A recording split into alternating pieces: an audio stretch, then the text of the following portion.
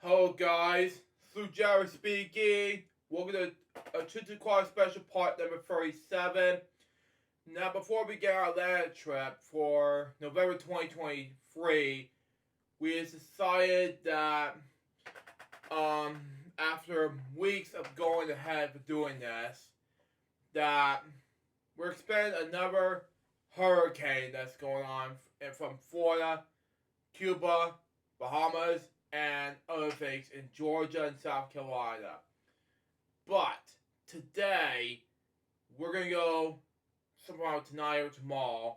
We're going to be going to Morgan's apartment to tape some projects, okay? There can be some, not one, but two, let's say, bigger things, okay, when we get there, okay?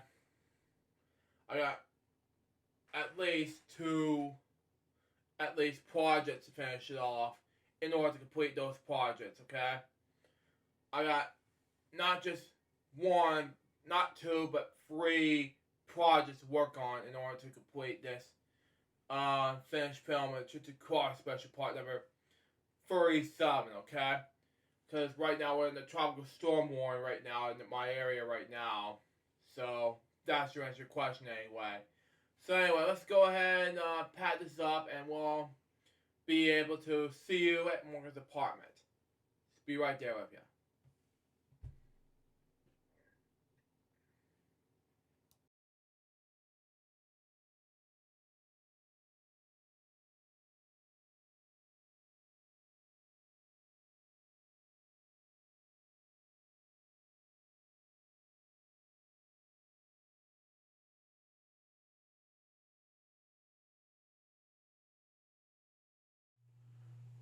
Hello guys, Sue Jerry speaking. Welcome to LJP's React episode number 1338 in this quiet hurricane, tropical storm, stormy weather outside of this weather. I'm in a different location right now, so at the moment, because I'm not gonna be very loud and what's going on this whole difficult time, and plus it's gonna get worse, trust me. So um I'm just like, it's like a 3 episode battle between now and then other things. So trust me, this one I'm not gonna be doing taping some LGBTs looking like this. So it's gonna be like for the rest of these LGBTs along with book reviews and let's say let's say comic book reviews. I may have to tape it in this apartment, so there you go on that. So without mind, today we're reacting to Bonzi's Jungle Challenge season 3 finale, and Alex Perez. If you're watching this episode right now, might be a difficult decision to make, but this is very serious. Okay. Um, I'm not in like season 1 finale. Unlike season 1 finale reaction video I did back in 2021, I have a rough time, and keep your thoughts and prayers with me on this difficult time, and we're going through this taping for LGBT. So very serious in this one. So let's react to Bonzi's Joker Challenge season 3 finale. Begin in 5, 4, 3, 2, 1, go.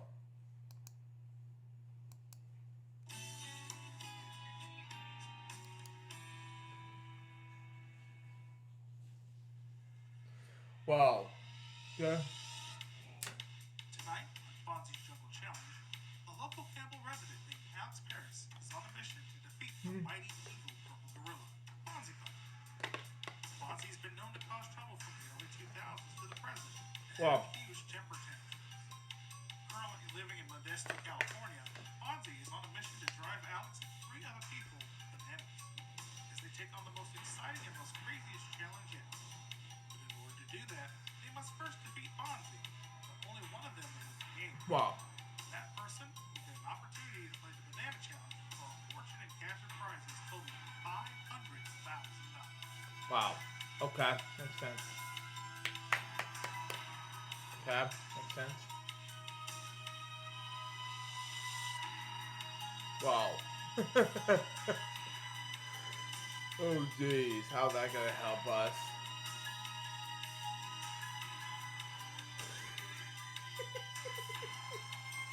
Oh wow. Just wow.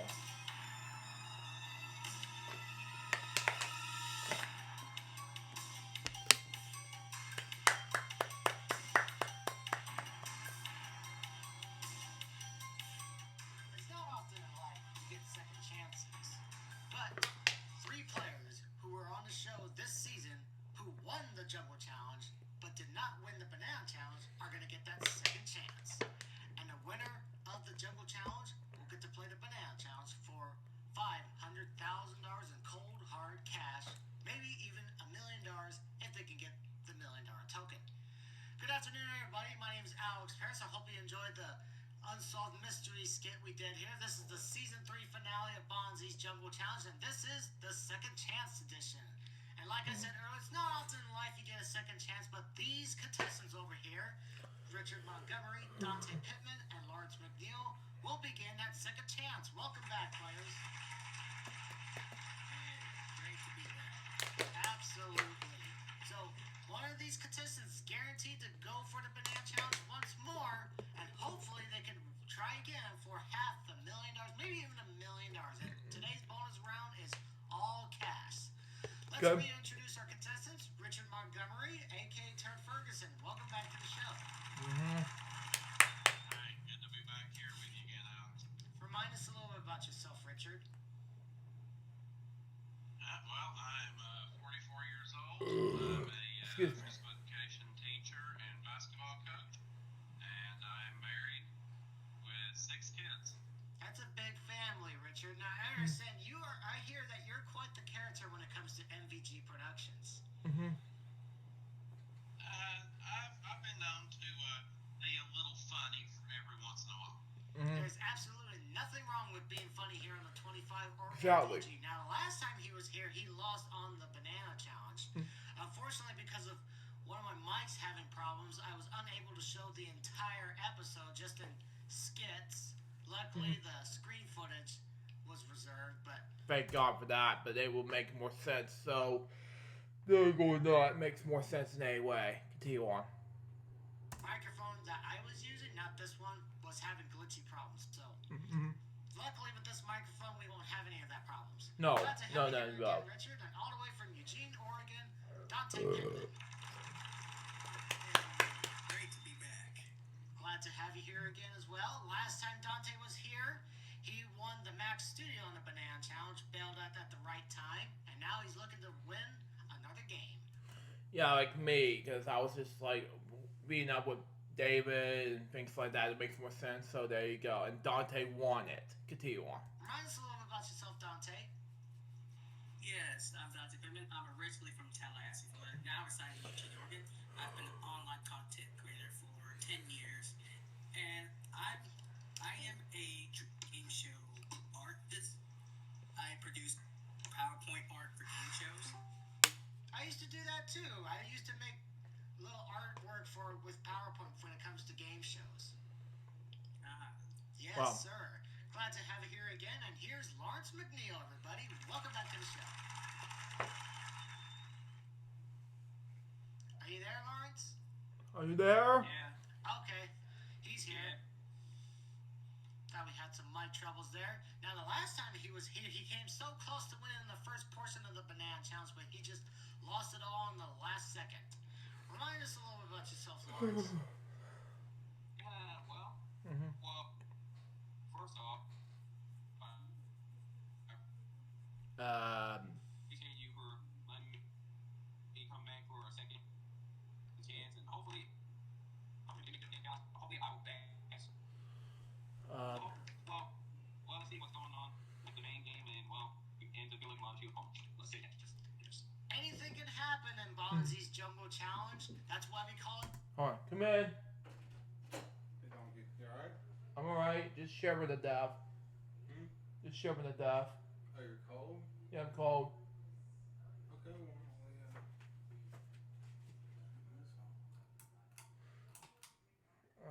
Just make sure to keep down the volume of the TV so I don't get copyrighted. Is it fine with the door shut? Yeah, it's fine. Are you sure? I'm sure. You can't hear it? Yeah, I can't hear it. Okay, and if it's still cold, let me know. I'm about to go downstairs and smoke a cigarette, and then I'm coming back upstairs and about to lay it down in a minute, okay? It's fine. Thank you. Let me know if it's still too cold in here, okay? That's fine. Thank you. Anyway, let's continue on. The craziest game of their lives. Are you guys ready to take on the challenge? All right. Everybody knows the drill. A correct answer gives them 3 spins, and a correct multiple choice gives them 1 spin. I hope you all know your Simpsons knowledge because all of our questions are Simpsons based. So hands on buzzers. In what year did The Simpsons make its debut? Dante. I'll say 1997. Was it 1997, 1989, or 1990, Richard? 1989. 1989, Lawrence. 1989. The Simpsons made its debut with the episode Simpsons Roasting an Open Fire. That was in 1989. Wow. So Richard and Lawrence each get a spin. Not 1997, Dante. You're just a little bit off. Yeah, I Next agree. question. 1,000,000%. Continue on. What is the name of Lisa Simpson's favorite doll?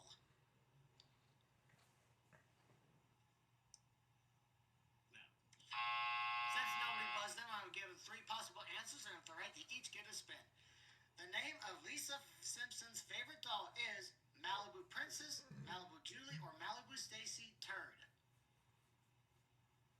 Malibu Stacy. Malibu Stacy, Dante. Malibu Stacy. Lawrence. Malibu Stacy. Malibu Stacy is the name of Lisa's favorite doll. Wow. Richard goes up to 2, Dante up to 1, and Lawrence also up to 2. Last question of the first round. Voiced by Harry Shearer, what is Smithers' first name? Richard. Bill. Is it Phil, Waylon, or Kevin? Dante. I'll say Bill. All right, Lawrence. Bill. It's Waylon Smithers. That's Wow. Smithers' first name. No spins awarded for that question, but now let's head up to the big board and get some big bucks. Wow. And there's the big board. We have thousands of cash prizes and bonzies. Anytime somebody lands on a bonzi square, he comes up, makes fun of the contestant, and takes all the way their money. And 4 bonzies puts them down in the game. And of course, we have that $1 million token. If the contestant lands on the token and survives it with... I can't even talk. If you get the $1 million token, if you're the winner at the end of the game without getting bonzified and still has a token, you get to play for a cool $1 million. So we're going to go to the person with the least amount of spins, and that would be Dante with 1 spin.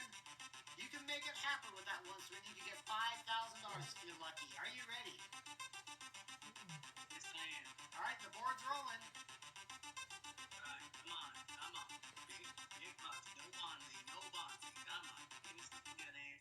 Stop at 700 on a spin. We're still in the game. $700 on a spin. Challenge or pass? I'm gonna take the challenge. Take the challenge. Okay, come on. Give me something good. Come on. No Bonzi. Give me that $1 million. Also, Wow. Difficulties. I'm a cruel gorilla and I would like to be your friend. Can I be your friend? No! Wow. For you, you little piece of poop. maybe if Bonzi would go see a doctor and get his attitude changed, maybe he'll make some more friends than the ones he already has. Boy, no. Mama called the doctor, and the doctor said no more Bonzi's joking in bed. Dante, that's your first Bonzi. We now go to Richard, since he's furthest to my left with 2 spins. Are you ready, Turd Ferguson? And let's give it a try. Wow. Stop at a Bonzi. Wow.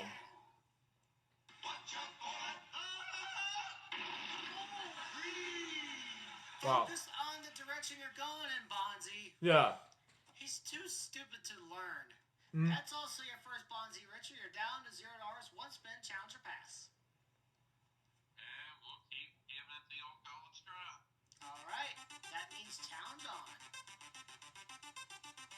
Mhm. Found at $950 and a spin. Wow. Just took the lead. You still have one spin, challenge or pass. Keep going.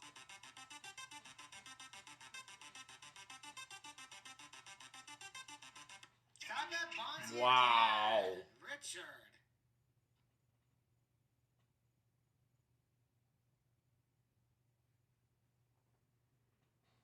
Thanks for the banana and your money.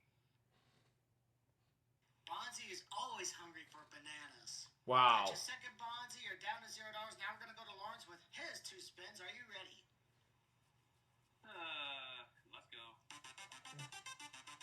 Okay. Let's see what happens. Wow. Wow. Everybody's getting Bonzi. Wow, this is Wow. crazy. It is crazy, yeah.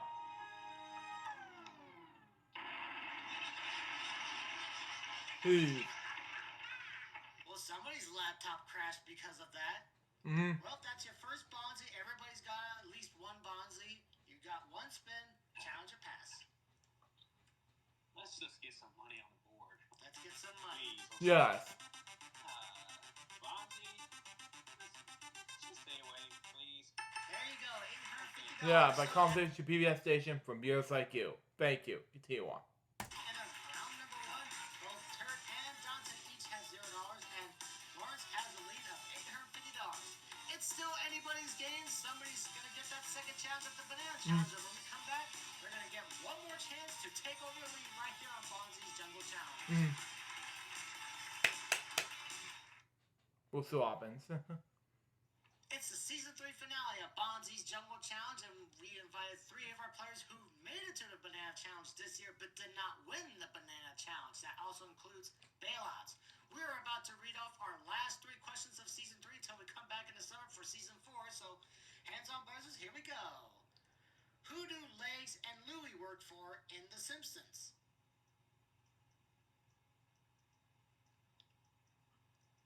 Wow. Nobody buzzed them, so I'm going to give them 3 possible answers, and if they're right, they get 1 spin. Who do Legs and Louie work for in The Simpsons? Richard, is it Fat Tony, Apu, or Willie? Fat Tony. Fat Tony, Dante. Fat Tony. Lawrence. Fat Tony. It's Fat Tony, everybody. Wow. Everybody gets 1 spin. Aired during the 4th season, which pop singer appears in the episode Whacking Day? Dante. Britney Spears. Is it Britney Spears, Elton John, or Barry White? Wow. Elton John. How appropriate. You know, according to the Wikipedia, yeah, Elton John, Freddie Mercury, close friends, yeah, blah, blah, blah, thing. Continue on. Richard. Elton John. Elton John, Lawrence. Britney Spears. Barry White appeared in the episode Whacking Wow. Wow. Day. No spins awarded. Last question of season 3. Let's make this count. In the episode in season 4, Marge in Chains, how many days was Marge sentenced in prison? How many days? Dante. 8. Was it 8, 30, or 60? Richard. 30. 30. Lawrence. 30. Marge was sentenced to 30 days in prison in the episode Marge in Chains. Wow. Richard goes up to 2, and Lawrence goes up to 2, and that's all the questions this season. Now let's go up to the big board once more. Wow.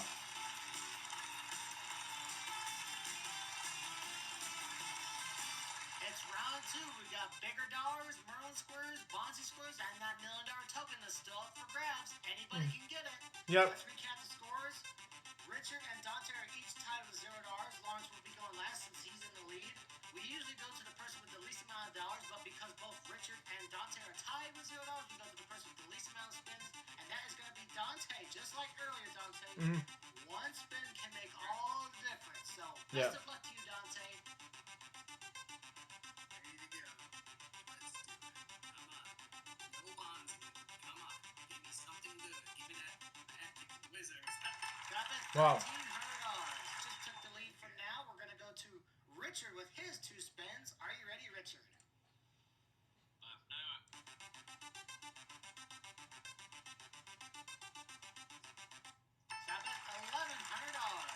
Wow. Second place, $1,100. One spin left, challenge or pass. Let's go. All right, here we go.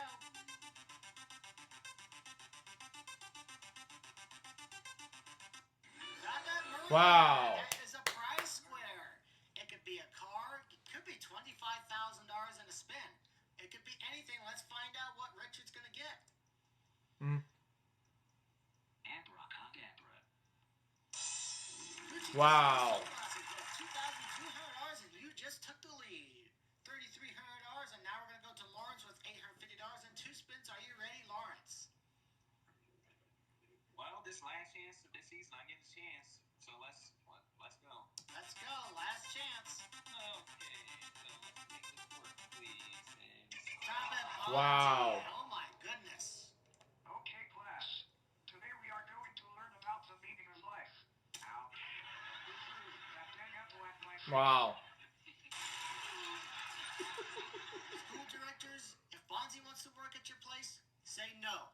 Exactly. Like, hell no. To you on. Lawrence, here's the situation.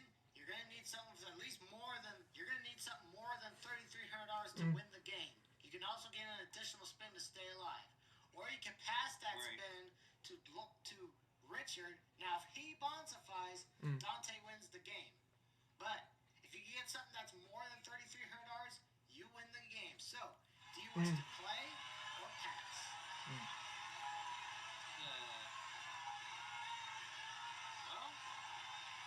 Well, hey, I've been doing this for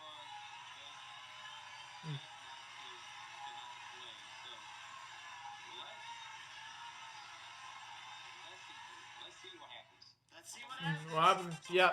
Challenge. Who's gonna get that second challenge? Let's get something spin or something more than 3,300. If not a good game at all. And 10,000. Wow. And the game continues. Nice comeback, Lawrence. $10,000. You just took the lead. If you can avoid getting bonsified, you win the game.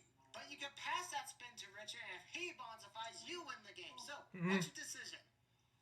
let's pass. All right, he's gonna pass it right to Richard. You have to take that spin. You need something more than $10,000 to stay in the game. You need to get like $8,000, something like that, somewhere around there. 6,700. Stop at 1340. It's not enough. And Wow. second chance. $10,000 in cash. Good game, guys. Congratulations, Lawrence. You have won $10,000. That's all in cash. How do you feel, Lawrence? I feel pretty confident so far. So, Are you confident that you're going to win the banana challenge this time? Hopefully this time you don't bonsify like you did last time. And when we come back, Lawrence McNeil with $10,000 could add an extra $500,000 to his score when we take time out for this. Right here on 2 Disney. We are back with Bonzi's Jungle Challenge with our champion, Lawrence McNeil, with $10,000. That's all in cash, and we're going to play the all-cash banana challenge for $500,000. What are you going to do with that $10,000? well, 10,000 will at least, at least they're giving me a start on these farm equipment I need for not only to start my music group, I intend to start get more members and to start my YouTube channel. So. Wow. Oh, that's cool. What do you want to do on your YouTube channel? Voice impressions, guitar covers, singing, dancing covers, and do little game shows here and there. Wow. Got a nice variety in mind. Looking forward to that, Lawrence. All right, you ready to play the banana challenge? Yes, I am. All right, you know the drill. You have to steal Bonzi's bananas from his vault by facing off the big board, which contains thousands of bananas from 100 to 1,000. When you reach a certain milestone, you get a cash value: $10,000 for 1,000 bananas, 25,000 for 2,000, 3,000 gives you 50,000, and if you get 4,000 bananas, you win the first portion and $100,000, and you can take that $100,000, or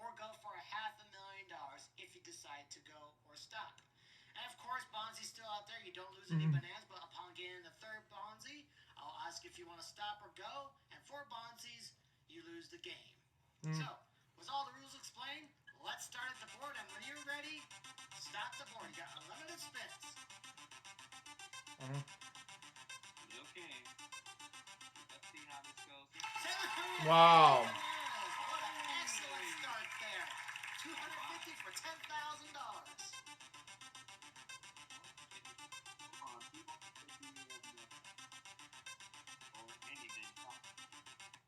$225. Wow. Whatever Lawrence gets, he's gonna get $10,000, and I'm confident he's gonna get something good. Mm.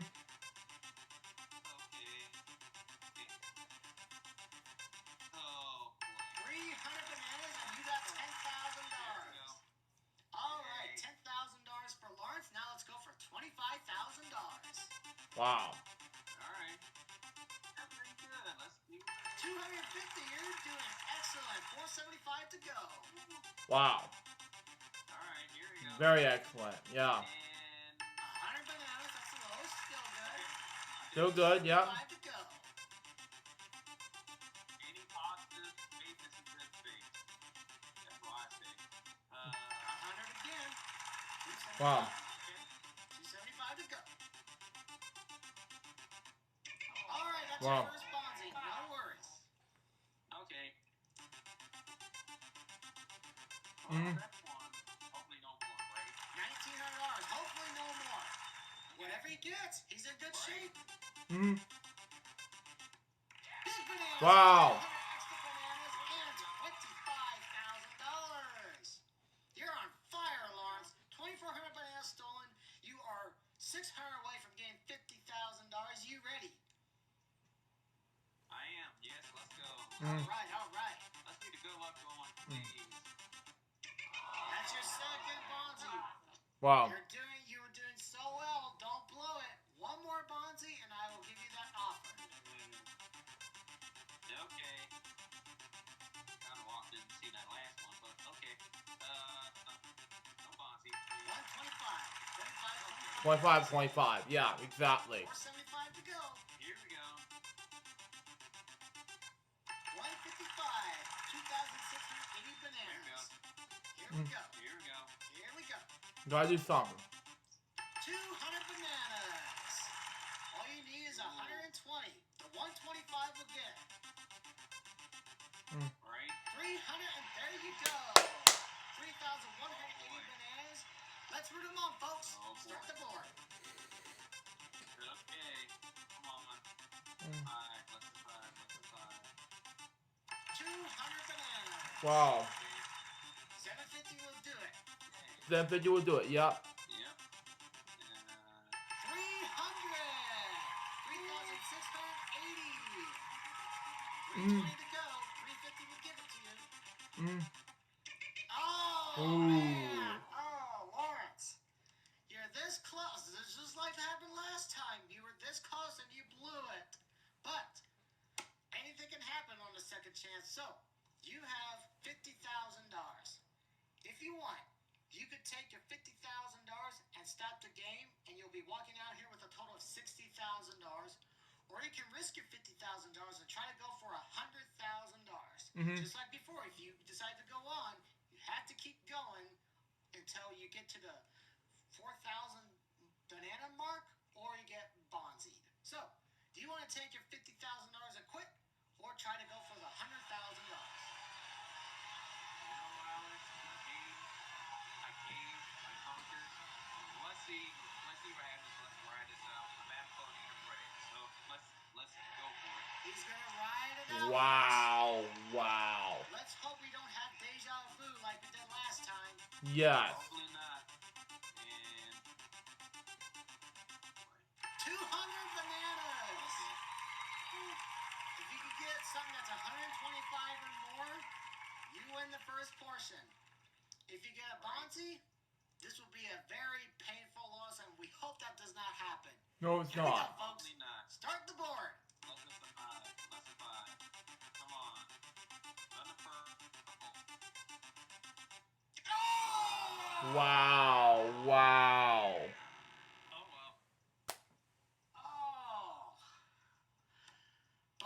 struck twice. Oh, I am so sorry. It happens. But hey, Okay. I so appreciate You you lost. give me a second chance to come on again. Banana challenge because I am Mhm. number one. Anytime, Give Lawrence. my bananas back. And we will give those bananas back to Bonzi. Man, Mhm. twice in a row. But the most important thing is he has $10,000 and we all had a fun time. Right, everybody? Yeah. Yes. The most important thing on being on a game show is having fun. Yeah. Whether you win big, lose a lot. Well, when you lose a lot, it can be a really heartbreaking moment. And Exactly. it takes a lot to process. But the most important thing is when you're on a show, you have fun. You're on national TV. Exactly. At least do something about this. Be winning more and do something about it. Continue on. And you got everybody in the world rooting for you. Yes. And boy, we had a fun season this year. Yes. And we can't wait to do it again next summer for season 4. We gave away $500,000 to Christopher Raham. Well, we did that last season. This season, we gave away $500,000 to Andrew Hawking. We had wonderful contestants. We had close calls like this one. And we had, once again, Bonzi shenanigans. And next season, we're going to definitely have a lot more shenanigans. I want to thank everybody here on Bonzi's Jungle Challenge for making this season another exciting one. Tune in next summer for season 4 of Bonzi's Jungle Challenge. We'll have many more challenges to compete in and lots more cash and prizes to be given away and hopefully avoid getting bonzified. Yes. This is Alex Perry saying thanks for taking the challenge. Wow. Shut up, Bonzi. It's not your turn. Wow. Wow. For real this time, this is Alex Perry saying thanks for taking the challenge. See you next season, everybody.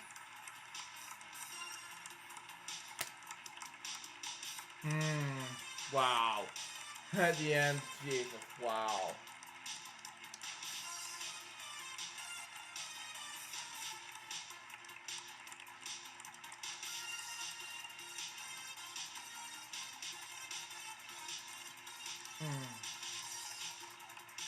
Oh man.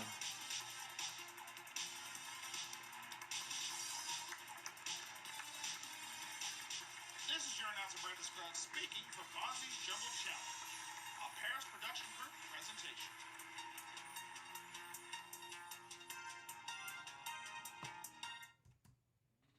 So that was Bonzi's Jungle Challenge, Season 3 finale, and this is going to be a painful loss episode at the end, and my god, it was one of the best moments in the entire game, and I agree with Alex in this one, and when some parts you get it up real high. Whenever you lost some parts, you lost some. So, but that's just me, of course. But anyway, that's my advice. And that was LGB Ads episode number 1338. Hope you enjoy it. Stay tuned for the next one, which is gonna be LGB Ads episode number 1339, which will be about the childish dad meets Cone rapper shorts, and oh my god, this will be the biggest childish people I have ever going to see in the LGBT's history. I'm okay, folks. I'm okay. I just need some rest in order to get this thing on my way for LGBTs, but that's just me, of course. Until next time, Sue Joseph episode, baby. You get more LGBTs can pursue. Till say out. See ya.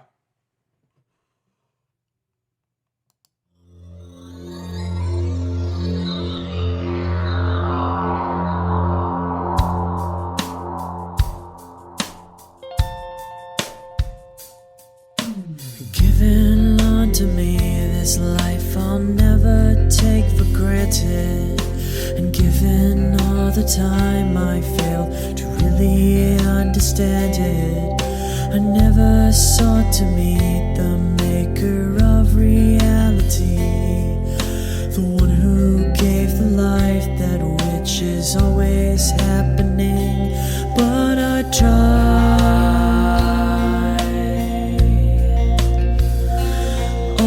Why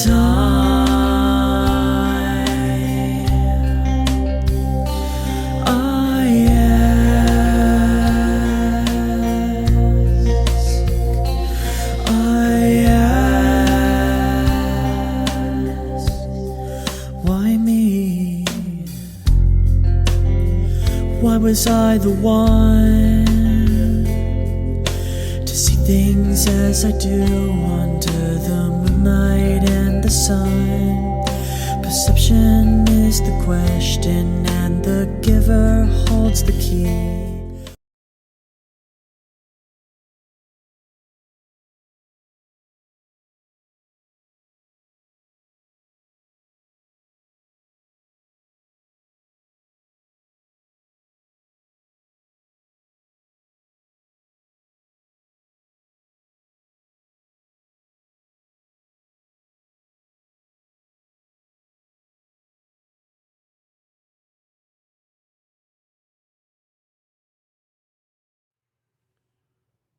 Morning, Blue Jerry speaking. Welcome to OJP's React episode number 1339. And today I'll be reacting to Challenge That Meets Code rapper shorts. Now, it's in about a few moments, but now we're gonna have some hurricane season that's going on in my area right now, so it's gonna affect me. It's gonna affect my friend colleague Billy Moody. So if Billy's watching this episode, those reacts right now, I hope everyone's gonna be safe out there in this hurricane difficult time. And yeah, for this episode alone, I'm just gonna keep myself quiet and plus I'm just gonna affect myself because my brother is trying to get some sleep, and plus I'm taping this at a different location like you saw last episode about Biatz, and of course I'm definitely need to get myself ready because the next episode is about to see is gonna be not much better it was than this episode, because especially 2 episodes, because when we see this hurricane weather going to go on outside my area, then it should have been worse. You know, enough talk. Let's react to the rapper shorts Charles Jamaica's Cone. Beginning in 5, 4, 3, 2, 1, go.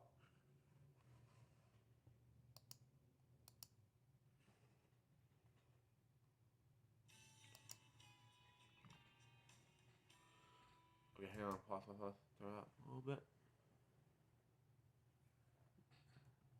Do that. Okay, there we go. Wow, 20. Childish Dad Meets Cone. Wow. Wow, what a beautiful day. It is right here in Morgan Hill. There's so many things I want to do, but can't decide what to do. Maybe I could just relax here and play at the park. I love Wow. parks. Kind of reminds me of the whole entire, let's say, the whole theme park for Barney, so there you go. You do one. What the heck is that? Well, this is boring. Nobody is here to play with me. Maybe I should just call my daddy and tell him to come get me. Yes. Even though it's rush editing, but it's coming on me this whole. I'm gonna do a roast beef on my main channel, but regardless, it had to be something. Continue on. That is one cool megaphone somebody left there. I want to try it out. Do you want to play with me? Oh my god, it talks. Please, don't hurt me. I'm just a man. Well, I'm not gonna hurt you. I just wanted to ask you if you wanted to play. I have no one to play with. Phew. That was close. well, I thought you were gonna hurt me. Yes, I want to play with you. I have no one else to play with too. Yeah. I have a new friend to play with. We can do a lot of things together. So what is your name? My name is Dave, and I love Barney the dinosaur. He's my favorite. wow. Just wow. I grew up with Barney ever since the beginning of my life, and some people need to grow up with Barney, some people not like me, because at the time, yes, it's just too much information right there, so big on that, it's just too much information, childish dad. Continue on.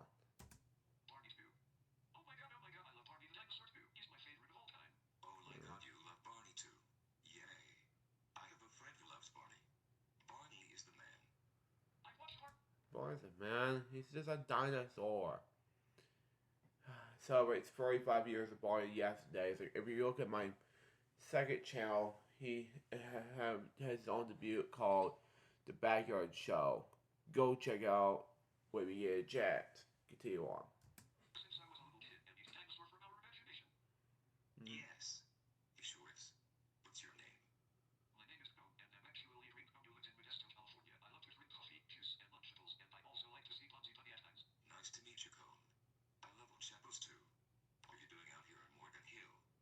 I'm here visiting my grandma and grandpa for a few days before I start school tomorrow. I get to start high school tomorrow. I'm so excited. Wow, wow. Glad I don't have to deal with those shenanigans anymore. I was always made fun of because I love Barney. Oh, that's sweet of them to do that. You shouldn't be made fun of because you like Barney. I know, and it should be against the law to hate on others who like Barney. I agree with you. Let's tell everyone that Barney is a dinosaur from our imagination. George Parker, yeez.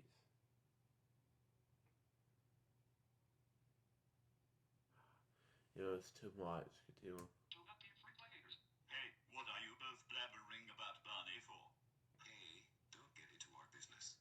This has nothing to do with you. And plus, if you are not into Barney and friends, then I suggest you leave us alone. Exactly. We love Barney.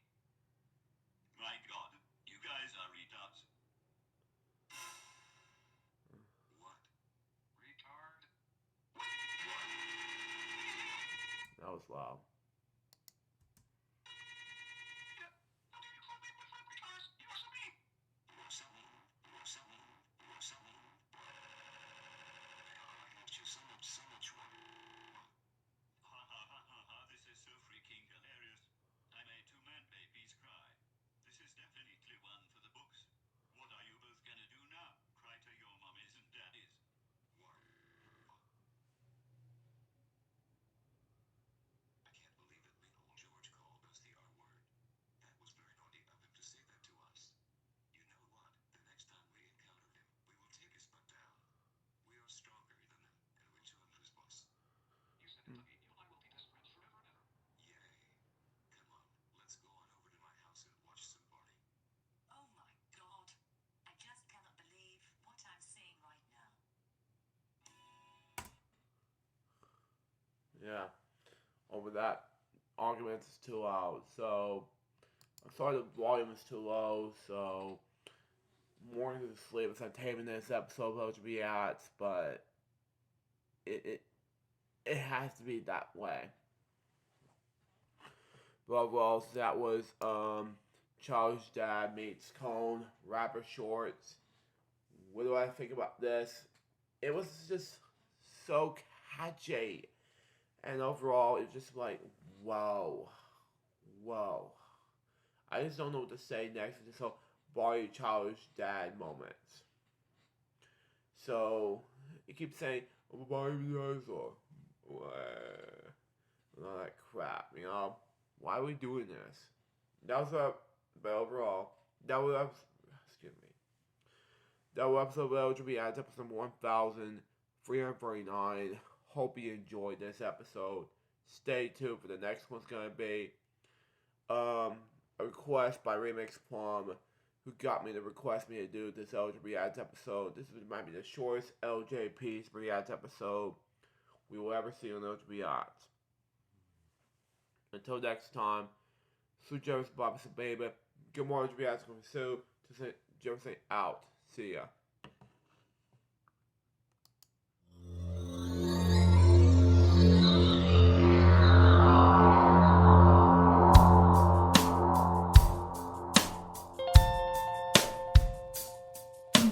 Given unto me this life I'll never take for granted, and given all the time I failed to really understand it, I never sought to meet the maker of reality, the one who gave the life that which is always happening, but I tried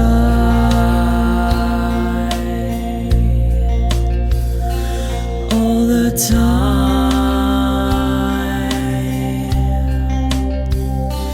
I ask,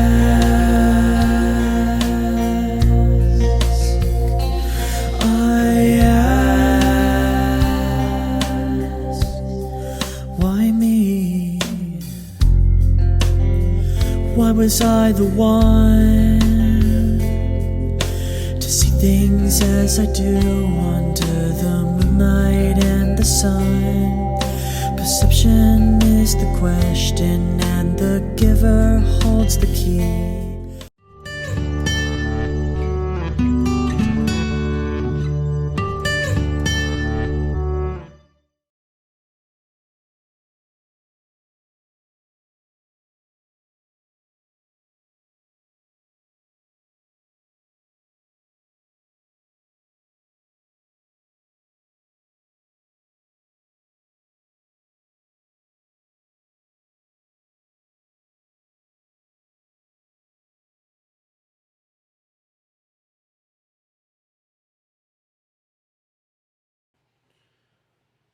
Hello guys, Luke Jerry speaking. Welcome Weekend Celebration episode number 108. Now, unfortunately, we're going to do one Game 7 today because right now I'm taping this on a Wednesday instead of the weekend of the time. Currently working on this hurricane difficulties on my end, and instead of working my house a little bit,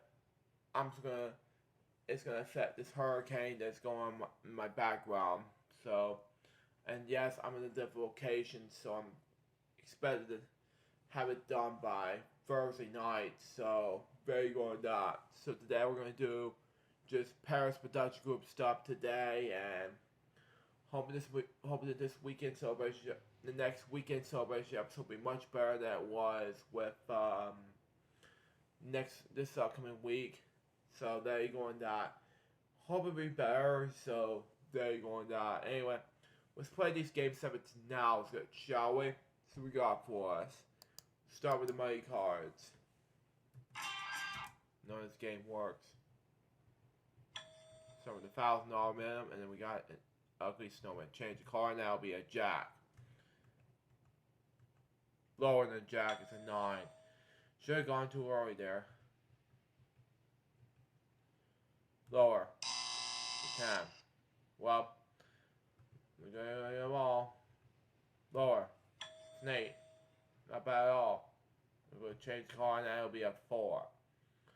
$4,000 higher. It's a queen. $8,000 lower. It's a 6. I don't want to change again, so $8,000 higher. Okay, not bad. It's a 3. $8,000 higher. It's a jack. $16,000 back. Super Scratcher. Okay, 11. Strike 1. 13. Again, strike 2. Okay. Okay. Jerry 12. Okay. Go to my end. Clover 14. One more. It's let's say $10,000. 9. Okay, we're gonna get this anyway. Bluebird 8. Come on. Review it, and it's 1, 4, and 6. Oh well. It's better we're gonna have the tape during the hurricane, but I won't be doing it too loud, but it's been some difficulties on my end. But let's do Danger Card now and see what we got for us, shall we? See what we got for us.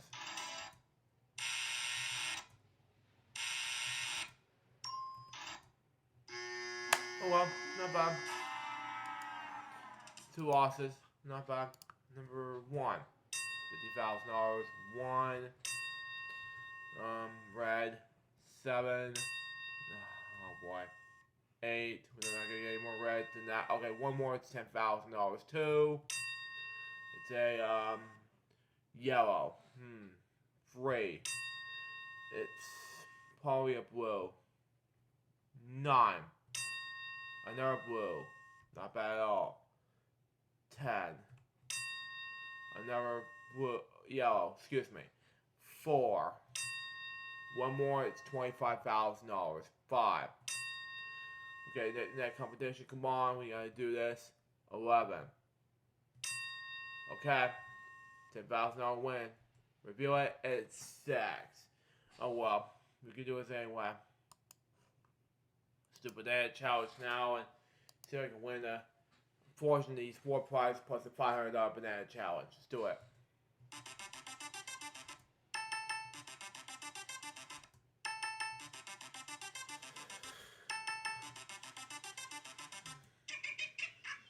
Oh well.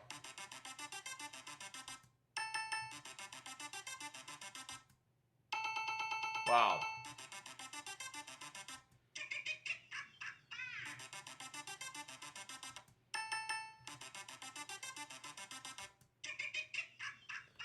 Well, at least I try anyway. I'm not gonna do it one strike. Well, one. Sorry, Travis, if you're watching this, I'm gonna go all in. Wow. Well, that's enough for me. So I'm gonna go with the third prize and then to go on Bonzi. So, yeah, let's not try again because we're gonna go with the third prize. I'm keeping it all safe and go and keep the 2 prizes and walk away. So, because I'm not gonna give up with it and not do the 4 Bonzi. So there you go. And no WMU games this week, so we're going to do it next week, so there you go on that. When we come back, we will do the LJP CPM TV block. We'll be right back after these commercial breaks. Stay tuned.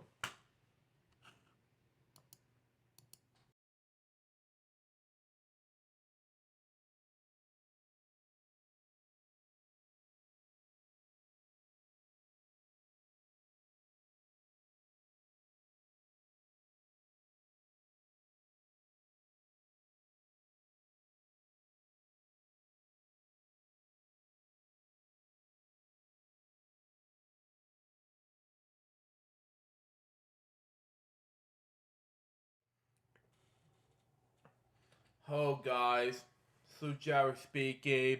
Welcome to LJP's React episode number 1340, and as requested by my good friend Remix Plum, he decided to make me react to this whole video called that he wanted to do this driving through, that he's wanted to do this car thing that for Toyota thing that Remix requested me about. The video is called, but basically it's a 2-minute video, short video that he told me about that he requested me to. It's the shortest Remix Plum video ever on his channel, but high that price. But he told me to do it on OneDrive, and he said all I want you to do is I highly recommend you check out this video and to react on LGBS while we wait on these videos to take it live to put on LGBS soon. And I agree with Remix. So without further ado, let's react to this video. This is the shortest LGBS episode. Begin in 5, 4, 3, 2, 1, go.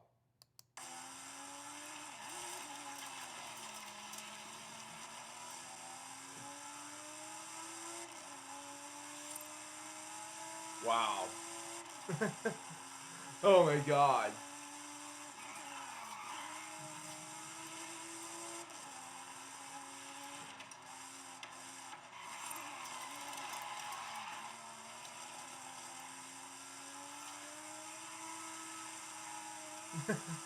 Oh my god. Oh my god.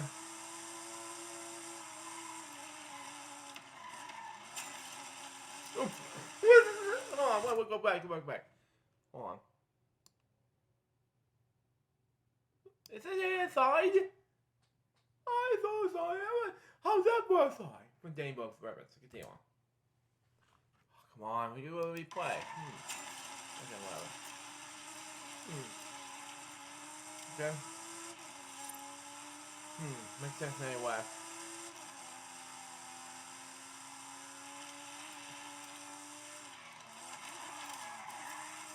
Wow. Oh, man.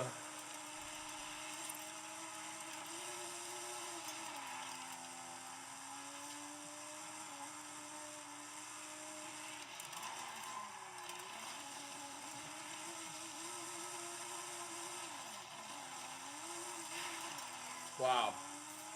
Wow. So much CGI difference in video games.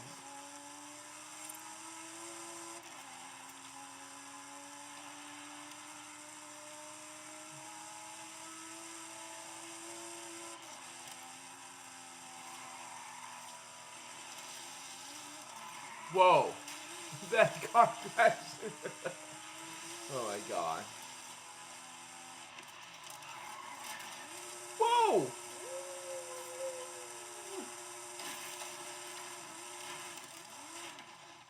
They hit the tree or something. Oh my god. So that was it. Remix. That was a shortest remix Plum video I've ever seen. That was hilarious and funny, and car crashes were everywhere. Yeah. Too bad, and so bad that I have to tape this during this whole hurricane season. I'm at my area right now, but hard that press. And that was wrap it up for LJP's reaction episode number 1340. Hope you enjoy it. Stay tuned for the next one's gonna be LJ reaction episode 1341. It's gonna be season 3 finale of Spin for a Million. Now before we wrap it, say goodbye and everything, we want to wish Remix Plum a happy 200 subscribers on YouTube. Thank you for 200 subscribers to my friend Remix Plum on YouTube. He deserved another 200 subs. Let's make it another 200 subs. He needs this. Until next time, suggest about so baby. Get more LGBTs going to pursue. Till we out. See ya.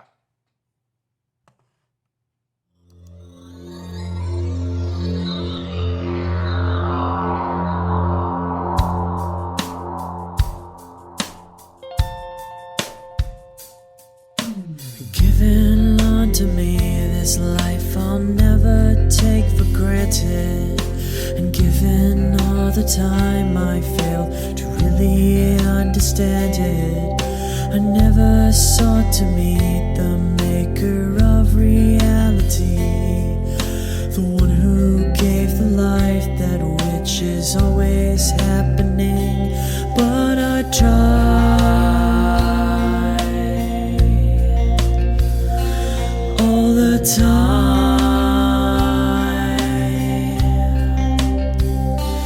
I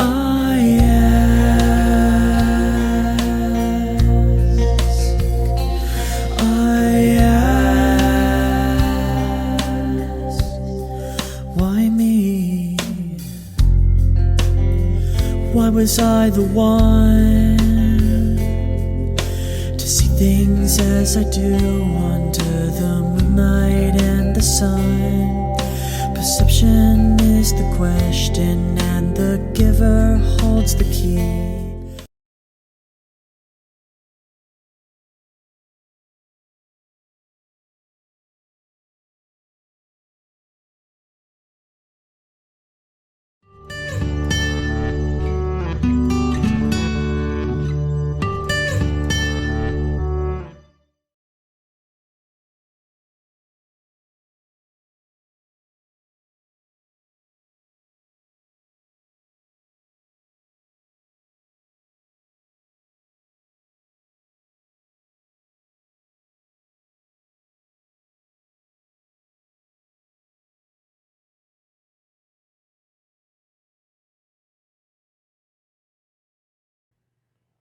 Hello guys, Jerry speaking.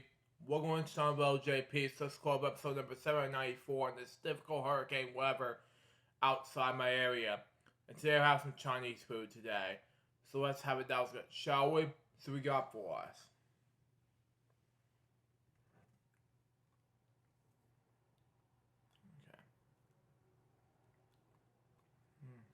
Okay. Let me scooch up a little bit so I can eat this Chinese food in case I need it. Come on.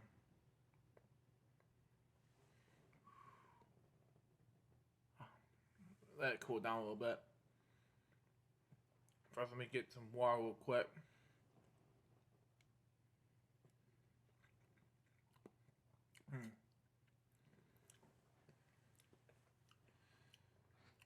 Delicious.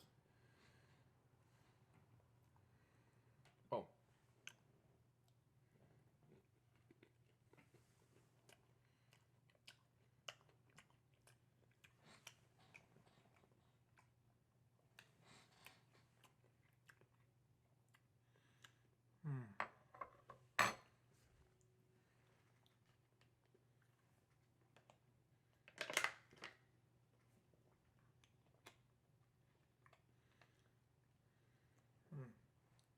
Delicious. Oh.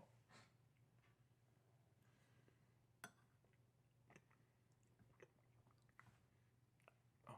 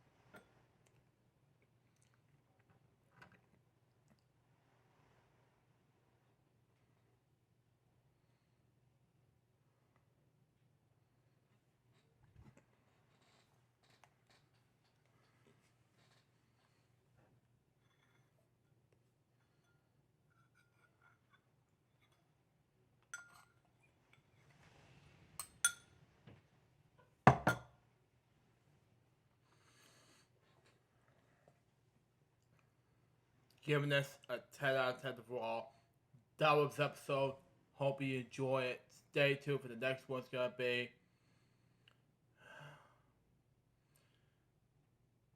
I'm probably 3 brand new episodes of Ripley's for tomorrow. So I'm having a difficult time with this heavy rain that's going on in my area right now. And has to wait till tonight. This power outage is going on in my area, and it's never gonna end very well. Till next time, Sue Jerry's Bob Baby. Give more videos pursue. Triple out. See ya.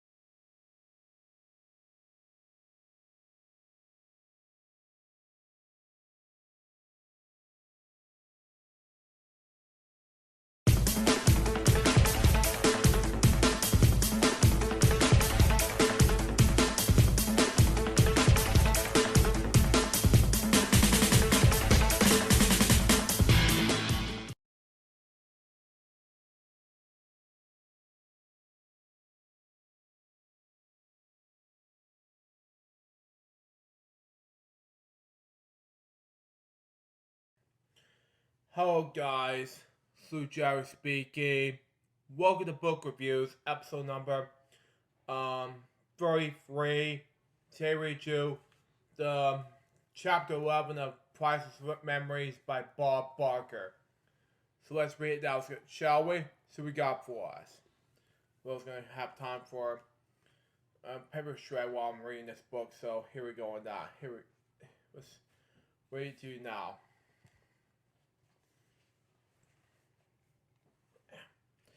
Chapter 11, The Beauty Pageants and the Fur Flap. There was a tremendous amount of overheard publicly surroundings by my departure from the Miss USA and the Miss Universe beauty pageants, okay? But I consider my 21-year association with the pageants to have been an extremely positive relationship, and hosting those events with a definitely something I enjoyed immensely, something like that. In the end, because of the clash between the fur coats and my passion for animal rights, it was impossible for me to continue with the shows, okay? However, I would not want that cast a shell over many years of fun to success we have working on those passions. Makes sense in any way. Next page. Anyway, let's see how many pages we got so far in this book. With this small thing.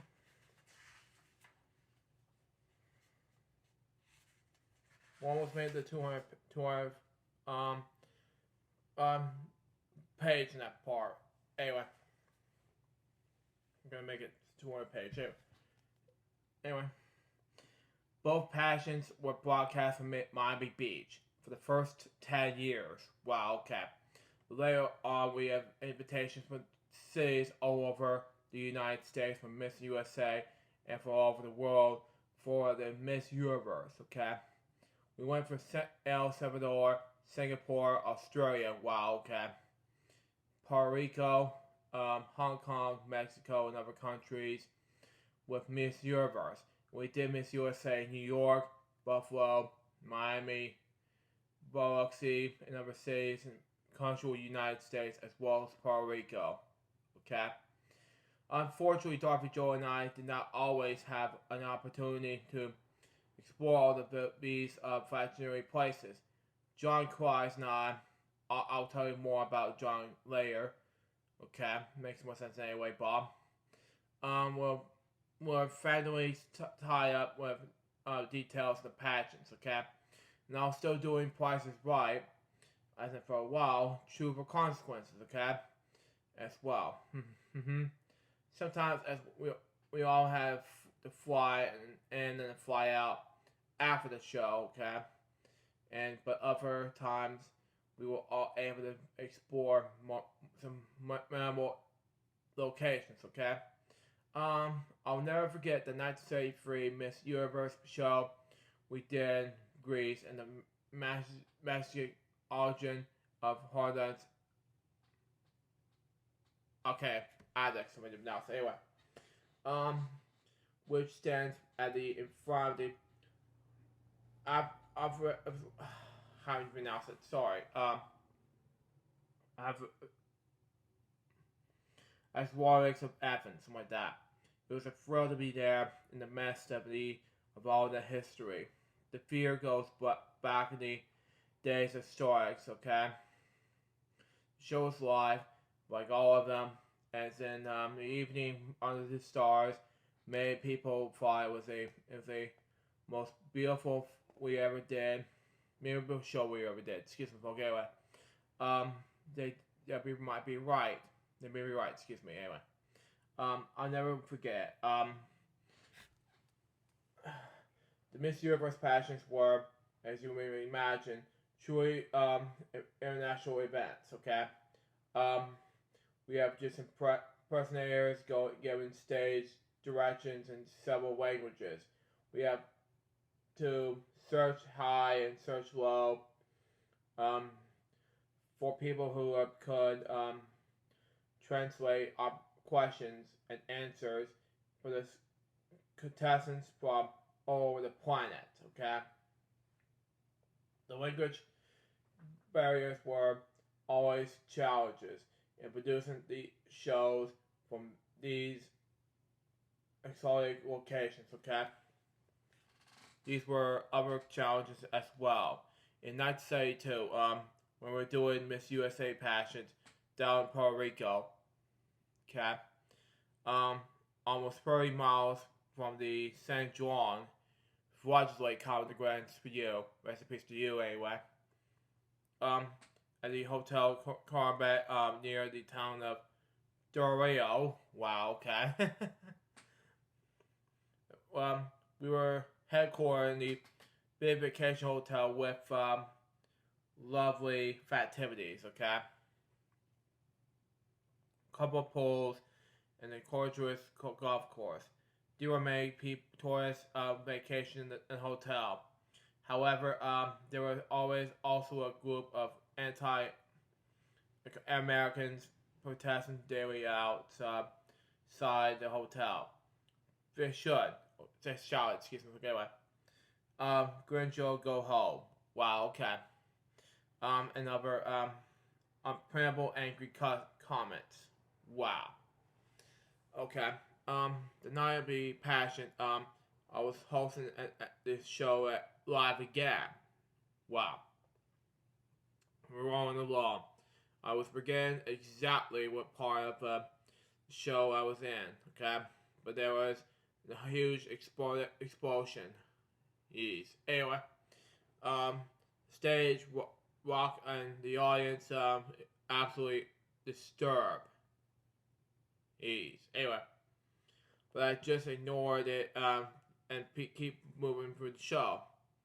And I didn't know what the explosion was. And naturally, I was curious. Wow, okay. But I finished the segment, okay.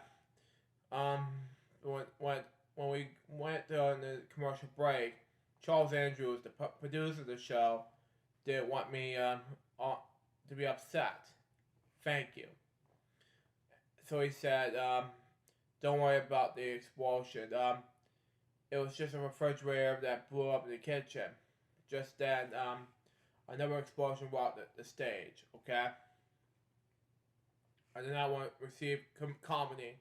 Charlie, we're going to have to go out to eat because we're go a freezer. Yeez.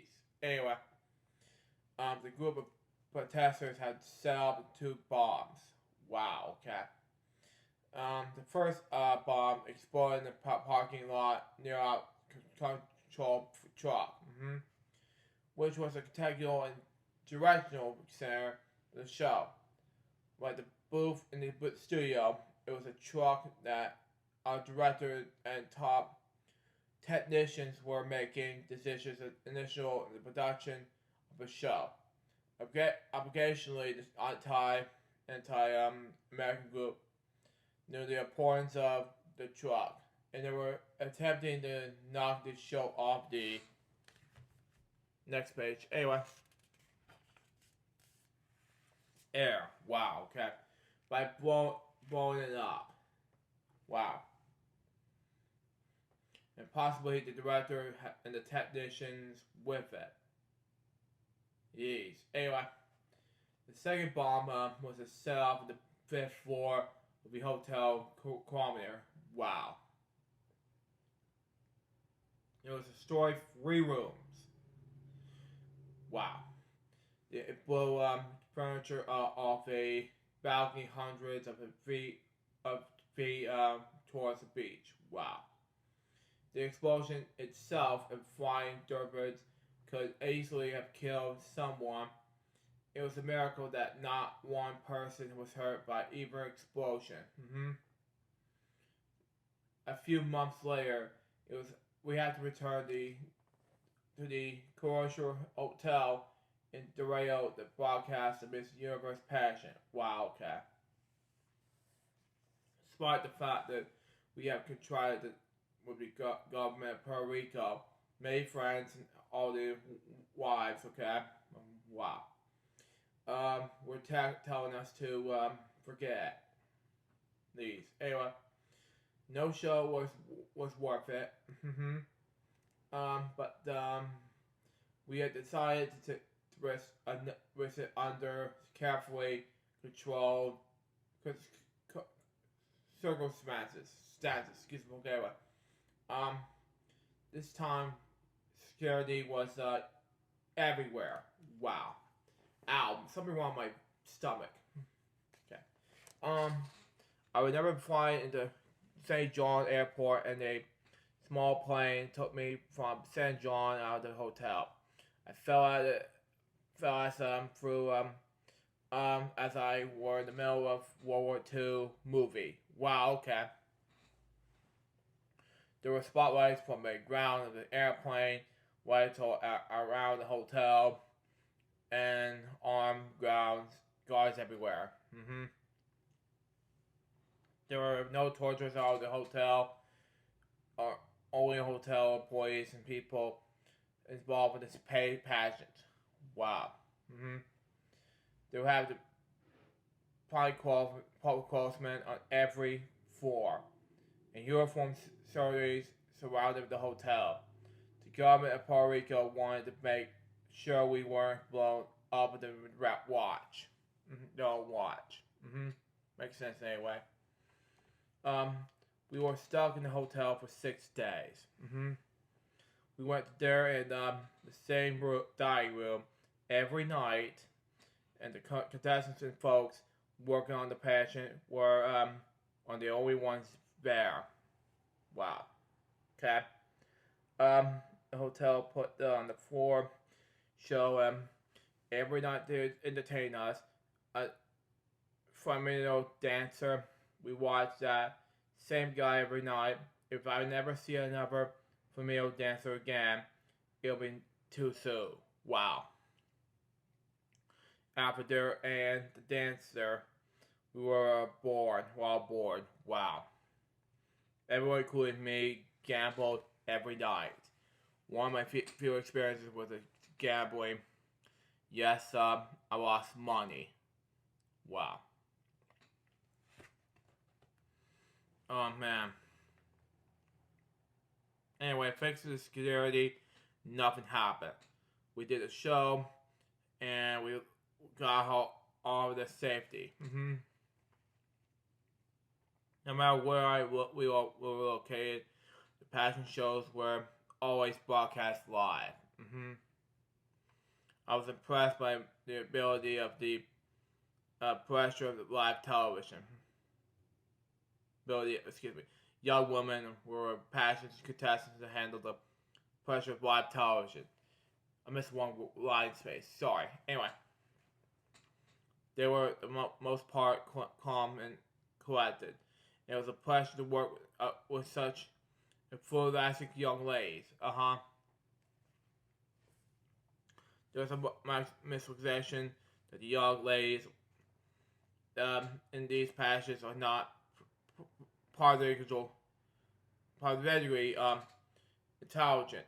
My experience over the course of 20 years is completely contrary to the notion. Wow. Eventually, something like that, in any group of young people, you're going to have some who are brighter than others. But all in all, excuse me. Sorry. Anyway, the contestants were extremely sharp and savvy. Wow. In addition to being talented and extractive, by the time they have to reach the level of Miss USA, Miss Universe, they have to have won several other passions. Okay, but they have to learn quite a bit. Okay, most people were surprised at the level of poise and mentality these young women possess, something like that. Despite all the happy memories, I eventually left the passions and because of what caused to be known as a fur flap. As I mentioned in the chapter in the title section of my main channel. But anyway, wow. Okay. On the one hand, it was kind of sudden and unexpected, but in retrospect, it was also a natural conclusion of a series of events that led up to it. My passion for animal rights was a process of growing awareness for me. I wasn't always aware of or involved. I will be the first to admit it. In the 1960s, on the other hand, I gave Darby Joy a couple of furs as presents. She stopped wearing them, and she stopped. Next page. Anyway.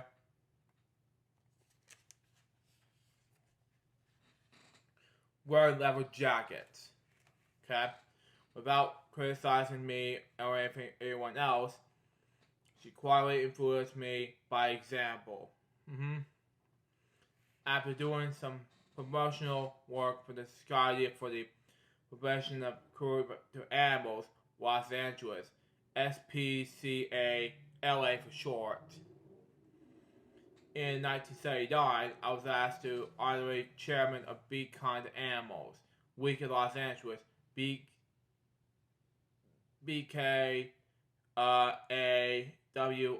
for short, something like that. That's what all stands for, but anyway. I accepted, and as a result, I did interviews on radio, television, and with newspapers, okay? This led to invitations from animals or organizations, something like that, or their groups to participate in their activities, okay? I have contributed famously to animal organizations prior to that, okay? but I have never become involved in their work. But I decided to give it a try, as I did, so my dad, excuse me, okay, anyway. I began to, for the first time, to really become aware of the terrible exploitation. Wow. Okay then. Cruelly, so like that. And mistreatment animals suffer in our country. Wow. Or in the world, for that matter. Planet, that means. Anyway. As my awareness grew, I began making changes in my life. Darby Joe suggested that I became a veterinarian in 1980. Wow. I learned about the terrible things that happen in this life of houses. Wow. And I decided to cut out red meat. Then later I learned more about fishing, the treatment of pot poorly. Wow. Pottery, something like that. I don't know. How about that's his word. Okay. Anyway, stop it. So take a while to take it. Anyway, stop it. Anyway, move on. And I stopped eating chicken and fish. Wow. Okay. This will take me a while to stop scratching.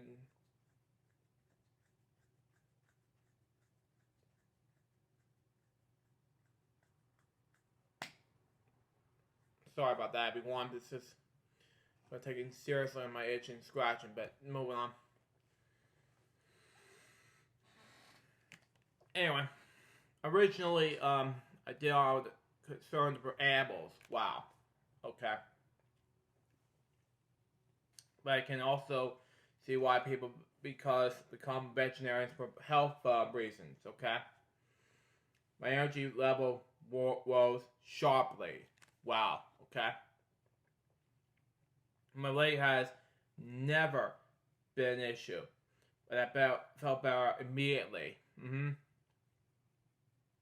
I did not think I ever would have been able to work as long as I did, as I have become a veterinarian. Wow. Okay. So it was about 7 years prior to my first flap, which came to be during the Miss USA pageant in 1987. Wow. Okay. Something went wrong with my itches. Sorry about that. But anyway, I have become increasingly have it active, outspoken on animal rights issues. Wow. Okay. As I learn more about the exploitations of animals, I have compelled to do what I could to change the situation. Wow. Looking back at that progression of events lead up to the passion controversy. Wow. I was fired for 2 radio shows for speaking out once against the laboratory research of animals. In the early 1980s, I convinced the producers of The Price is Right to stop giving furs away as prizes. Wow. I also resigned as host of American Humane Association's Patsy Awards shows, which honors animals, actors, and their trainers. When I learned that some trainers best animals in mercifully to make them perform. Exactly. Anyway, animal exploitations come in many forms, and the more I learned, the more appealed I was by the practices of the fur industry, the idea of slaughtering millions of animals for leisure coats, which are worn slightly to show off wealth. Wearing furs is a repreachable, something like that, excuse me, okay, method of displaying influence.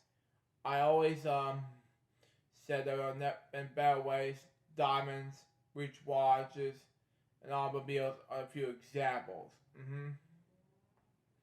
There was no way to make a fur coat without causing pain of God's creatures. If you really want to impress people with how much money you have, buy a cloth coat and hang bills on it. The more money you have, the bigger bills you should use. It was not just a killing of the animals to make a leisure garment, but it was also cruelly and menacingly involved. First, there are steel leg traps. The animals have their legs staggered in their traps. Their bones are broken. Wow. Like mine back in 2007 of April. Their tendons shatter in their traps. Excuse me. Yeah, excuse me. The terms and lineaments of precaution. Excuse me. Okay, wait. Move on. And they were died in slow acknowledged death. A trapped animal often suffers for days before death.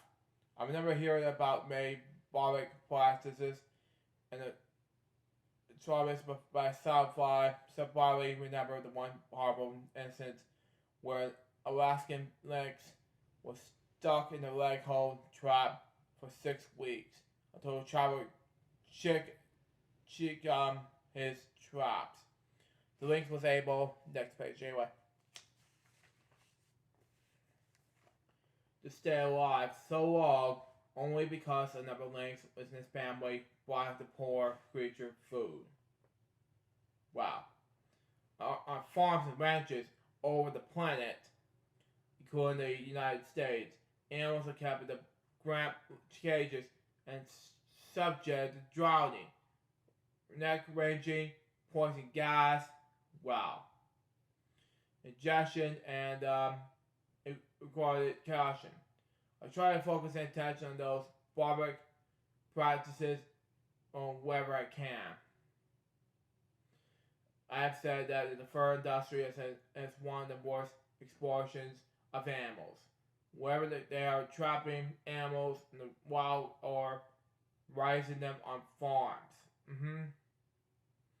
Despite my glidement, I have really never accomplished a conflict with my personal belief during my hosting duties.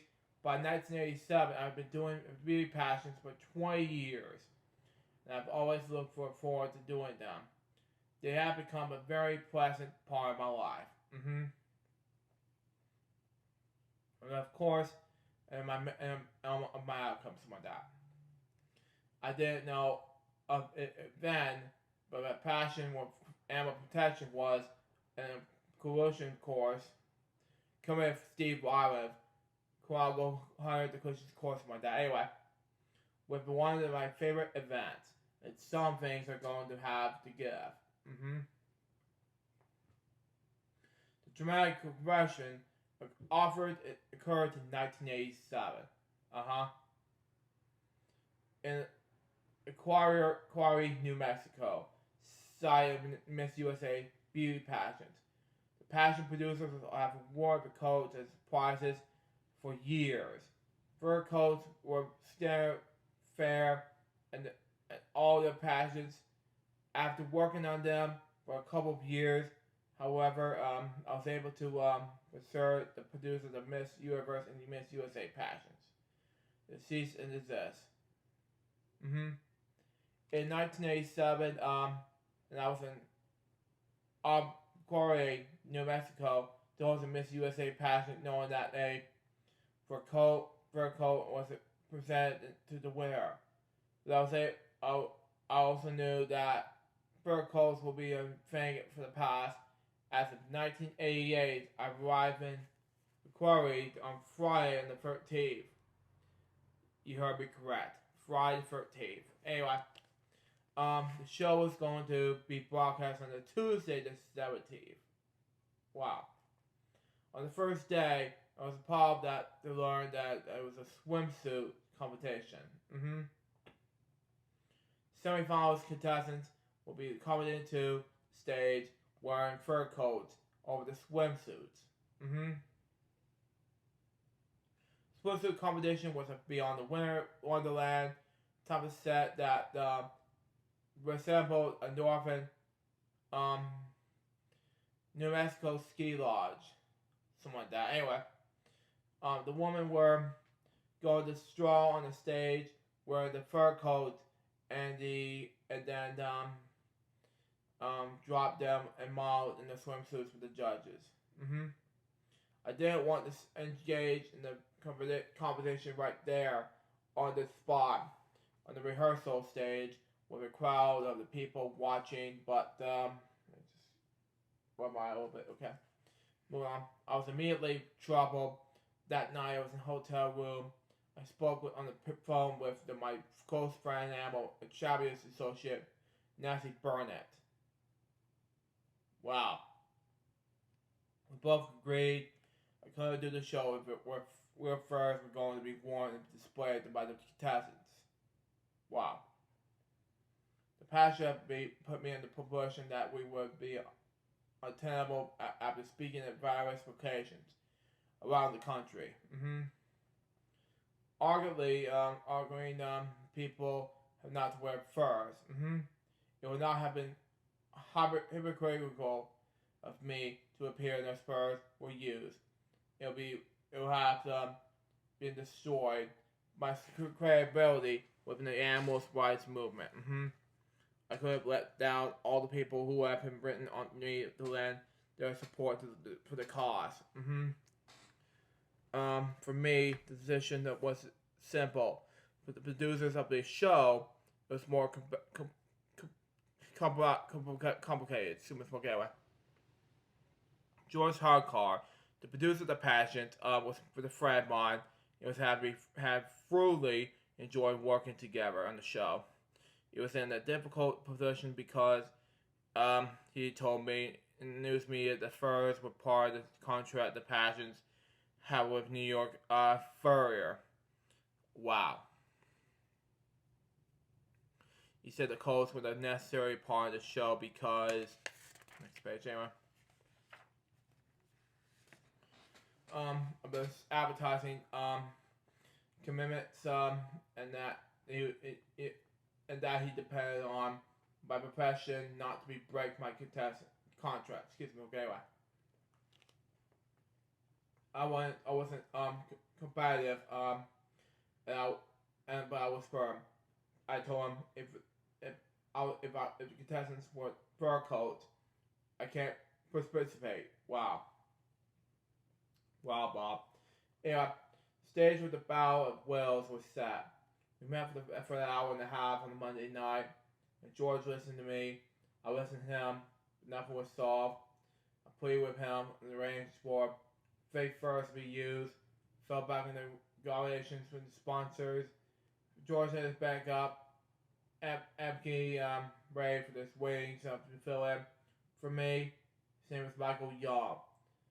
He had been Abke on the Miss Teen USA pageant. Fortunate to say this, our conversations had leaked to the media. The story of our standoff become national news. It was labeled a fur flop by reporters and editors around the country. Wow. The fur flop was on the front page of newspapers, on the radio, and on national television. Wow. People were reading and heard about this guy who were willing to give up in this job concerned with animals that suffered horribly in the production of fur coats.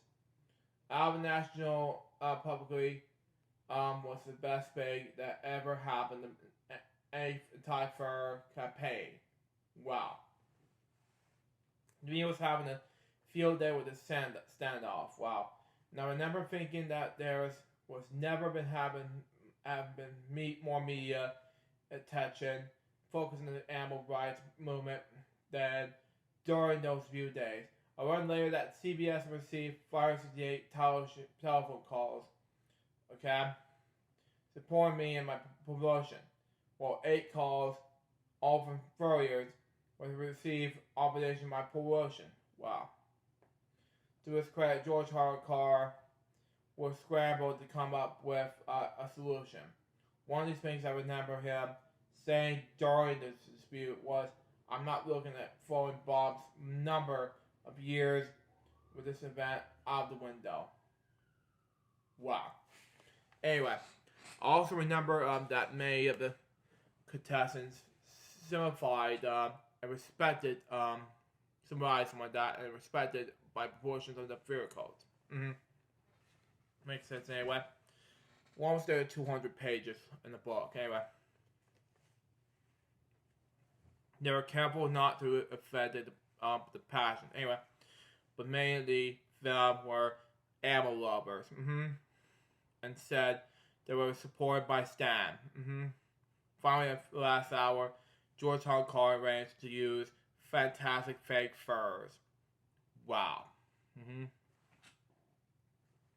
Though it took quite a bit of last minute housing to get them from Agabari department store. We agreed that the woman would wear fake mink and ermine furs, the ski lodge number, and I would fulfill my hosting duties, and I would also announce that woman stormed by all the ladies wearing simplified furs. I was tremendously happy. I told George that the animal rights group across the country would hail him as a hero. Wow. He said that he had to make the switch because he had no doubt, that that I was going to stick with my promotion. He was right. When he asked by the press how we would handle the furriers, George said, "I'll deal with them later." He also said to me, this was have been a hell of a way to end our association. Yes. Anyway, I agreed it would be that would happen the terrible way to end our relationship. Sadly, my long happy fantasy warring relationship with the Passions will indeed end the next year. As I know it, the Passion producers had agreed to no more first in 1988. They changed their minds. I was surprised that when I learned that they were going to continue to give away the fur coat, I pleaded to George Hardcar once again, please don't put me in that portion. It was a 12-second plug at the end of the show, and you don't even have to do it. A co-host will. He said, but there was no budging in either of those that year. I promptly resigned as host by quitting. I was following a pledge I had. Next page. Anyway. Made previous year's controversy. Wow. In truth, it was all sort of anti-climatic compared to the year before. There was no last-minute standoff. There was none of the drama of the year before. Wow. Though my resignation they gained quite a bit of media attention. For flap number 2. Yes. It was called, and again it was boomed the anti-fair campaign. It was simply the combination of my increased awareness and sensitivity to animal rights issues. Yes. I was bitter, but I've done the passion for 21 years. Certainly, with some sadness, but it was a matter of principle for me, the matter of business and passion. The Miss USA official said that here, I spent my moral commitment, but there was a business decision.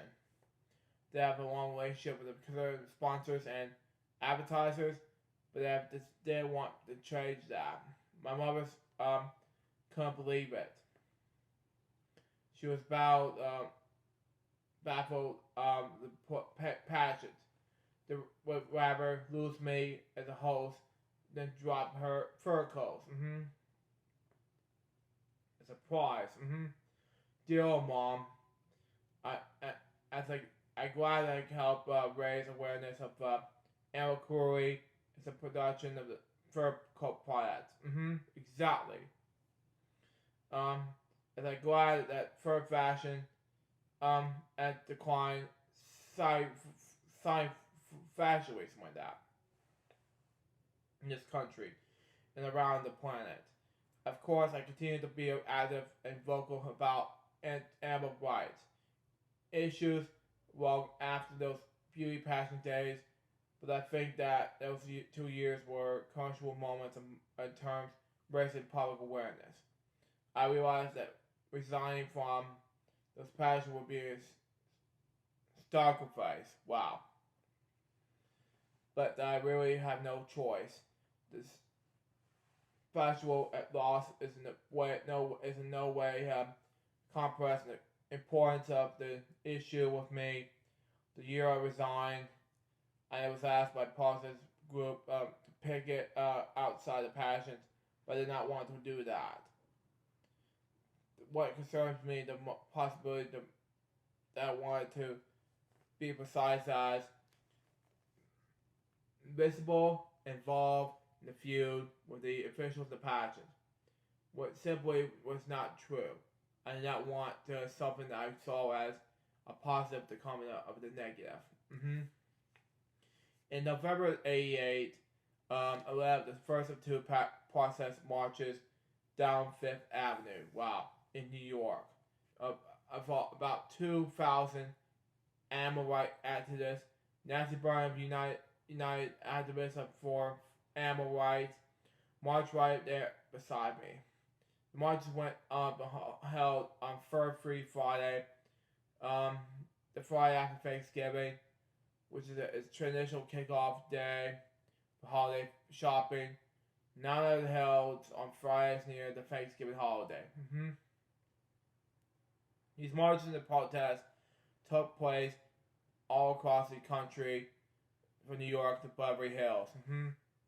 They were huge. It was huge, drawing attention to fur boycotts. Wow. Our rallies that were successfully on wireless inspections, the nationwide protests got tremendous media attention. The rallies I attended were organized by Trans-Species Unlimited, and its director Steve Seagal called me the most vocal spokesman for the anti-fur movement in the planet. Wow. Steve may have excited a bit, but I like it. There are signs like that read shame, vanity, fur is murder. Wow. Okay. And if you don't buy them, they won't kill them. They won't kill them. Excuse me. Okay, wait. The protesters picketed in front of the department store and heckled customers wearing their fur coats. There was some heated exchange. By 1989, there were rallies and protests in there over 90 cities across the country. On Fur Free Friday. There was also coffins filled with furs, and there were coats splashed with red paint to symbolize blood, and there were demonstrations in front of department stores, and from Boston to Denver, and from next page, last page on that part, and it will be done. Anyway, New York and Pennsylvania to Orange County, California. Wow, people were simplified leg traps. The people behind the cause were and are a very passionate group. They carried tape recorders, broadcasting their cries of wanted animals. In Europe, I recall the activities spit on people who were fur coats. Wow. Excuse me. It was a turning point, no question. Anyway, over 120 different animal rights groups participated. Participated in the marches around the country. While we focus on fur, yeah. Anyway, the marches and installations were drawing attention to animal cruelty at many levels, including the cropping of seals, mistreatment of animals in Polishi, and the horrors conducted in the name of medical research. The anti-fur movement is dear to my heart, and my protests and have a ripple effect all across animal rights issues. As the movement grew and I participated in the marches, I received stacks of mail. We were making a difference. Fur sales dropped. People stopped buying them. We wanted to make people feel embarrassed and horrified to be seen wearing fur. And we succeed. Succeed. Thank you. My associating with the beauty passions were the positive one, though it could be the end because of my concern for animals. That does not mean that we did not love the experience with the passions. I travel the planet. I work with wonderfully dedicated professionals and beautiful young ladies from many countries across the planet. It was a pleasure and honor being involved in Miss USA and Miss Universe for so many years. So that was chapter 11 of the book. And it's gonna be it for now. So we did have 12th chapter of the book, and that will be some Happy Gilmore for you. That will be it for book reviews, episode number 33. Hope you enjoy it.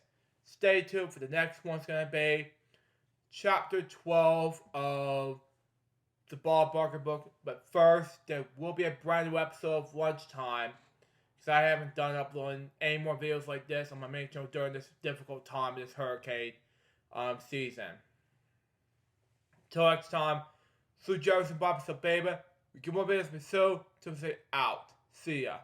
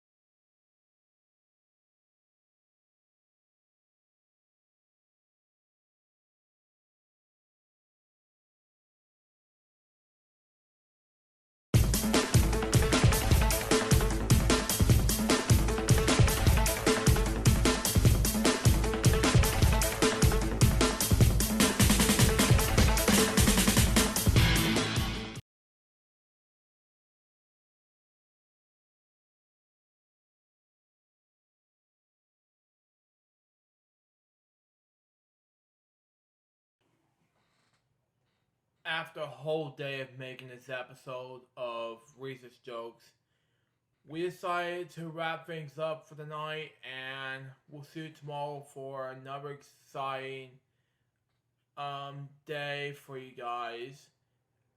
For I'm not sure what is it might be a final day or whatever it is it might be for a Chichi Cross special part number 37.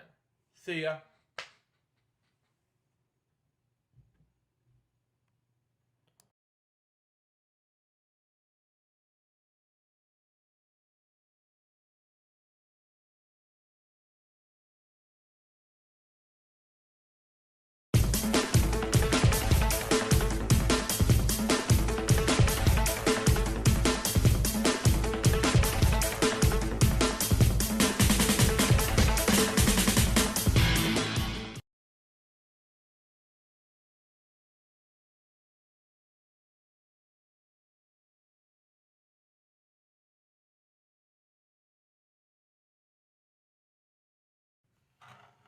Morning, everybody. Sue Jarrett speaking. Welcome to Book Reviews, episode number 34, and today I read you Bob Barker's Priceless Memories.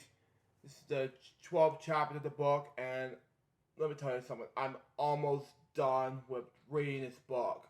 I have 3 more chapters in the book, and I'm getting ready to be done reading Priceless Memories for you guys. And then I'll have my final thoughts in the 3 more episodes later. So let's just read Priceless Memories, the 12th chapter now. Let's get, shall we? So what we got for us?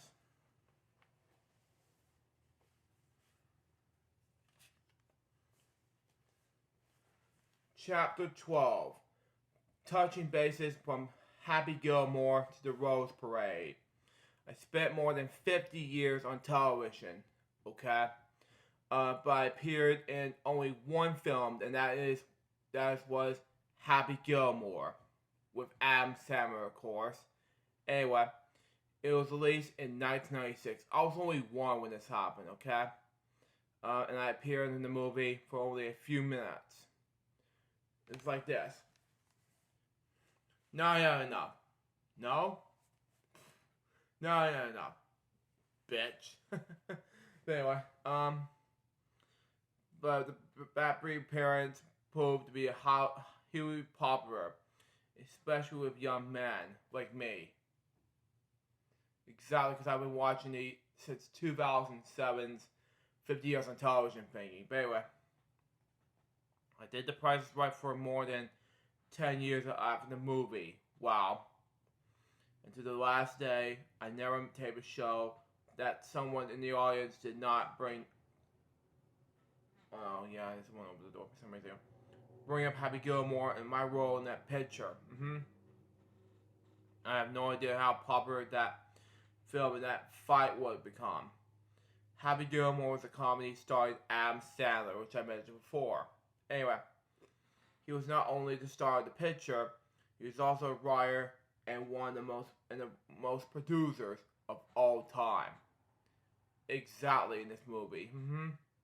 He wrote the bid for the movie for me with, excuse me, okay, next page. Anyway, without ever telling me or talking with me about it, he just wrote it, and in that scene, Adam Sandler's character Happy Gilmore gets into the fight with me on the golf course. Wow, okay. It's all played for laughs. As he wrote it, with Adam had a finished script, he sent to my public relations representative, Henry Ballin or something like that, and asked if I wanted to do it. I read the script, and when I discovered that I wanted to fight, I knew I wanted to do it. I studied karate for 8 years. Wow. If you watch this Alex Paris for you, but anyway, that memes that Bob Barker brought up. Anyway, with wow, Chuck Norris. Anyway, before he became a movie star. Wow. Okay. For 8 years, Chuck has been beamed up twice a week. Wow. And as long as last I have an opportunity to win a fight. Wow. I didn't wait for the opportunity to knock him twice, and I said yes. We went up to Canada to shoot the movie on a golf course outside Vancouver. Wow. It rained at least part of every day. And there I was, out there in the wet grass, wrestling with Adam. The weather was so wet that we had to shoot whenever we could. I remember thinking, here I am, 73 years old, something like that, going around in the wet grass with a young man, and I am bound to catch pneumonia. Jeez. Anyway. But I even catch a cold. We shot the scene, and it's about 3 days. And I thought it was fun. A thoroughly enjoyable experience. But I have no idea it would get cult status with a huge number of moviegoers like me, because I'm a huge filmmaker. Anyway, this Doggin, the director of the film, said they have a stuntman who would do as much as of a fight as I thought necessary. I did say to Dennis, but I thought, oh no, I come all the way up here to Canada to win the fight. Not to watch the stuntman who win it. To Dennis, I said, I know how to fight, I do it myself. Dennis says, okay, but he looked genuinely surprised. After all, I was 73 years old. Adam did all the fight as well. When I knocked him into that pond, something like that, excuse me, anyway. Adam himself went to it. Went in, something like that, excuse me. Anyway. The only time that we used stuntman was for the log roll down the hill. And one of the stuntmen hurt his back doing it. Wow. The Gregory people, particularly young man, asked me if I could beat up Adam Sandler in the real life. I say, are you kidding? Adam Sandler couldn't whip Regis Philbin, the way Regis Philbin, rest in peace to him. Anyway, industry, I tried Pat Sajak and Alex Trebek. Pat Sajak is retired next year. If you watch Pat, happy retirement to you. And Alex Trebek, who sadly passed away in 2020, same year as Regis. Anyway, in that line, but Regis always getting the biggest laugh. Excuse me. Anyway, why? I also went to the premiere with Adam Sandler. We pulled up the theater at Universal Studios in the golf cart. Wow. Which is appropriate because a brawl occurred in the golf course. It was at the premiere that what was the first inkling of what the public's reaction of our fight would be. After the scream, there was a big party at Universal, and people were pounding me on the back, congratulating me, and telling me how much they enjoyed seeing me punch out Adam. Wow. If you saw Happy Gilmore, you will recall that one stage in the fight. Adam covers me and then said, "The price is wrong, bitch." Wow. Wow, Adam. At the end of the fight, I finish up Adam and walk away saying, not enough. And I pause, but turn away to say, bitch. Yeah, as I mentioned earlier on my episode of book reviews. But anyway, no one because of became the one so far of our Price Right audience were concerned. After the movie was released, I never taped a show that someone in the audience didn't bring up Happy Gilmore. And within minutes, members of the audience were asking me to do the line. Of course, I refused. And I told him that the line was acting and the highest order. Exactly. And then talk what the way in real life, which made the audience only more demanding. Do the line, do the line. They shout up in front of every corner in the studio. Sometimes the entire audience would begin chanting, do the line.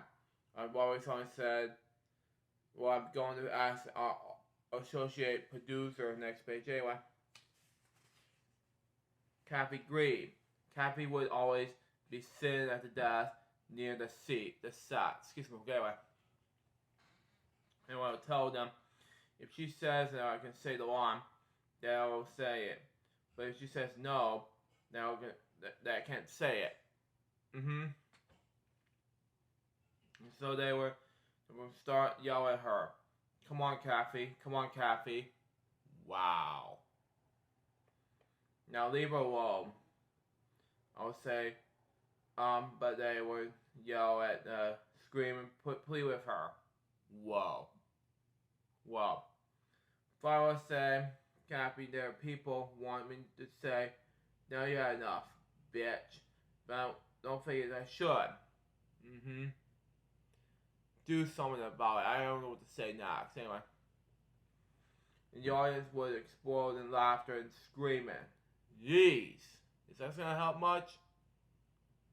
Anyway. Or we'll get a single from the stage member who would tell me they'll have it 30 seconds before we went on the air. And the audience would be begging me to say the phrase. I would say, no, I'm sorry, we do not have enough time. I do not have the time to say it. Thank you, Bob. Much appreciate that. But anyway, then we get another signal from the stage manager as well. 9 seconds, and the last moment right before we went on, I would say, I don't have enough time to say, now we have enough, bitch. Thank you. Anyway.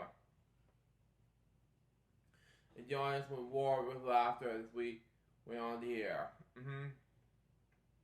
Adam Sandler was a talented man, and it was a pleasure to work with him on the film. Later on in 2007, that was premiered, that is, when CBS did a primetime special with my 50th anniversary on television. He came on the show. We had a lot of fun together. We showed a clip of Happy Gilmore, and he wrote a poem about me that was hilarious. He wrote a poem on the show. He got great laughs. Yes.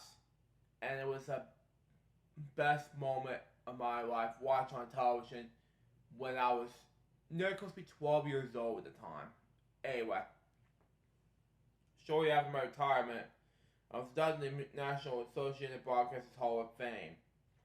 The Hall of Fame community requested that they were provided a tape and short of this issue of life, Bob Barker from the association. And Adam Sandler took the time to, from what I know, to be a very busy schedule to narrate the tape. Adam's career has been a thing to hope since Happy Gilmore. With his kindness to me during the induction, he remains the same sincere, thoughtful young man that I had the pleasure of working with Canada more than 10 years ago. This book came out in 2009, ladies and gentlemen, but I want to let you know that once I get closer to the book, oh, go ahead. Thank you. Anyway, once I get closer to reading this book, we'll get to that in that time frame. Anyway, I'll stop right there, but when we come back, we will finish chapter 12 with the huge bang. I'll eat my breakfast, and I'll come back to you for chapter 12. We'll be right back after these commercial breaks. Stay tuned.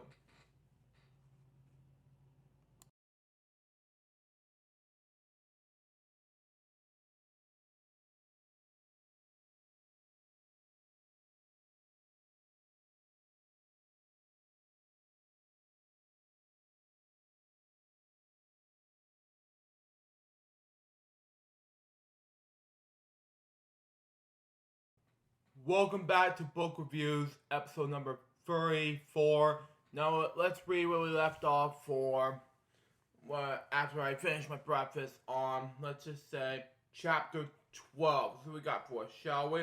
So we got for us. Anyway. Over the years, I made other television appearances besides Truth and Price, okay? Never dramatic, unusually as myself, but I did log quite a few appearances on a variety of talk shows. Wow, okay. Game shows and a few sitcoms. Oh, okay. And I did an episode of Bananas in 1960. Okay, yeah, I saw that from the 2007 TV special of 50 years on television, okay?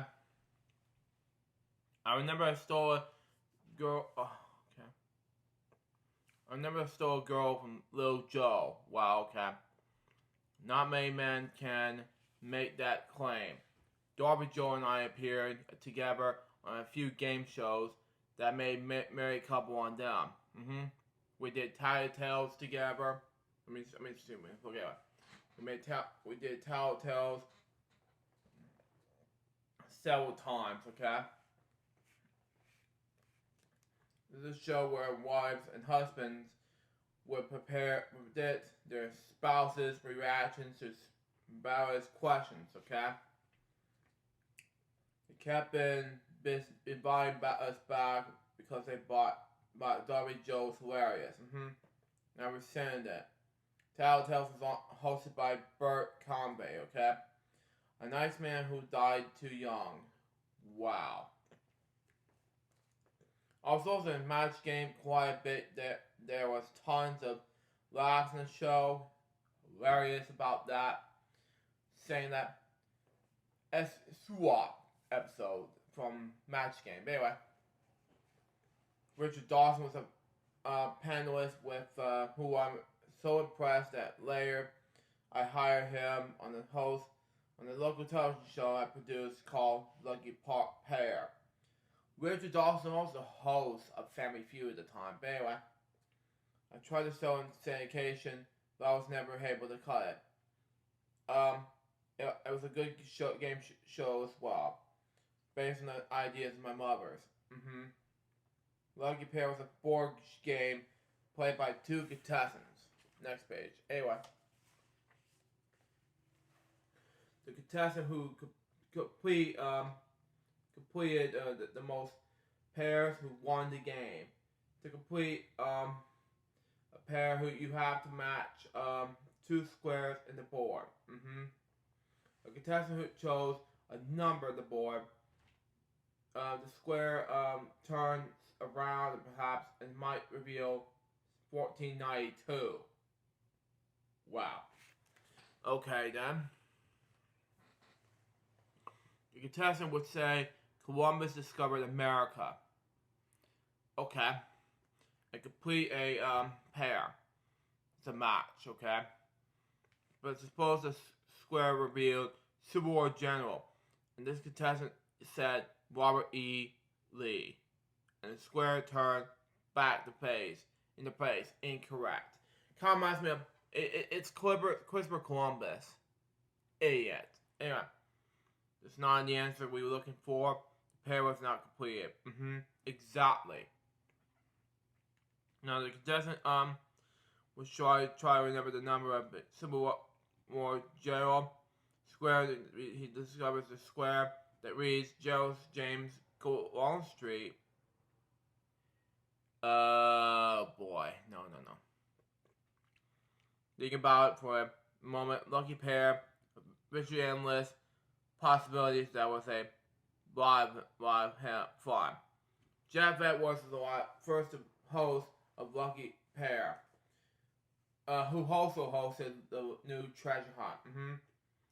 We auditioned a dozen of hosts for the job, and I told the folks at CBS that Jeff was the man. There were several dollars.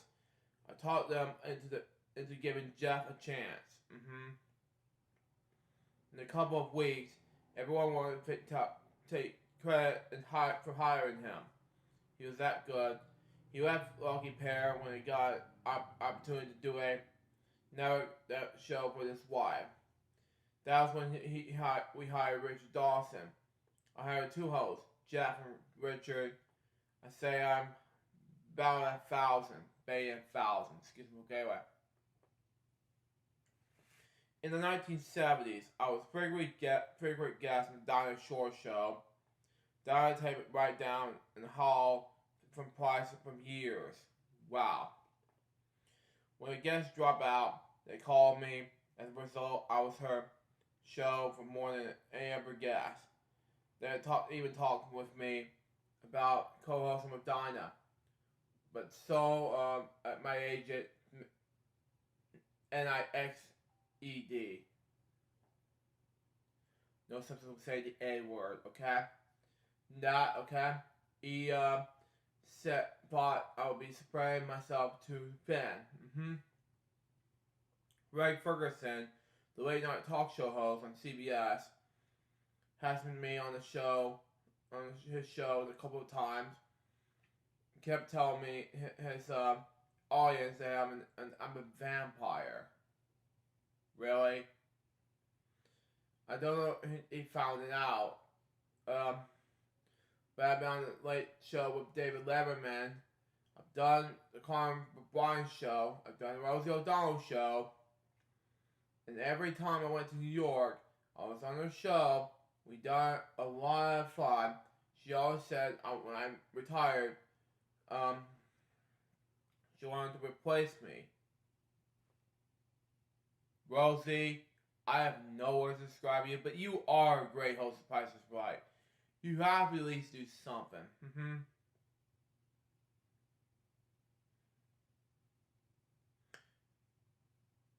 Okay.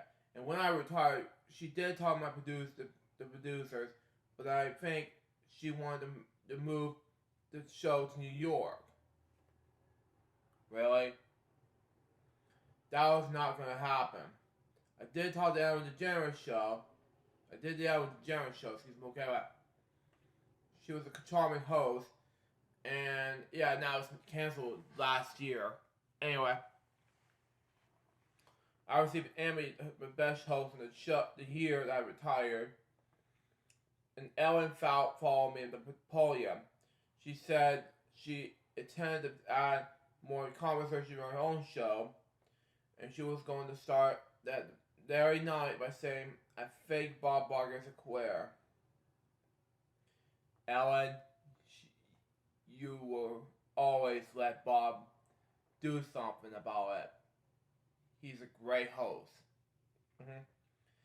In 1996, I did a couple of episodes in a sitcom called Something So Right, which starred Mel Harris, okay? I play her father, and Sherry Jones play her mother. Sherry and I were separated, but was still involved. It was a funny show. Not only I have never been in a sitcom, but it's always, all honesty, I never watched sitcoms enough to really get to the feel of them. So there I was, casting them, something that's so right, and worried that I was about to do something so wrong. Started rehearsals. It did not take Sherry Jones long to realize that I did not know what I was doing. But she helped me tremendously between takes and semi rehearsals. She and I would sit down. Next page. Anyway, she would go over my lines with me. Okay? She taught me that in sitcoms, everyone moves fast. The speech is fast. She said, "You say a line, I say a line, he says a line, and boom, boom, boom." Wow. Try to keep up the speed with the rest of this cast. But it went well. They had to beat me back. I did two of these shows with Shirley. And she was such a gracious lady. I will always be very grateful for her, and she will be stylish coach. And to have an Academy Warwear and as your stylish coach, it's the way to go. The very talented producers, Judd Poet and John Posey, someone that we're a joy to work with as well. Having Jerry Jones, my stylish coach, it's like having a Chuck Norris and my karate instructor, with which strategy. And what I have also, Chuck was a great on Truth or Consequences. He was a karate champion. Okay, he came on to do demonstration on the show. Not only have I ever done karate, but I also have never seen it. But I was also impressed by Chuck that I've started taking karate lessons. So we became good friends. But also introduced him to a fellow I know in Marabria television. Hoping to get him started with a television show.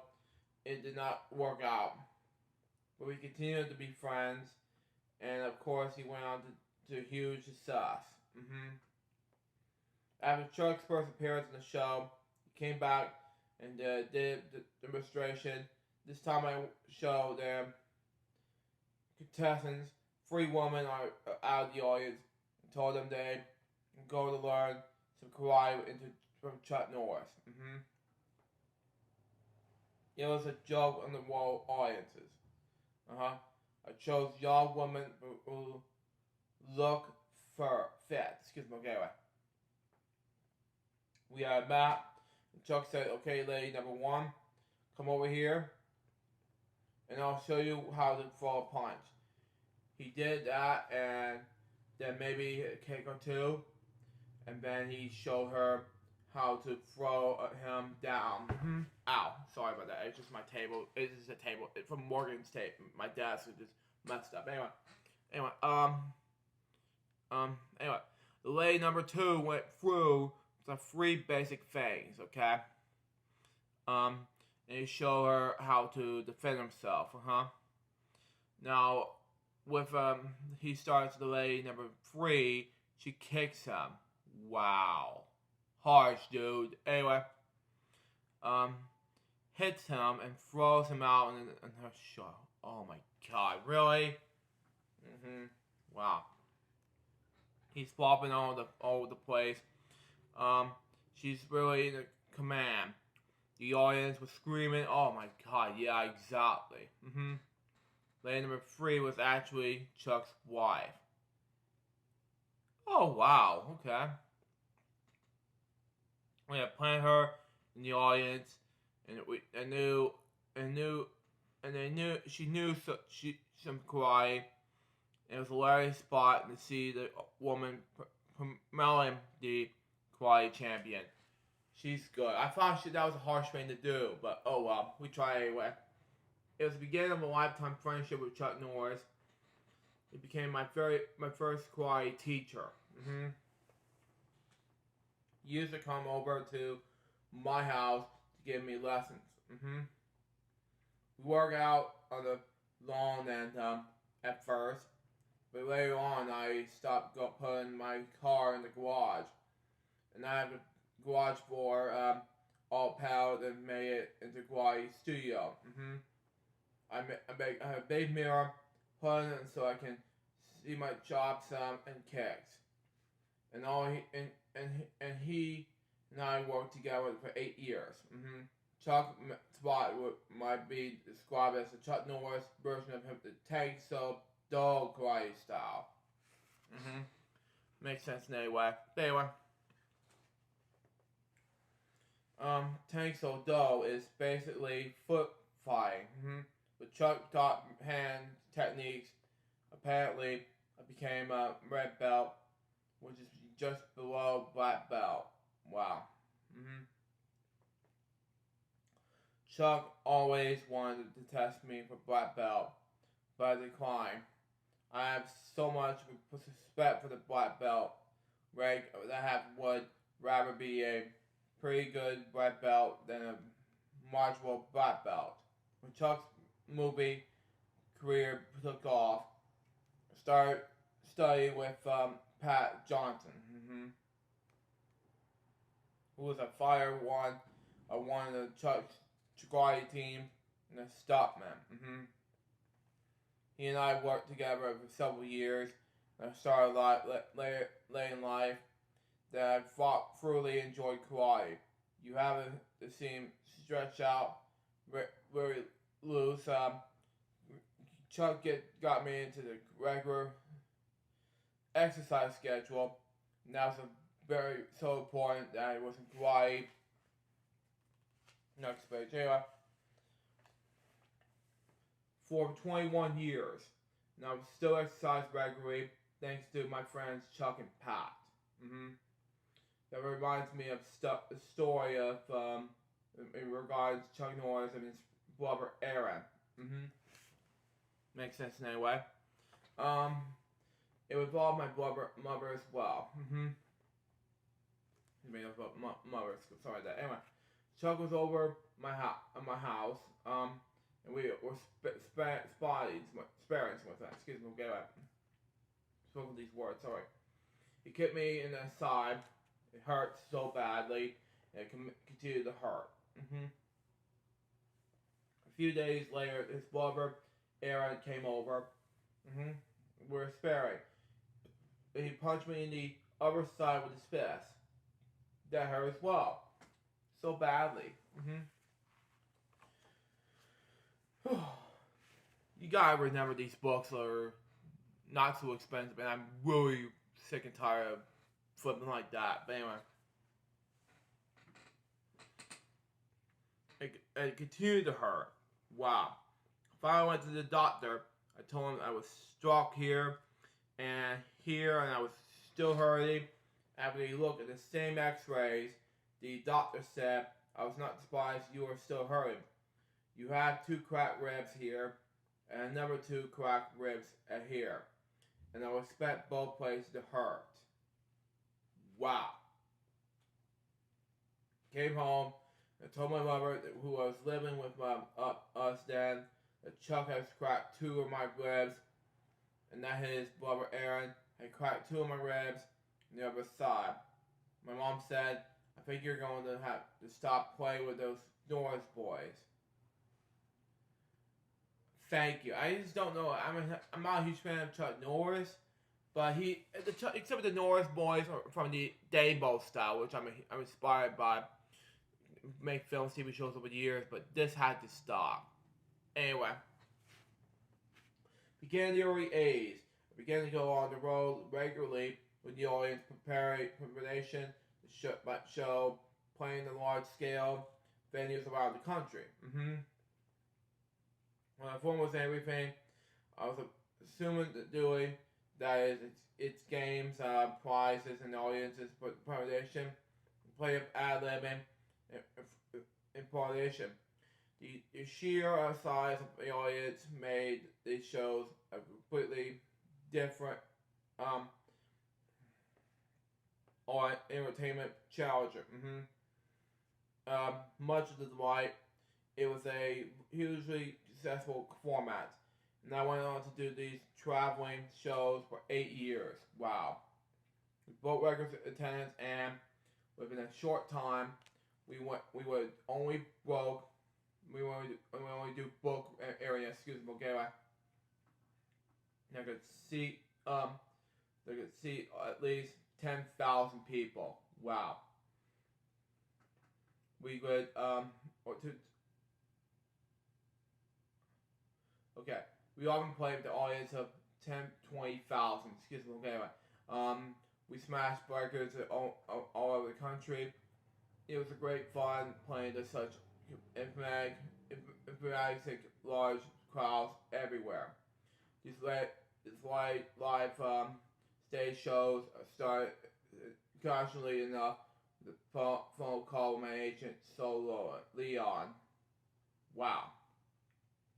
There were a couple of men, a dentist named Dr. Robert Wall, and his friend Sheldon Ferguson, and another missionary who was associated with the charity and wanted to meet to do a fundraiser. Wow. Okay. They just contacted Leon, who represented me at the William Morris Agency.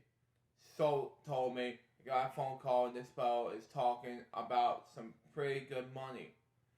He wants you to come down to Johnson City, Tennessee, and do a show. Wow. Mr. Leon, you are good at this. Anyway, and I saw what short show the caller was talking about. I don't know, he said. Why don't you talk about him? Why don't you talk to him and see if you're interested? So I called Mr. Wall, Dr. Wall, and asked him, what did you want me to do? He said, just do what you want to always do. I said, I talk to people, play games, give away prizes. Dr. Wall said, that's what I want you to do. And that's how it all started. I asked Dr. Wall if he could get some people to help me, and he said that he could get all the members of Johnson City Quantities Club. I suggested a show like that might benefit from a couple of pretty girls on the stage. And he said he would not only get a few pretty girls. Wow. Anyway, he would get some beauty queens. Wow. Wow. Okay? That has to be next page. Anyway. What? Oh, come on. Anyway, we're almost done here. A few more pages left. Anyway. Could get some prizes. He said, oh yes, the merchants are eager to cooperate. There will be plenty of prizes. He was very asthmatic, and he was answered for everything. So I told him that I would write a script to get details. Describing every moment that had to be made. And I would send a copy to him. Then I said, I'm going to get on the phone and go over that script with you. If you get this all together, I'll come down and do your show. So this is what we did. Describe every game, every prize, every prop. The responsibilities of stagehead and models were all laid out. I asked him to tell his workers to do exactly what we have discussed. Exactly. Everything I have written down, and I have everything set to do the show. I told him I would come in the day before the show, and we would rehearse. Everything was very carefully that night. He said that was fine. We'll be ready. He was completely confident. Up at the point when the show seemed to be all set, but when I got on the airplane to go to Tennessee, the weather in the part of the country was terrible. We could not get near Johnson City, Tennessee. It was the first weather storm. Windstorm for that. I ended up in Kansas City, Missouri. That Friday night, show was scheduled for Saturday night, so I called Dr. Roll. He said, hello Bob, where are you? He said I didn't want you to worry because everything's going to be fine. But I'm in Kansas City right now. There's a long pause. Dr. Roll, I said. In the day's voice, Dr. Roll asked, what are you doing in Kansas City? I explained the weather problem. I assured him that they had told me I'll be able to get in tomorrow. If you can meet me in the apartment in the airport, we would go directly to the venue, and I said, we'll put the show together and it will all work. The next day, the weather was again horrendous. Huh? Anyway, but I did manage to arrive in Tennessee. But at that time, we left the airport. It was close to showtime. I was happy to discover that Dr. Rowe and his crew, the 15 men and 2 young ladies, were all prepared. I told them every move to make, right down to the last detail in the script. And they were on the top of it. They're like the veteran Hollywood crew, sharp and dedicated, and they wanted to work. Let's see. Okay, makes more sense. Anyway, we did the show despite a vegetable blizzard in the area. And we filled Jefferson Hall. We had an audience of 8,000 people. We turned away a couple of thousand more. The show was a smash hit. The live screamed and applauded. And they gave me a standing ovation at the end. After the show, Dr. Rowe came up to me and said, in his rich Southern accent, I think you ought to be doing more of these shows. And I said, I think you're alright. This is how the live road show began. It became one really popular. We broke a record in Atlanta. Okay? We filled us something in Cincinnati. Everywhere we went, we sold out and broke attendance records, I was still posting the Price is Right Hollywood. I would fly out on Thursday or Friday, do a show Friday night, and then to do another one in a nearby city Saturday night. And I would jump out on the plane, fly back on Sunday, and go to work on Price on Monday. Dr. Rowe and Sheldon Ferguson had a comedy called The Tennessee Partners that prominent country and western. Next page.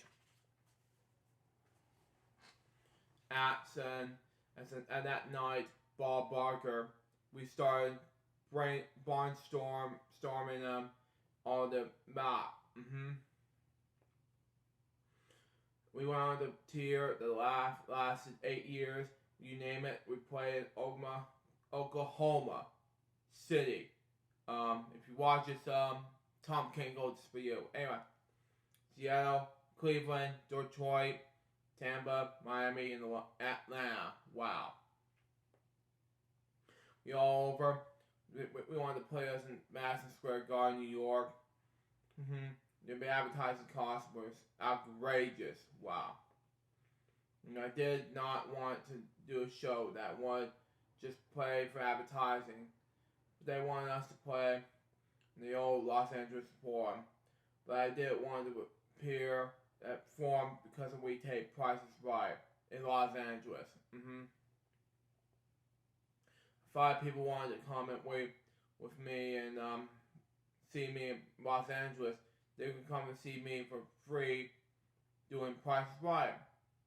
Dr. Rowe was one who suggested that we call the show the Bob Barker Funny Game Show. I said, you got it. When I first started doing Bob Barker Funny Game Show, I found such large audiences. I thought we might have big acts with lots of bigs happening on the stage. Not so. I've learned that the folks love to have me roam through the audience, even up in the balcony. The slide man was follow me with the spot, and I had fun with people all the ages and colors. Even with kids at the young age, as 4 and 5, I pick them up, stand them up in front in their chairs, and stay with the youngsters as long as we were getting live. I remember talking with a 6-year-old boy in San Antonio for about 5 minutes. The audience loved him. And it was in the balcony. I sometimes chose the contestants steering the floor below. It was a case of Lion Man through a steam spa on the contestants with me in the balcony and the contestants on the floor below. We would play a game mounted on the board of the stage. The 2-hour show was a Hellzobian atmosphere. Wow, okay. So a poppin', okay. Yeah, it was Zobian, okay. Makes sense, anyway. The audience didn't know where I was to be the next, who I might be the next we were talking with, excuse me. But, of course, they hop in, would be with them. And the best part was, it was just might have been. Exactly.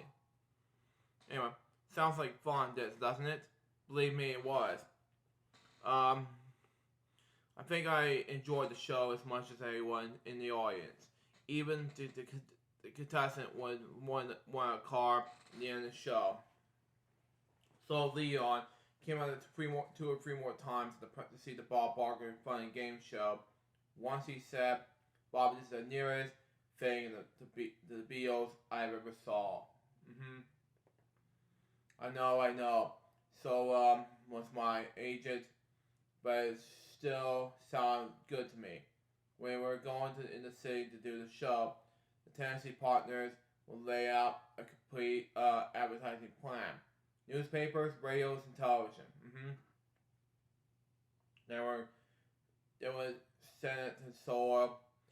Soul would look at the plan over very carefully. And he always made suggestions, made changes, and added valuable insights. At this time, Soul was having breakfast once a week with legendary casual Tom Parker, something like that. When promoted all the Elvis Presley's personal appearances. Wow, hound dog difference. Anyway. Soul said the casual became interested in the Bob Barker Fun and Game Show and gave him the tips from the time to time on promoting the show. I think you'll agree that Soul was given tips from the excellent source. People often told me that my relationship with Soul Leon was something to behold. It was.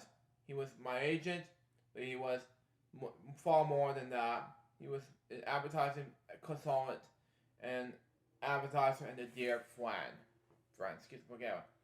Next pages. This will be the last 3 pages of the book before we wrap things up,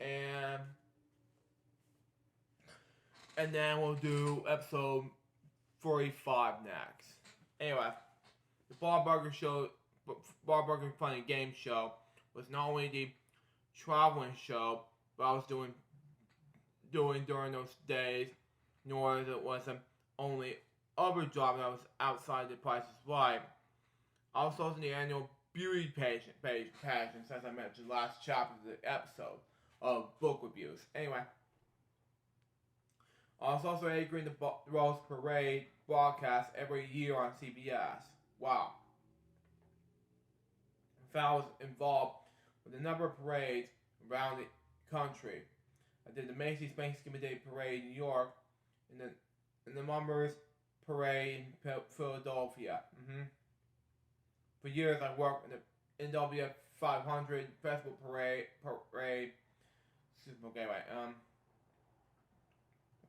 My granddaddy in the mall, and they say, in Tournaments of Rose Parade in Pashima.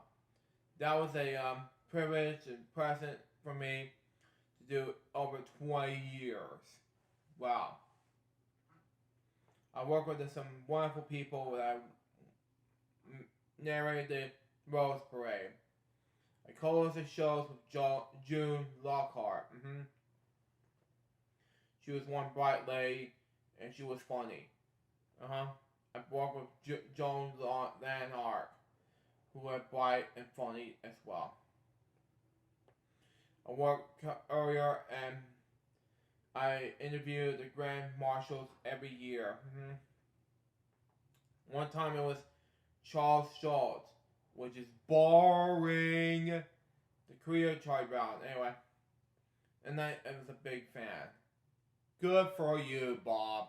Anyway, I know he did not like to give autographs. Yeah. But once he and I were alone, I apologized. He requested one. He quickly sketched Snoopy on my script. Wrote to Bob with friendship and affection, and signed it with Sparky. A nickname his friends called him is one of my treasures. Anyway, the Rose Parade, for 21 years, I was unable to go to the New Year's Eve party. Okay? I had to be out there in Paso at 4 a.m. They really took it seriously. One team would go to Palacia for 2 days or so before the parade. We take places where they built floats and interview the float builders. We did a lot of research about the parade, and we studied up in the background and the groups marching the parade. I have anchored parades in all the country, but the Rose Parade is best organized parade of them all. If they say they are going to step up off at 8 a.m., you can set your watch by it. If you're going to say the band was past reviewing and stand at 9:15, you can bet the band will be there playing its best music at 9:15 a.m. May parades do not operate that way. But the Rose Parade Plasma definitely has better weather for the parade, and they are other place in their country. So many of these big parades are around holidays. If you are in the East, say New York or Cleveland, Detroit for example, the weather can be atrocious. I know I have been there, but I did the Tobias 500 Festival Parade for 21 years. Have you noticed that 21 seems to be my favorite number?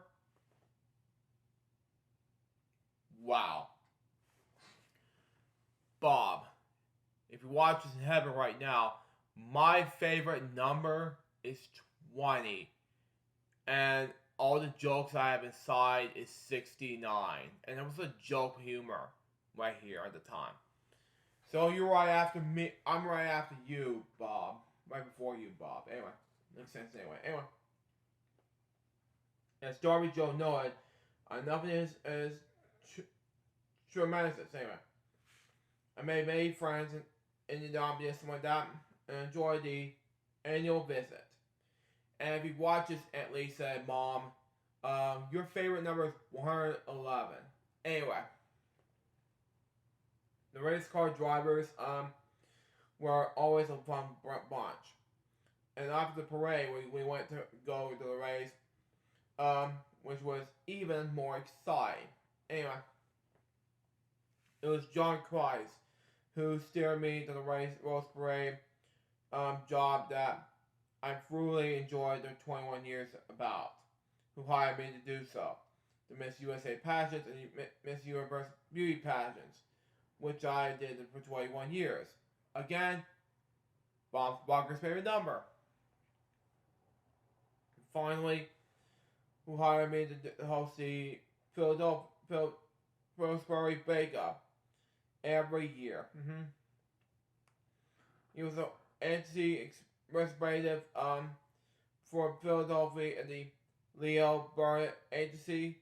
He called me one day and said, we need a producer and a host. He asked if I would be willing to be both produce and host the Bake Off. Wow, okay. This will be the last page of this book before we wrap things up, and we'll do 13 and 14, and we'll wrap up the episodes. Anyway, without hesitation, I said, sure, why not? I know nothing about the Bake Off, but I learned, and I hosted the contest for 20 years. Somehow I missed the initial 21. The only thing I didn't like about the Bake Off was taking off the weight I always gained. Anyway, you see, I had to taste the entries. Wow. John Christ had a wonderful sense of humor, and we could talk for hours together. I remember we were sitting on the plane in the mid-60s. We were trying to decide whatever to drink. I knew he liked screwdrivers, and there was always a time where there was a popular new drink that we called a Harvey wall hanger, banger, something like that. Excuse me, okay. It was a vodka, orange juice, wow, okay, and Gario, and I said, John, I have never had a Harvey wall banger in my life, but I think it was some of the ingredients of a screwdriver. Okay. He said, let's try some Harvey wall bangers. So we started drinking them. So we talk and laugh as always, and we were solving all the problems in television and advertising. Eventually, I look up and everybody on the airplane, we stand up in this aisle, aisle, something like that. I said to John, what's going on here? Well, look at these people. I don't know what's going on. And he replied, asked the gentleman in the aisle what's happening. The gentleman gave me a book at Mason said, this airplane is getting me struck by lightning. Wow. Everybody was flying and they were all on their feet, but John and I have never noticed. John ever handled the situation perfectly. He told me the flight attendant and said, Miss, could we have 2 more Harvey Wallbangers, please? So it's chapter 12 of this book called Priceless Memories. I think this book will turn out to be amazing. I'm almost done with this book overall, but the best part is it will turn out to be an amazing one. So there you go on that. And that wraps up for episode number 34. Hope you enjoy it. Stay tuned for the next one. It's going to be episode 35, chapter 13 of the book called It's going to be a foundation side of things. There are going to be, 12 pages of the book, and then we're going to do the final chapter of the book right after in the next 2 episodes. So, that after this one. So, there you go on that. Now, excuse me, I gotta get some water to drink, and then we'll read you chapter 13. Till next time, suggest Bob, so baby, more episodes gonna be soon. So say out. See ya.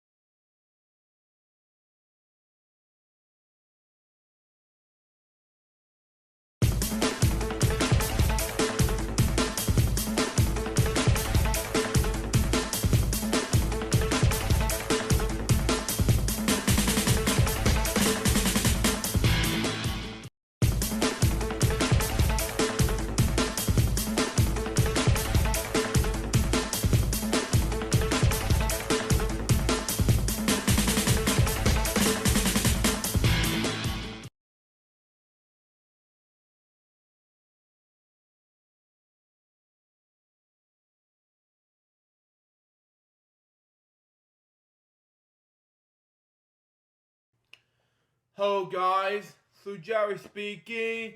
Welcome to Book Reviews episode number 35, and today I read you chapter 13, the book of the Priceless Memories. It's called, it's written by the late Bob Barker. So we're going to read you, it's going to be basically on DJ&T Foundation. I misspoke my words. Sorry about that. But anyway. And to be honest with you, we're almost done with the book. And let's just read it now, shall we? So we got for us. Chapter 13. DJ&T Foundation. Anyway, I always have animals around me since I was a small child. I have always felt deeply for animals. When I was growing up on the Rosebud Indian Reservation in Mission, South Dakota. As I always mentioned, my mother could look up for the rooftop on two-story hotel where we lived, and then was able to find me looking for the pack of dogs that will always be following me. One except in my animal activism had been my constant reminders for the people who have been their pets, spay or neutered plug, For years and years, I ended every Price is Right show with the words, help control the pet population, something like that. Excuse me, anyway. Have your pet spay or neutered, things like that. Anyway. Pet overpopulation has a huge problem. Okay? We always have much further to go. If ever proud to have played, next page. Anyway. A part of in raising awareness, every little bit helps, okay? Despite growing awareness, people have no conception. And the more of the magnitude of the pet overpopulation problem, there's also about almost 1 million animals taken by shelters each year in California alone. Cats and dogs, and about millions, half of them euthanize every year. Wow. Okay. In addition to these, every factor is also costing taxpayers $250 million a year to capture the animals, house them, kill them, and then dispose of them. Sorry about that, but anyway. Okay. It's nothing less than a tragedy, something like that. Sorry about that. Anyway. And with education, it can be stopped. This is why I have to work so hard for so many years. These things will be improved. Change can happen, but I see excuse me, forget. I can see progress in so many fronts, okay? And it's part of what keeps me working to help educate others in campaigns for new laws, education and overall awareness. Along with many others, I've worked to encourage states, various local governments to institute mandatory, something like that, spray and neuter laws, and originate, something like that. This will be a great deal to cut down on the tragic spray dog or feral cat problem. Many of them spray or fuel, but suffer barely during their lifetimes. Their contract diseases, they're injured, attacked, hit by cars, sold in research, and worse. That most people are not aware of the incident of animal suffering. Americans do, by and large, love animals. According to U.S. Census Bureau statistics like that. 63% of the homes, of all homes, so like that. Excuse me, again. The United States, including at least one animal. People love their own cats and dogs, but when it comes to awareness, most people just have to no conception of the animal cruelty problems that exists in the country. That's why I and many other passionately committed people, the various organizations, are working towards increase awareness, and leads to increase adaptation, something like that. Activism, something like that. Okay. Anyway, an increased advocatism leads to discussion and behavior changes, and ultimately to new laws and more stringent enforcement than the laws already in the books. When I become involved in in all kinds of animal rights causes, spray and neuter issue is my main advocacy project. In memory of my wife Dorothy Joe and my mother Tilly, that is, who are both animal lovers, I established a DJ&T Foundation. Okay, which is a non-profit organization that subsidies low-cost spray and neuter clients and vulture programs throughout the country. It was established in 1994, the year I was born. Okay, and since then the DJ&T Foundation has contributed millions of dollars and funds clients and programs, which was provide spray and neuter services. The DJ&T Foundation offers grants and organizations across the country that meets the foundation's crisis rate, something like that. It brings on television, and all these years, it has been to make it possible for me to reach people with an important message. It's about animals.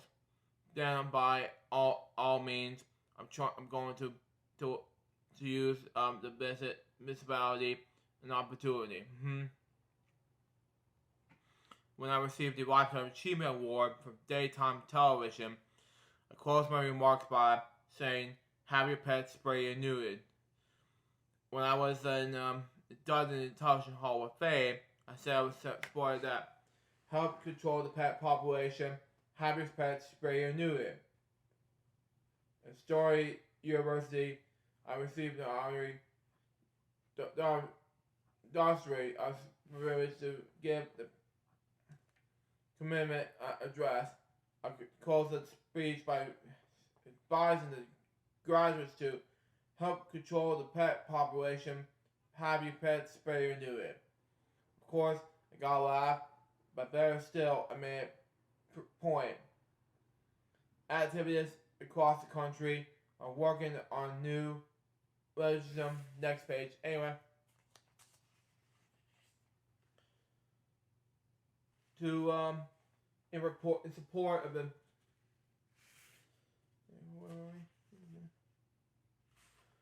in support of Amanda, excuse me. I don't know where was that. Okay. In support of mandatory spray and neuter programs. Some states, like that, have already passed with such laws. Now it provided funding for people to get their pets sprayed and neutered when they don't have money for the surgery. Mandatory spray and neutered and getting more and more mandatory is what laws have been implemented, like that. There's also very encouraging. In Santa Cruz County here in California, for instance, Yeah, for example, something like that. Anyway, mandatory spray and neuter program was implemented, something like that. In 10 years, while the human population of Santa Cruz County, California, increased by 15%. Numbers of animals, cats and dogs, turned to shelters, decreased to 60%. That is impressive. Spray and neuter in so many observatory the solution to the tragic population problem that one would just instead of something like that have enough support, believe that would not run the population. Everyone loves animals, right? Yeah, I love pigs.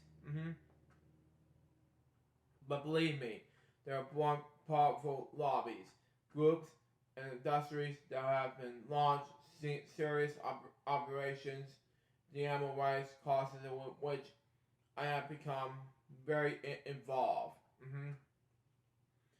If you trace this operation through all the little channels, eventually you find it always based on greed. One group operation, the mandatory spray and neuter programs, is the breeders. There are registered breeders, and that business, their business will not be impeded. Exactly. They're also all the backyard breeders, something like that, and the puppy mill operators. Many of whom are not licensed and pay no taxes. And they are contributing something like that to the tragic overpopulation, something like that. Excuse me, anyway. Problem. Excuse me. Some vegetarians are proposing that will reduce that size of the animal population. It comes down to business, but it comes down to greed. The fewer the animals, the fewer the patients. It's disgusting. Exactly. Again, in most cases, whether the fur industry, Michigan, something like that, that's this word, or even the entertainment industry, animal abuse is the result for greed.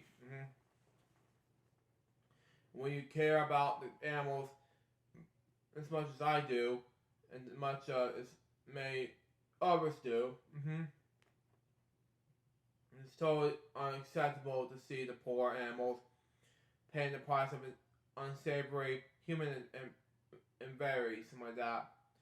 And very rarely, the people who vigorously oppose suggestions that would improve life for animals are people who is in some way prevent profits like that for the exploitation of animals.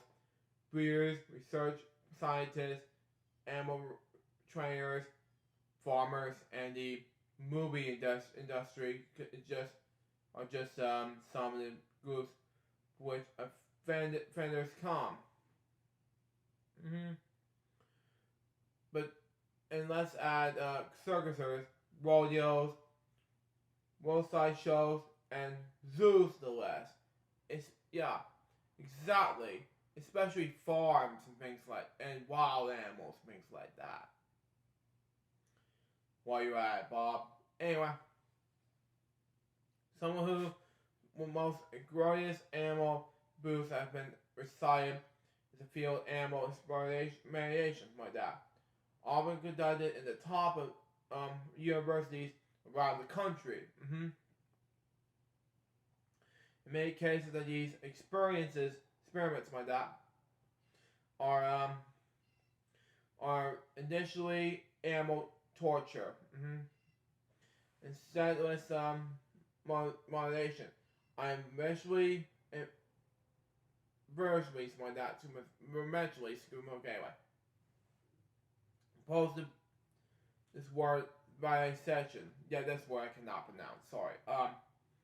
I have spoken not out against it for years. I part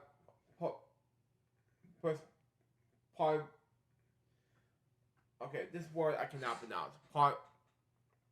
Participated, yeah, pronounce that word. Sorry. I was in the podcast. I have been in protests and marches. That's what he should have said. Anyway. I've written letters, given speech, and tried whenever I could shine and rely on the barbaric experiments done on animals and barbaric kinds. For years, animals were used in tests for condiments in household products. These animals were subject to blinding, poisoning, and skin infections of all kinds. The test results were useless. The result in the ways and were dangerous to human health. God, it was terrifying. I know. And with the humans are different. The test result are culture. I am delighted to see more and more companies turn their backs on animal testing and pointing it out to consumers and labels and advertising. Animal researchers have historically done so. Hold the rest. Next page, anyway.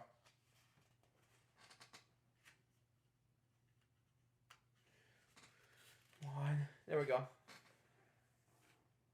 Experiments. I do not want to go into all the gory details, but it was an animal torture. But it's no other would go for it. Okay, word for it. The researchers know about what to say about doing with the animals. They know it's barbaric, and they do it anyway. It comes down to money. They got millions of dollars in federal grants and to do animals experiments. One of the easiest ways to get the federal grant is to perform animal experiments. We have been pleading for years with the NIH, short for National Insurance Institutes of Health. Excuse me, okay, back off. But they continue to sanction, and in some cases demand animal experiments.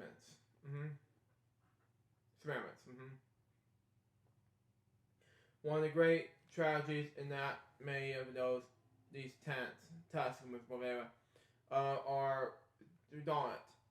In a national tests are down over and over are several different universities.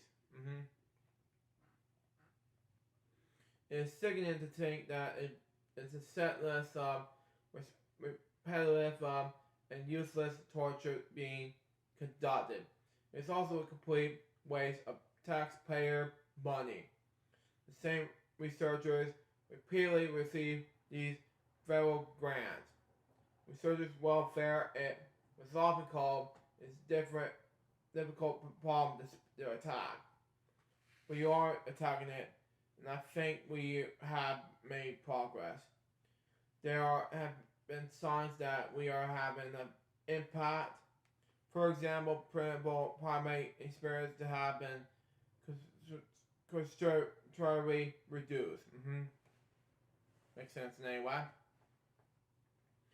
And I think that my highlighting that these stories like that, atrocities, the animal rights movement reduced the level of cruelty to animals in the laboratory, but it's an ongoing battle. I mentioned the nasty bird several times in this book. than what I should. Before I continue further, I'd like to explain how she came to my life. In 1983, I was an animal shower in Orange County for an event. The purpose of which she was to attract a crowd and hopefully find homes for some of the shower dogs. The day was drawing to a close, and I was trying to find a quality home for the dog I had on a leash. I looked across the shower yard and saw Nancy as she arrived, and I thought there was one great looking lady, and I said the day was drawing to a close, so I didn't have to time to waste. I went on over to her, introduced myself, and explained that I was trying to find a good home for a dog I had on the leash. Then I asked her she was married or single. And looking at that star, Nancy replied, "I'm just winding up a divorce." Wow. And I said, "Good. Then this dog is definitely for you. And I will have to come over for your home on weekends and occasionally during the week to check in on him." Nancy adopted the dog, and then for years to come, there was the times where she got along with the dog much better than she got along with me. Okay, actually, Nancy and I have lots of things in common. Not least she doesn't in turn to marry again. Nor did I. Our relationship has gone for 25 years. Well, on and off, mostly on. Nancy is a very brave, knowledgeable woman who has played an important role in the animal rights movement. She is the founder and director of the United Activists for Animal Rights, which is headquartered in Riverside, California. But she works on animal projects from coast to coast. In addition to all Nancy accomplished with UAR short, she is involved and respected part of the DJT Foundation's successes. As executive director, she interviews and applies for grants, and I know of no one else so well qualified to handle that assignment. Using Nancy's notes, the board of directors make its decisions on the grant requests. She also has the knowledge and background to next page. Anyway. See, we're almost done here. Okay. We're about 4 pages left for the book before I wrap things up, and we'll do the last chapter. Anyway, advise the grantees in the operation their organization. We have a file full of letters from the executives of organizations, and president, somebody that's assuming. Okay, anyway, their gratitude for Nancy's insistence on solving problems of every description. Makes sense in any way. Nancy Byrne, who has not always been received the credit that she will richly deserve for her stellar work for behalf of animals, has worked tirelessly to protect animals in entertainment where they are frequently being starved and mistreated. Misbury, my dad. Forget me. Misbury, in order to make them perform one more publicized incidents with which we became involved and exposed of and recruiting the production of a movie called Project X. Wow. Which used chimpanzees. The movie makers had gone into one of the world's foremost Pomologics, Dr. Roger Frost, Dean of the Graduate Studies and Research of Central Washington University, and co-director of the Chimpanzee and Human Community Institute. They want to get Roger involved with the film. Show the script to him. He looked over what they wanted the chimps to do and told the movie makers that you cannot do this. You cannot possibly do this without being the chimps. Thank you. Much appreciate that, Bob. Anyway. You should use the actors in chimp outfits. You should work in a different direction. But you cannot use live chimps. In the movie Babe, Pig in the City, in 1998, you can use live chimps with this talking moments, but you cannot use the things to punch the chimps in the face. Come on, you can hug them, but not kiss, let's say, punch them. That'll be going to jail, man. Project X is a failure for you. Anyway, they insisted on using live chimps. He said he would not have anything to do with the picture. Roger walked out, but they wanted ahead of their plan. Nancy and I affirmed that there was a great deal of animal cruelty on their set of the film. We were told graphic detail in the trailers, beating the chimps with clubs, fists, and blackjacks. Huh? Seriously?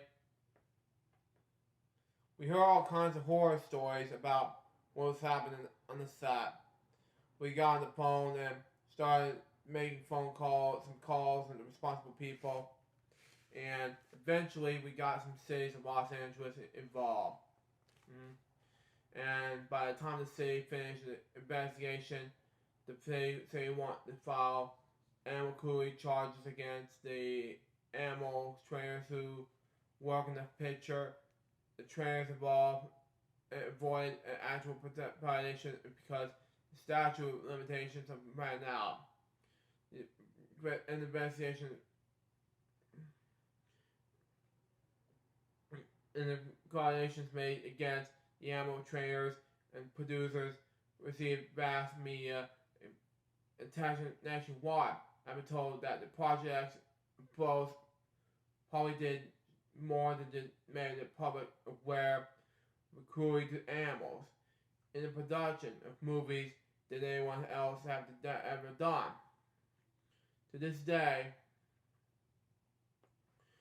whenever someone hears Project X, they think that the chimps and the cruelty involved when the filming of the movie, that movie score of the Burnett Barker duel. After the Project X exposed, Nancy placed ads in the trade papers arguing people the sets who adverse animals mistreatment to contact UAR. Of course, people were reported cruelty to animals on sets who promises anonymously. Wow, thank you. Anonymously, yeah, thank you. Anyway, otherwise they're risking losing their jobs or even being backbailed in the industry. It was a result of their ads that Nancy received a telephone call regarding the television show Dr. Quinn, Medicine Woman. The caller reported that the horses on using the Dr. Quinn, Medicine Woman show were not receiving proper care. Eventually, Nancy found a second eyewitness to confirm the first report. Nancy and I discussed how we should proceed. As a result of their experience with the American Helmet Association during the Project X exposure, we have lost our confidence of AHA at the time. We decided to seek assistance of Madeline Bernstein of SPCALA, who have rock solid violation, who were having no sympathy for animal abusers. We call Madeline, told her what last 2 pages of the book, and then we're gonna do this anyway. The 2 eyewitnesses have reported and asked if ask her if we should meet with us during the matter, discuss the matter. Excuse me, okay. Top of the matter line, she said there is no need to further discussion. I'll have 2 humane officers out there tomorrow, in plain clothes to check it out. 2 humane officers check out everything having to do with this horses and reported that conditions were as bad as, if not worse than, the eyewitness had described them to be. Beth Sullivan, executive producer of the Dr. Quinn medicine woman, emerged to the hotline. She told that her main officers that she had been concerned about the horses, and she told the head wanger that the better care of them. In spite of that fact that Beth Sullivan agreed that the SPCALA humane officers that a problem existed with the manner which the horses had been cared for, and that the problem had to be corrected. The woman who had been time was director of the American Humane Association Hollywood officer. Went on the television and said that AHA had 2 officers on duty at all times, and they have observed no problem with the horses. Can you understand why Nancy and I don't go to the American Humane Association with animal abuse problems in movies and on television? I do understand that, Bob. We'll see what happens.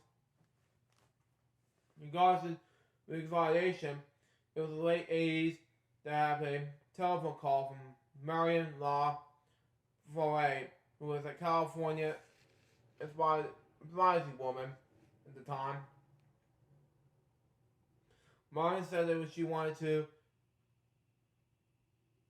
aim this like that to the California Penal Code to include felonies.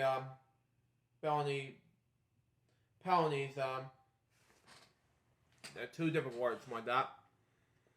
For animal abusers to commit crime against animals, and the penal code were written at the time. Each crime word only administrator or something like that. Mary asked me if I would be willing to come into Sacramento to lobby in the favor of such as amendment. I said gladly crimes are against animals such as a felony. Marion said, "Thank you, Bob. You can write the language of the amendment." I told Marion that writing the language of the amendment was not my bag. But that I have a friend who could be a beautifully something like that. Do it beautifully something like that. Of course, we'll be referring to Nancy Burnett, who has extensive experience in such writing. As it turned out something like that. Nancy not only write the language amendment, the panel code, but she also managed to close some loopholes like that in the code along the way.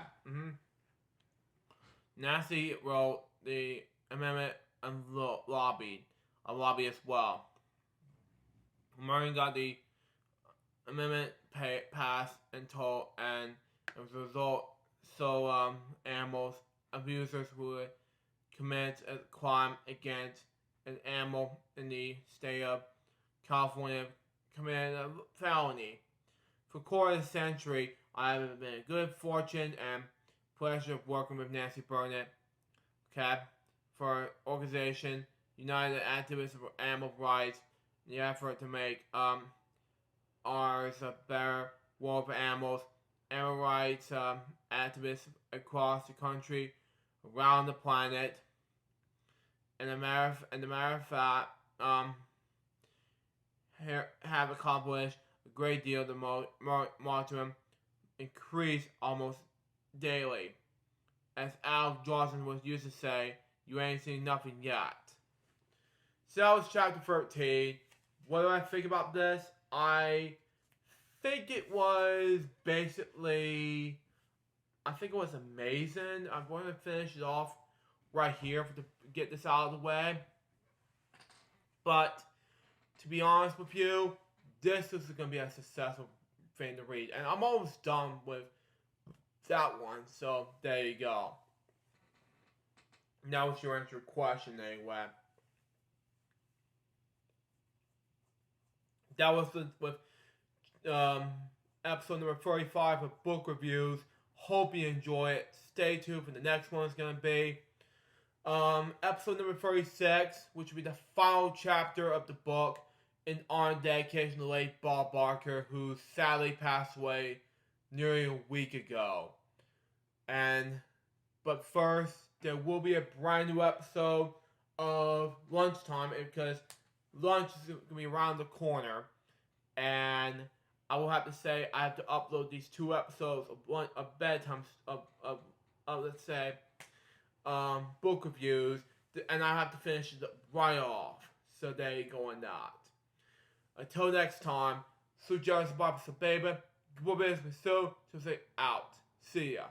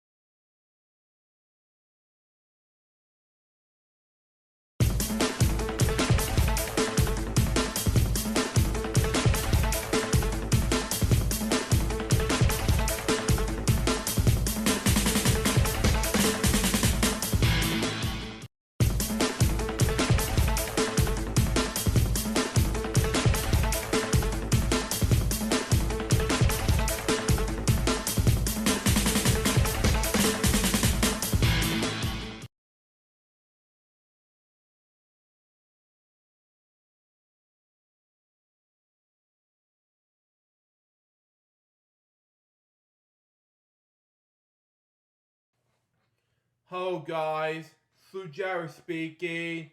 Welcome to episode 36 of book reviews, and finally, after so long, we can read you the final chapter of the book, Priceless Memories, written by the late Bob Barker.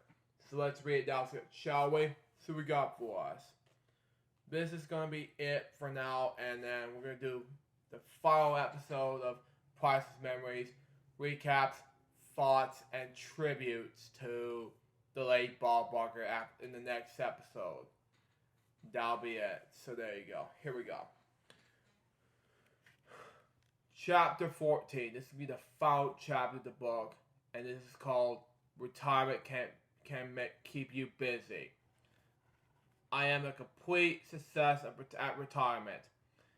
I think I'm stopped doing Prices Right at just the right time. I enjoy hosting right after the last minute of the last show.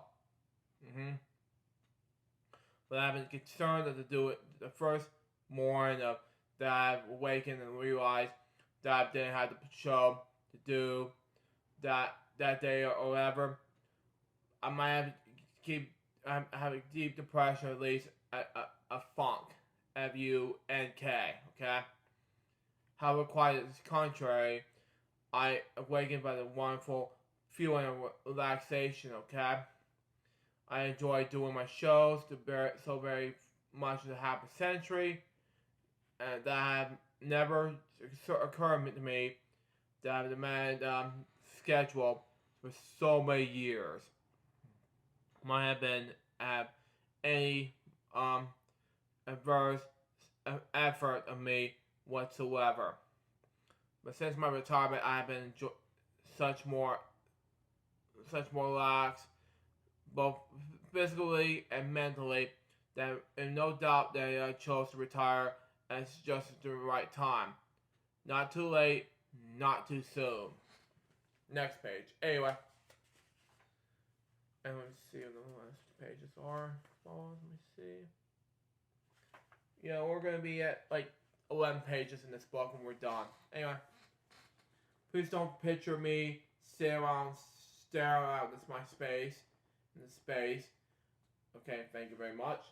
Doing nothing, but I do plan on doing that, some of that, if I do get the time.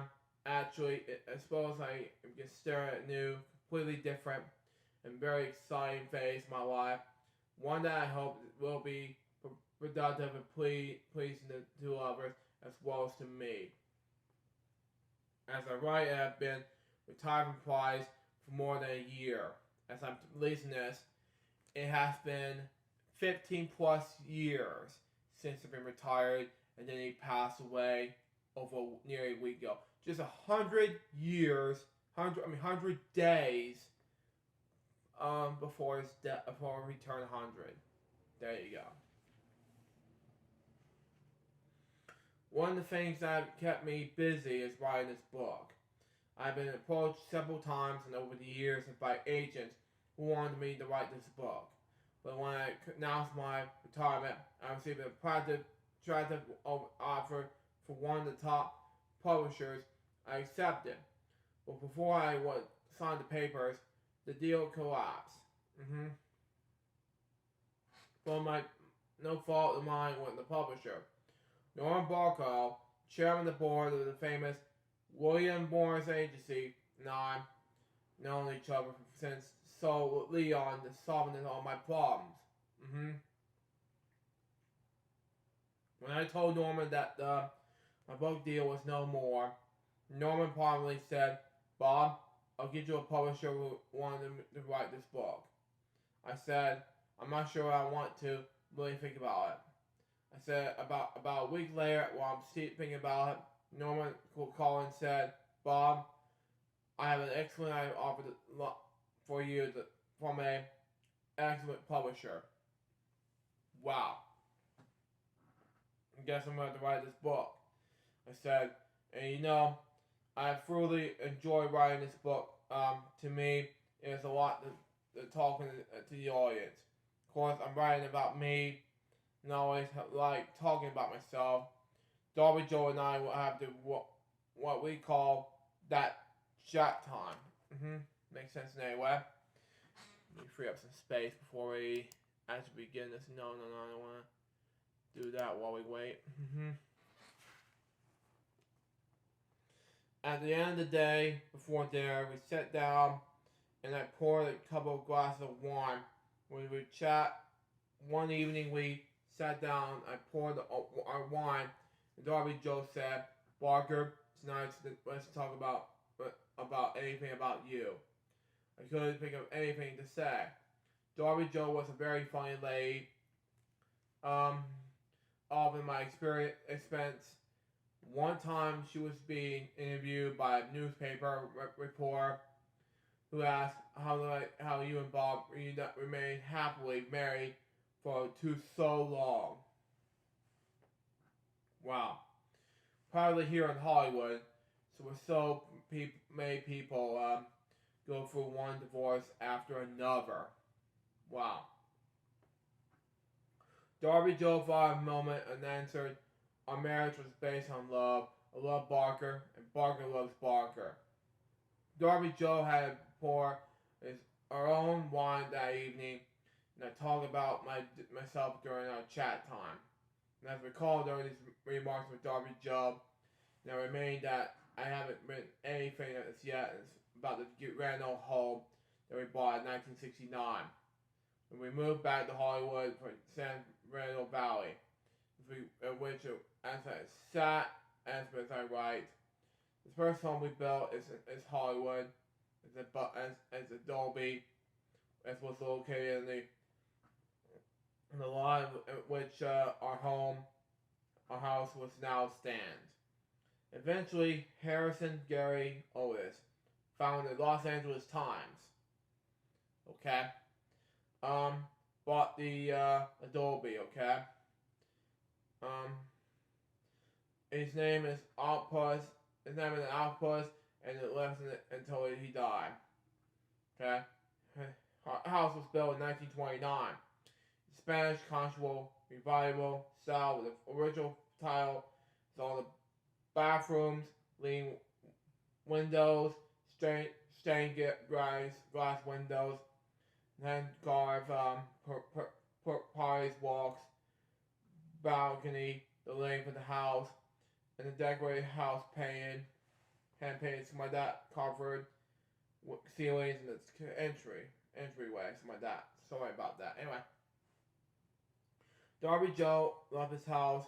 She decorated it herself and chose every place, the furniture for it. When she was temporarily ill, she said, "I hope this house didn't end up to be an apartment house someday." Then I delightedly tell you, it won't. At least not for a long time. Next page. Anyway. I submitted a history of this house like that. It features the Los Angeles Cultural Heritage Commission. It requests that it be declared as historic cultural monument. And the inspection by the commissioners, the house that Darby Joe loved so much and wanted protection in the name Historic Cultural Moments with number 673.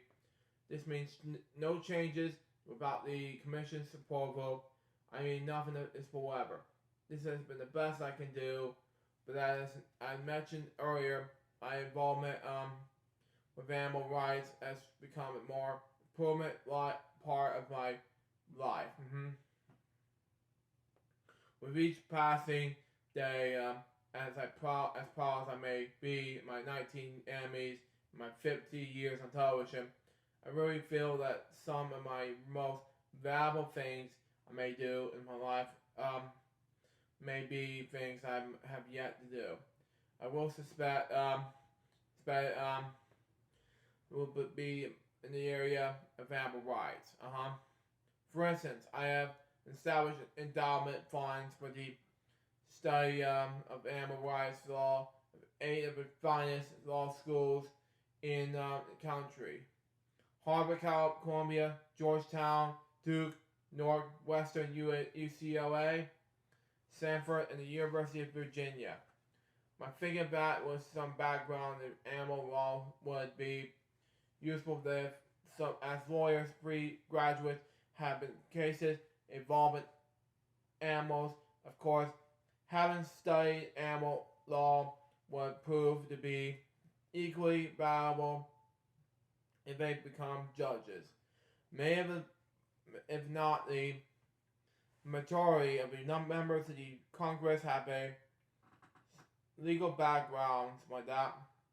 If it was with legalization, that can make great strides like that. Protecting animals are products with federal, state, and local laws are great like that, and frequently they're not stringently enforced. Hopefully, graduates of these light laws, schools like that, will go into politics, which is NewsHour, which I inspired by Jim Lair, who's government to make films, TV shows over the years. Anyway, will be inspired to introduce legalization, hopeful to the long-suffering animals. Wow. Polities. Yeah, that's how you pronounce it. Anyway. Additionally, these endowment funds have not only been gratefully applauded by animal rights activists, but have been very potentially reviewed by the legal community. Since my retirement, have been established by a unique endowment fund at the alma mater, Durham University in Springfield, Missouri. For the study of animal rights. I'm glad to be able to give this money to Durham because when I was there, I didn't have 15 cents to spare. To the best of my knowledge, it was the first of such endowment fund undergraduate school in the United States. I have the good fortune of meeting Dr. Patricia A. McHmerns, like that, who is also deeply devoted to animals. In addition to being an associate producer of French, Dr. H.R. is now director of the Durham University Forum of Animal Rights. Wow. She took the responsibility of planning the course down the smallest detail, carefully chosen faculty members who will teach this interdepartmental class.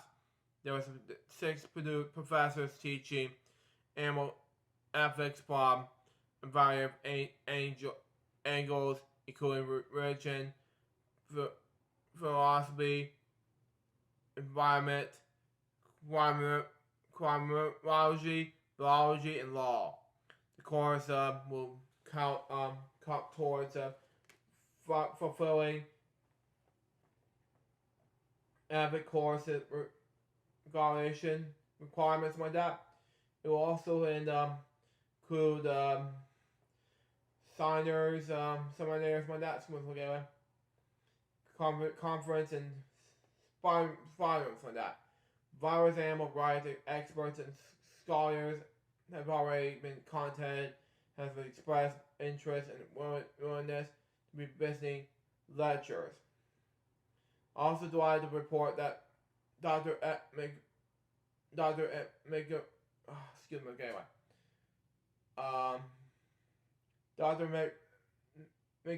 HR receiving requires other universities and colleges that are interested in similar courses in core areas like that.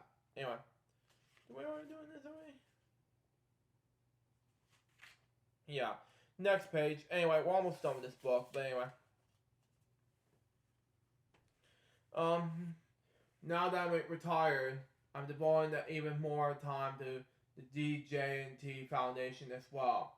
When I was taping Price, I often spent more in working on the foundation business before I went to the studio, but now I have more time in the foundation. I have needed it because the scope of the foundation is growing by leaps and bounds. Of happy dogs, that is. We have organizations receiving grants in every state in the union, multiple organizations in most states. Individuals and organizations across the country tell us that we're making a positive difference in reducing the tragic problem of animal overpopulations like that. The beauty of it is that the D&J Foundation, GJ&T Foundation, excuse me, anyway, will go with the right and the making a positive difference long after I am gone. Now he's gone 100 days before his death. 100 days before he got turned 11. Excuse me. 100. Excuse me, forget it. I misspoke my words. Anyway. Okay. Anyway. Animal-wise, an every description of gain more volume and the variable times my rate. Oprah Winfrey featured explores puppy meals of her hugely popular television show, the Oprah Winfrey Show, that is. The adventures continue today. Over the matter of minutes of the show did more than just raise awareness of the puppy meal or that anyone else does. Far. Let's hear it for Oprah. Exactly. Let's hear for the Los Angeles City Councilman Richard Oglecon and the Councilman Tony Conrad. How to pronounce his last name? Sorry, it's with a C. Councilman Oglecon introduced the Councilman Conrad second ordinance that requires the dogs and cats be sprayed and neutered in the city of Los Angeles. I don't know what to do next. Anyway. As ways to able to lend a hand again the ordinance passed.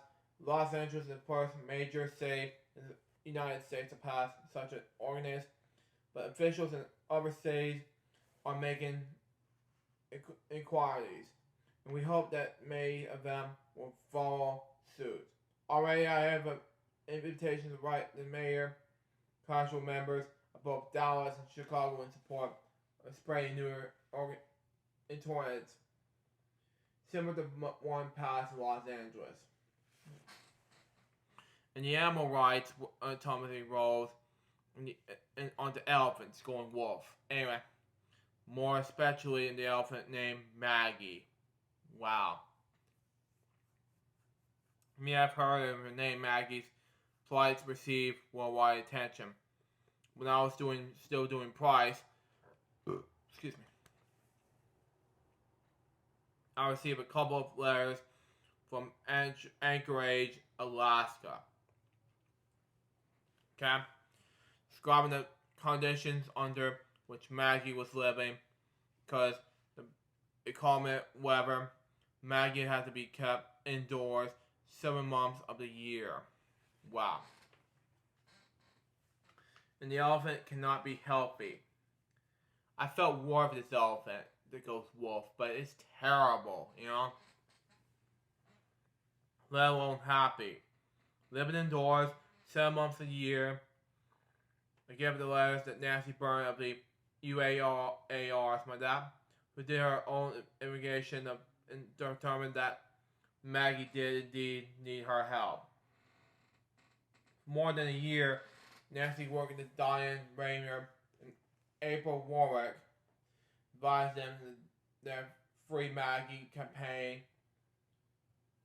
Pat Derby and Ed Stewart, directors of the Paul's Animal Scurry near San Andreas, California, agreed to accept Maggie and offered as an expense guest. But I assured Pat that would be a pleasure to me to pick up Maggie's tab. In my opinion, the Paul's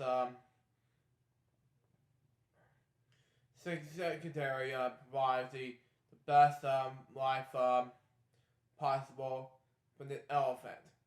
Sure, it is its own natural habitat. And after living in all those years in Alaska under difficult conditions, Maggie deserved the best. Moving the elephant from Alaska to California in no small core. From transportation, I turned to Congressman Bill Young of Florida. Excuse me, okay. Bill's a dear friend of mine and a great friend to animals. Maggie's plight had been well publicized, and Bill know her story, and well as delighted to learn that Maggie was next page. Moving to California, he said, Bob, I think I'm getting Maggie a ride. Wow.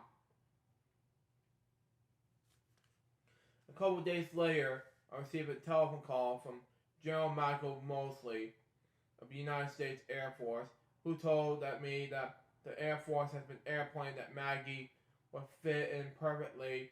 It would pick her up in air grade and fly her to Travis Air Force Base. When a short drive from Paul's secretary, let me hasten to add that you and the taxpayer fear not. I paid the Air Force at Maggie's flight. It took all my frigate flyer miles. 2 weeks ago, Nancy Bird and I went up to Paul's to help celebrate Ruby's first anniversary to secretary. Ruby is another elephant, and Nancy and I helped get her out of the Los Angeles Zoo and into the secretary. Perhaps you saw me feeding Ruby some of her cake on television. Wow. After seeing Ruby's roaming on acres and acres of beautiful countryside filled with trees, a pond, a mud hole, and all the things that keep elephants happy and healthy, it was easy to understand why more and more enlightened, progressive zoos are closing their elephant exhibits. Wow. While we're in Paul's for Ruby's anniversary celebration, we visited all 11 elephants living there, including Maggie. Maggie's gained weight and strength, and she was having made friends with the other elephants, And words, Ed Stewart, some of that, pointed out that they knew she was enjoying her new home when she ripped out her first tree. Heavy elephants apparently love to rip up trees. She is, of course, deeply grateful to Congressman Bill Young and General Michael Mosley of the United States Air Force. As I come to the end of this book, I realize that there are several people who have played improvement roles in my life who deserve recognition. First is Joe Tremia, who is cutting back my hair when I was hosting Troop of Consequences in Burbank and is still cutting it 42 years later. He had just begun as a hairstylist when I first met him. He had later cut hair for many Hollywood biggest stars, including Robert Redford, Matt Von Shee, Marlo Brando, Steve McQueen, Brad Pitt, and Robert Ranger, and of course, Charles Bronson. It's interesting enough, he was the stylist to give the $400 haircut for John Edwards. Joe did not charge Edwards $400 for a haircut. Wow. Joe had to go to Edwards Hotel to cut his hair. And the $400 included the haircuts that Joe could have done that he have not left in her saloon, driven to Los Angeles traffic, cut Edwards' hair, and driven back through Los Angeles traffic to the saloon. Essentially, there are not haircuts that we're talking about. There are hairstylings, but frankly, there'll always be haircuts for me. Part of the whole ratio that I enjoyed the most was a line of Washington Post that said, Joe ratio have announced his life, and it starts with a T. I've cut from them all. From Brando to Barker. I like them being the same sentence with Brando. Even though I got the second billing. Makes sense anyway. Anyway, My business management combo is pretty impressive as well.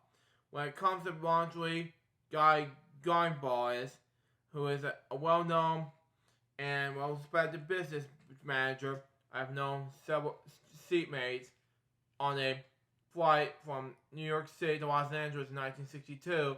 By the time the plane landed in California, I was so impressed with Guy that I retained him to handle my business affairs. Guy suggested that this might be 2 last pages. I'm not sure, but yeah, 3 last pages. But anyway, buy some land in the Paris Valley.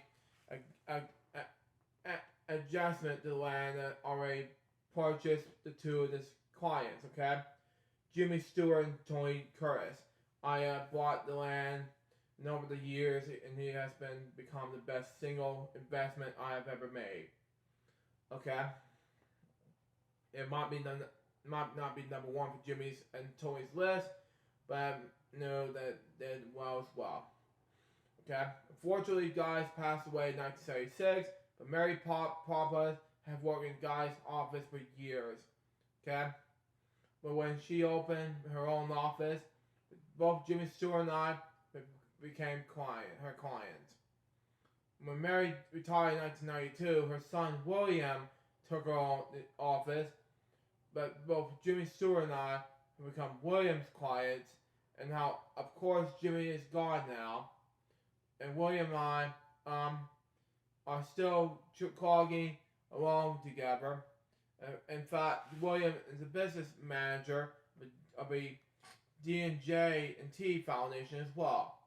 So like Tinker, Tinker, something like that, to Evers, to Chance, it has been Guy to Mary, to William, from me, for almost half a century. So Ravenel, a prominent entertainment authority, and I have been still associated with 26 years, so has navigated and made a contract for me professionally. It has participated in writing agreements for the endowment funds I established for universities on behalf of animals. And of course, there is Henry Bolliger, something like that. Henry's been my public relations representative for more than 20 years. He is watching over me like a mother hen in all sorts of situations, all the sorts of places, with all the sorts of people, and never miss a beat. Which brings me to Tom Stanley, something like that. A true artist of the next a needle, something like that. Excuse me, anyway. Frankly, I've been comrade of my clothes, and Tom has been my terrier for 4 years. Wow. Thomas made me everything from corduroy jackets to tuxedos. He had never dropped a stitch. Wow. Real stitch shivers, ladies and gentlemen.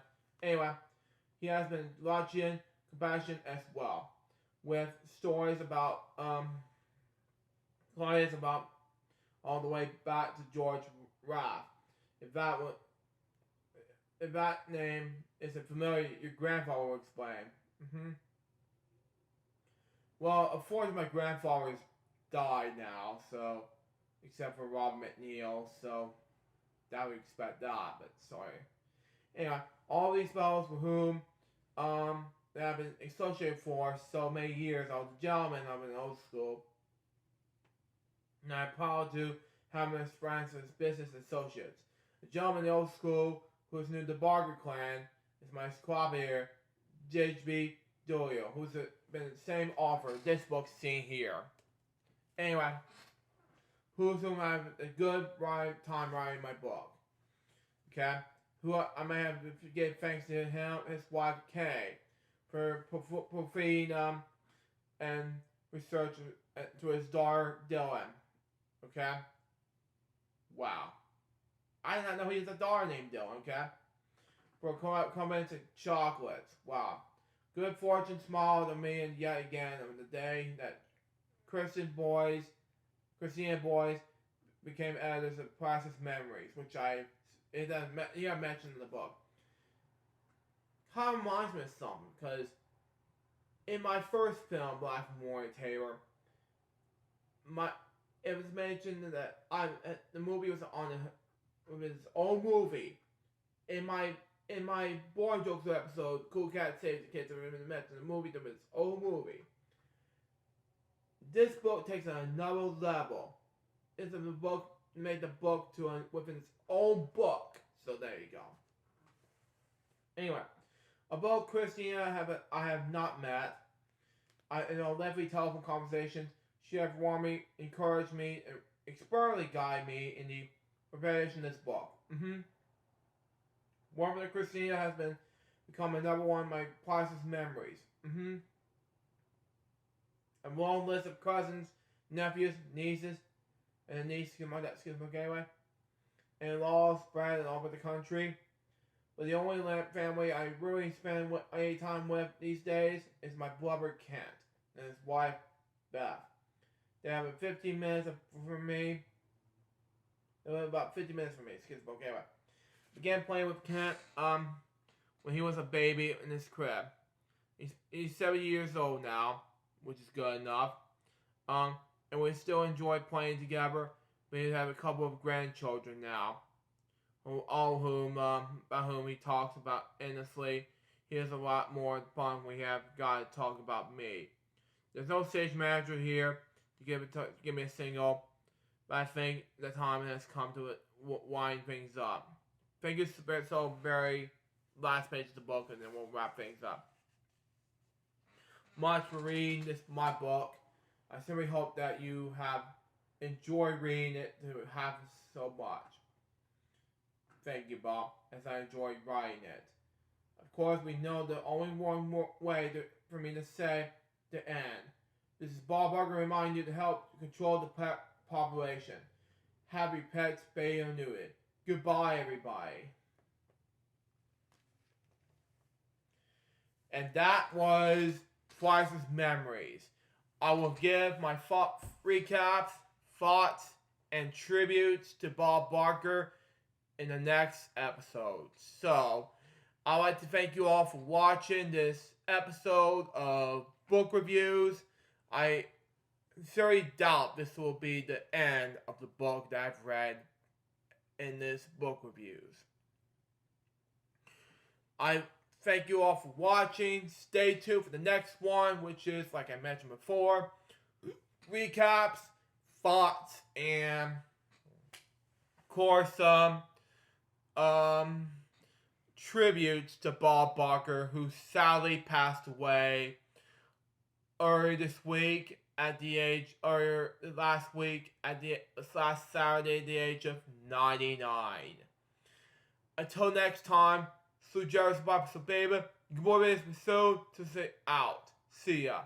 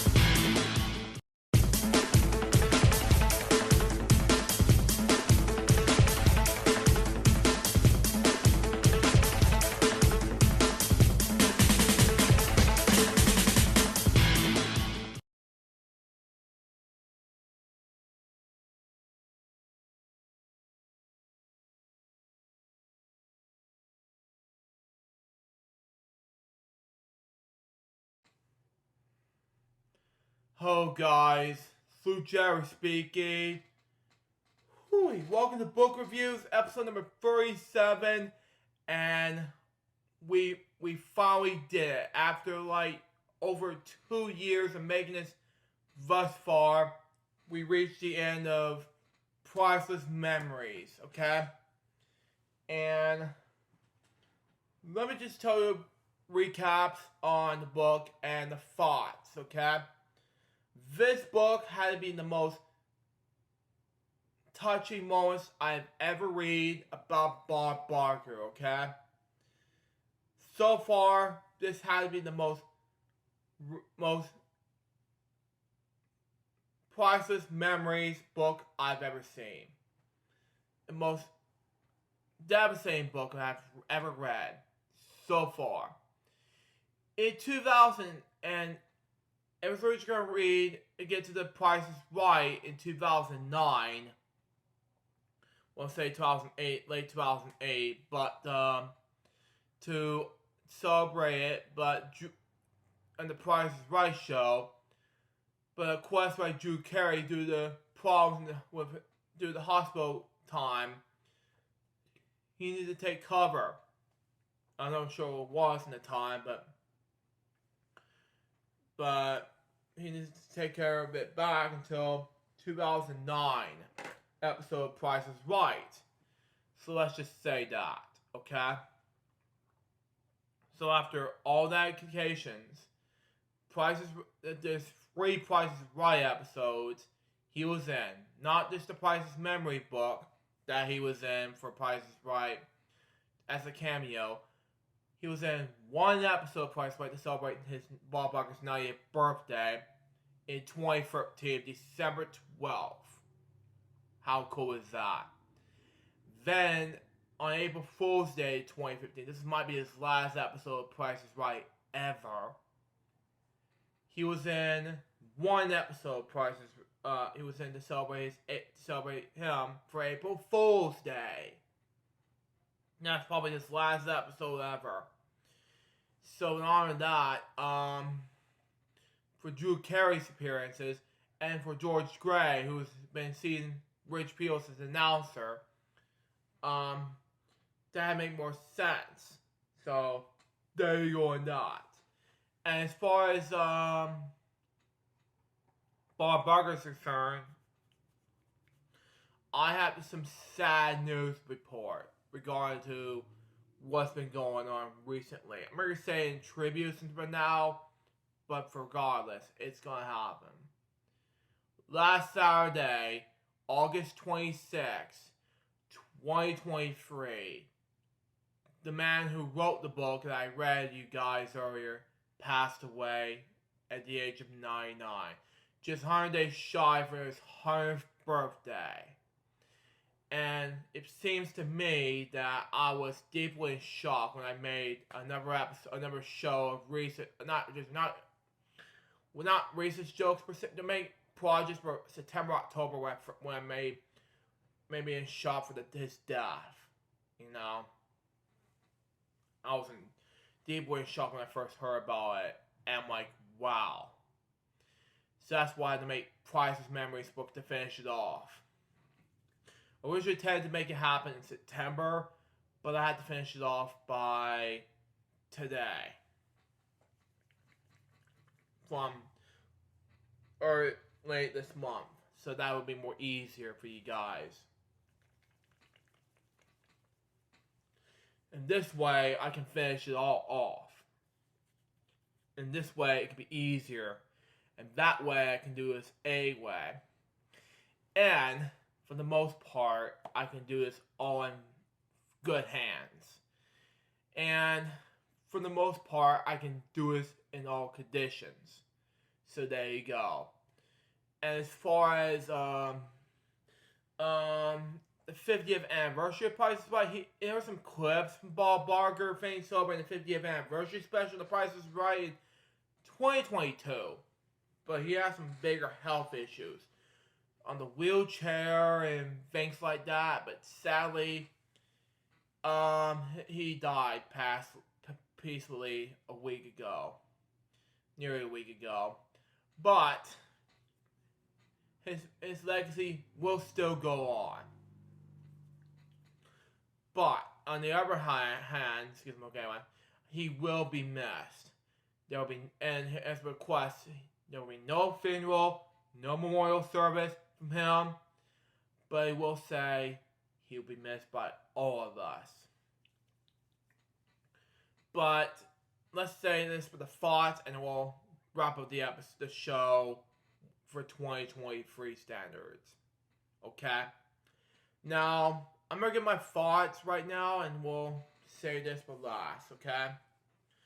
This book has to be the most book I've ever seen.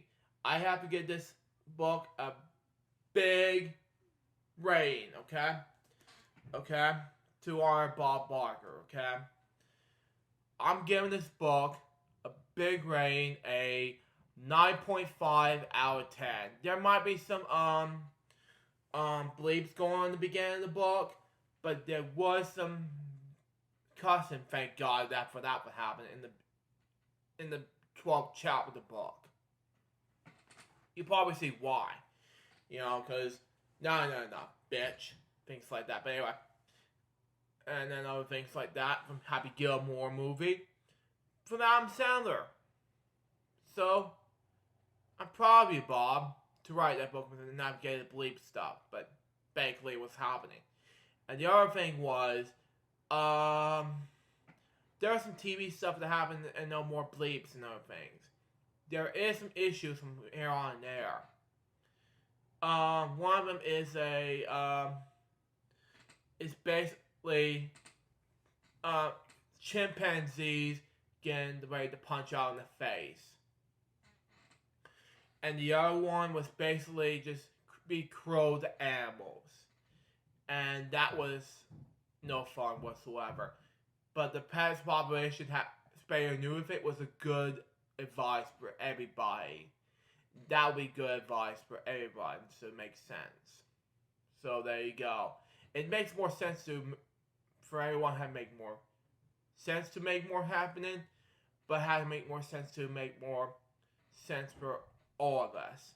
So that's your answer on that question. And that's my recaps, thoughts, and tributes to Bob Barker. Now before I wrap things up, that I want to say, rest in peace, Bob Barker. You'll be dearly missed by all of us.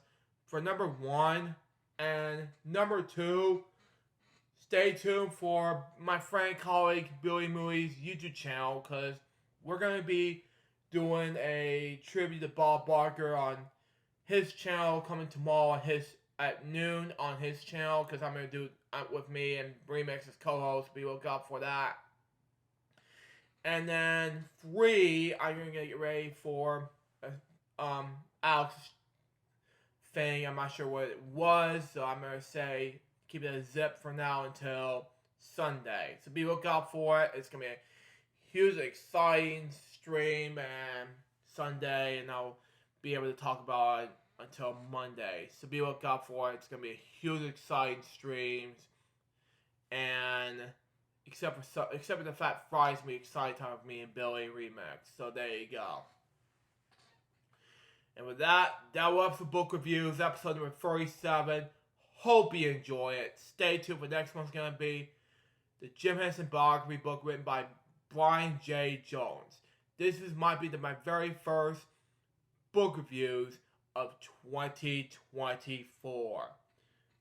And this recap spots and tributes to Bob Barker 1 will be the last video book reviews episode of 2023. Unfortunately, because number 1, I had to take some time off doing book reviews, and 2, I am not doing any more book reviews for now until the new year arrives, okay? So I'll let you know about that. Until next time, suggest Bob so baby, you can move this episode to say out. See ya.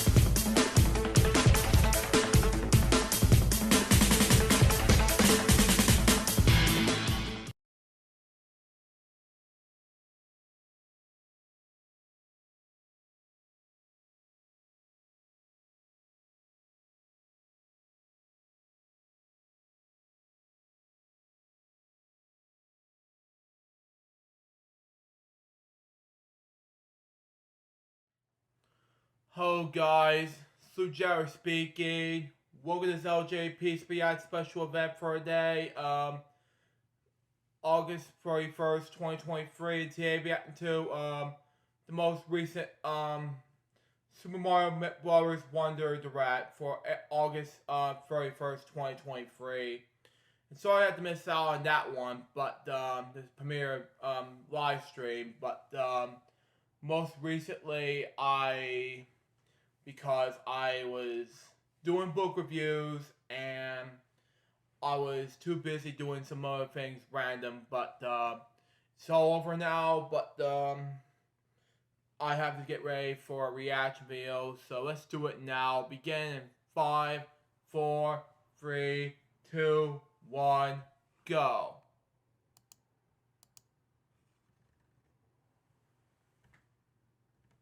It's gonna be 4 or 6 minutes. Okay, that's fine.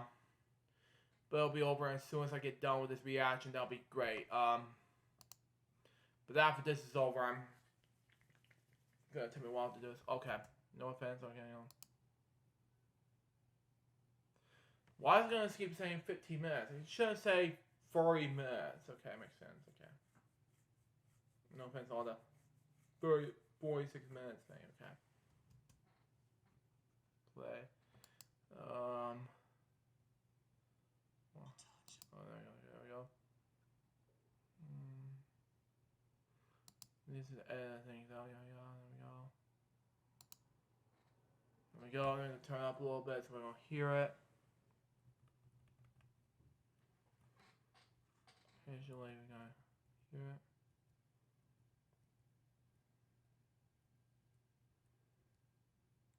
Oh, there we go. Got it. Come on.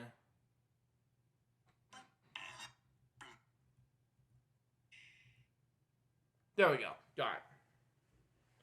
It's gonna be 30 minutes. Here we go. Wow. Welcome to the Flower Kingdom, a not-so-distant land just beyond the Mushroom Kingdom. Wow. Mario and friends were invited here by the benevolent Prince Florian. But Bowser, the king of the Koopas, had other plans. Wow. With just a single touch of the mysterious Wonder Flower. Wow.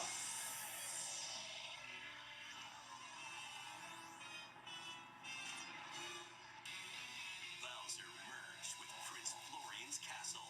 Jeez.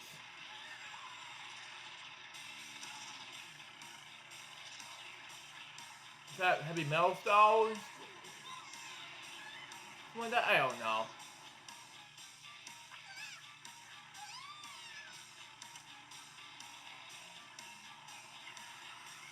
Wow, that was scary.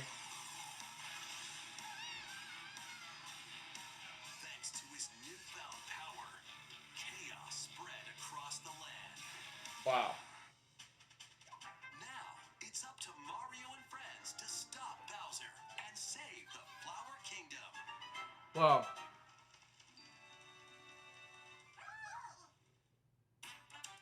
Wow. Wow. In this presentation, we'll go over what's new in Mario's latest 2D side-scrolling adventure, the Super Mario Bros. Wonder Game. Let's jump in. Okay. Flower Kingdom. Okay. This is the Flower Kingdom. Okay. It's made up of 6 distinct worlds that circle the Petal Isles, making a total of 7 areas to explore. Okay. Your adventure begins among the tubular hills of Pipe Rock Plateau. Once you get past the freezing foot of the mountain, you'll be aiming for new heights in Flop Pop Peaks. Many trials await amidst the picturesque scenery and radiant cascades of shining falls. Traverse multiple islands. Wow. Dive into the sea. And spelunk through caves at the heart of the Flower Kingdom, the Petal Isles. There's Wow. also an arid desert with white sand as far as the eye can see. An uncanny forest lined with giant mushrooms. Wow. A scorching hot world full of molten magma, and more. Right here on 2 Disney. Continue on. I give courses await in each world. Move around the map in each world to select a course. You can even walk freely through open areas you find. In Wow. these spaces, if you're not quite ready to take on a particular course, you can try a different one instead. Play Wow. them in any order you like. Okay. Once you've played a course, you can quickly come back to it through the courses menu. It's Okay. an easy way to find the ones you want to play again. Okay.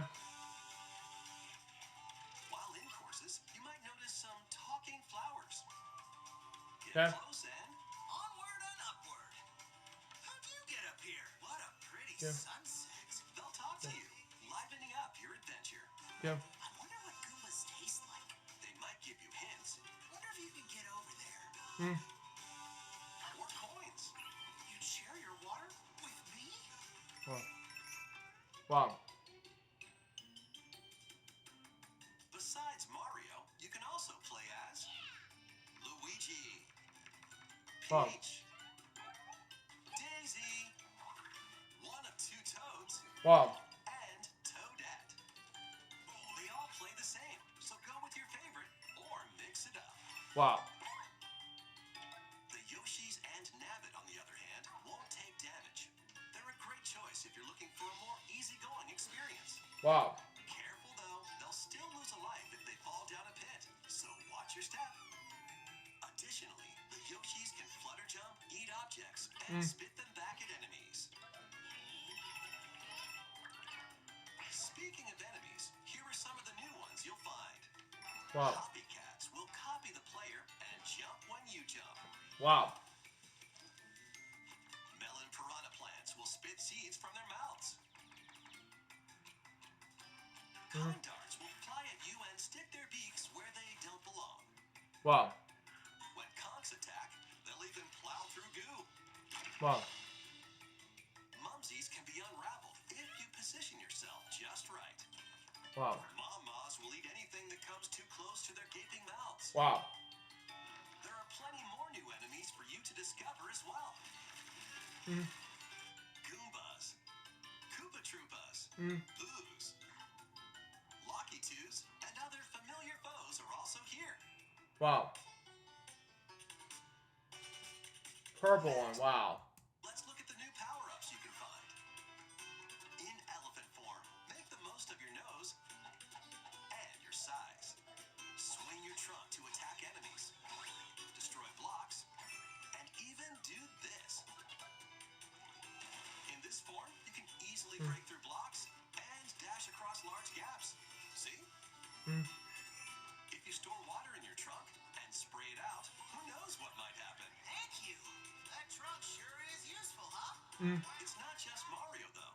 Luigi, the Toads,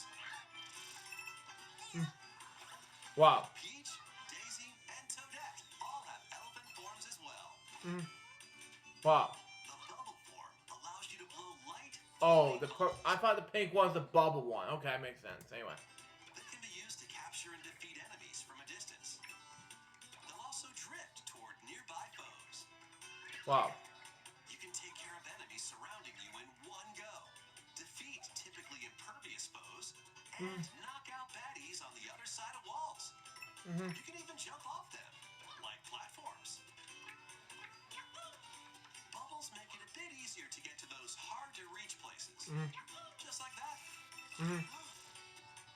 While in drill form, you'll get a pretty nifty drill.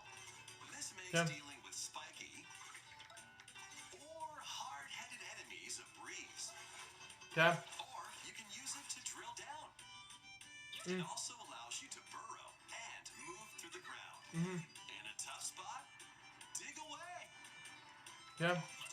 You can even burrow into the ceiling. Wow. Whoa! Wasn't expecting company. Plus, a classic fire form makes a return. Wow. Oh, and you can hang on to an extra power-up.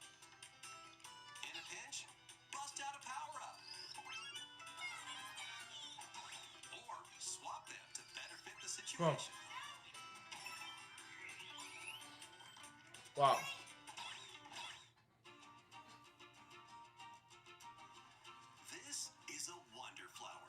Okay. plant that grows in the flower kingdom. It's said they thrive off this world's mysterious power and release it when in bloom. That's the power Bowser was after. Okay. When you touch a wonder flower in a course, a wonder effect will trigger, causing some interesting changes. Wow. Pipes might start moving. A stampede of enemies can appear. The terrain Wow. may tilt. You can end up in a free fall. Wow. Bubbles might, bubble up. Your perspective can change. Or Wow. you might float through space. Wow. There are even wonders where your character transforms. Mario might become a Goomba Wow. or a spike ball Wow. Wow. or blow up like a balloon. Ooh. You touch a wonder flower, always expect the unexpected. Collect a wonder seed and the course will return to normal. Some courses need to be unlocked using the wonder seeds you've collected.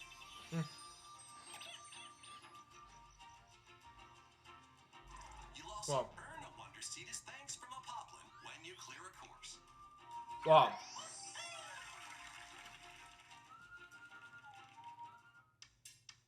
Badges, okay. As your adventure progresses, you'll unlock in-game badges that change up the way you play when equipped. There are a variety of badges, each with its own special ability. Let's go Okay. over some of them. Okay. Slow your fall with the parachute cap badge. Enhance your wall jumping abilities with the wall climb jump badge. Unleash a burst of speed while underwater by equipping the dolphin kick badge. You can also break underwater blocks. Charge up a bounding leap with the crouching high jump badge. Wow. Shoot vines in midair and stick to walls with the grappling vine badge. Wow. Recover from dangerous drops instantly with the safety bounce badge. Easily find important items using the sensor badge. Draw in nearby moolah with the coin magnet badge. Wow. Become invisible to your enemies and yourself with the invisibility badge. Wow. You will not stop dashing with the jet run badge. And Wow. you can run in the air for a bit. Wow. There are many more badges with different abilities, from the convenient to the unconventional. Wow. Only one badge can be equipped per course. Equip them from the world map or when starting a course. Or if you don't make it through, grab a different badge and try again.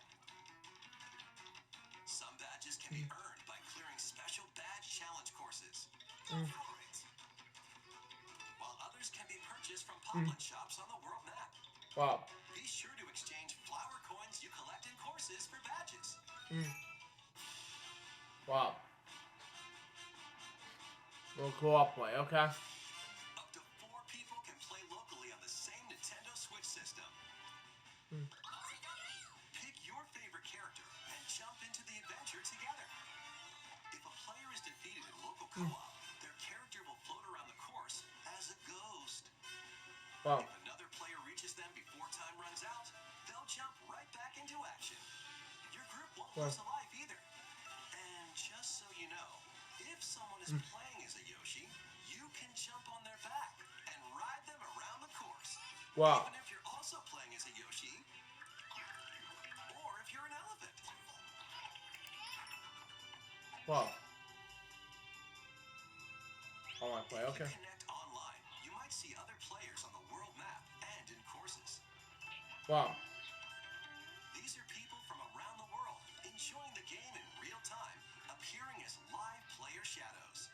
Wow. Just like in local co-op, if you're defeated, you can come back to life by bumping into a live player shadow. Players can send greetings Wow. and share in-game items. Even though you won't be playing together directly, you'll get to experience a subtle connection with other players online as you enjoy this new adventure together. Wow. You can also place a standee in a course. Standee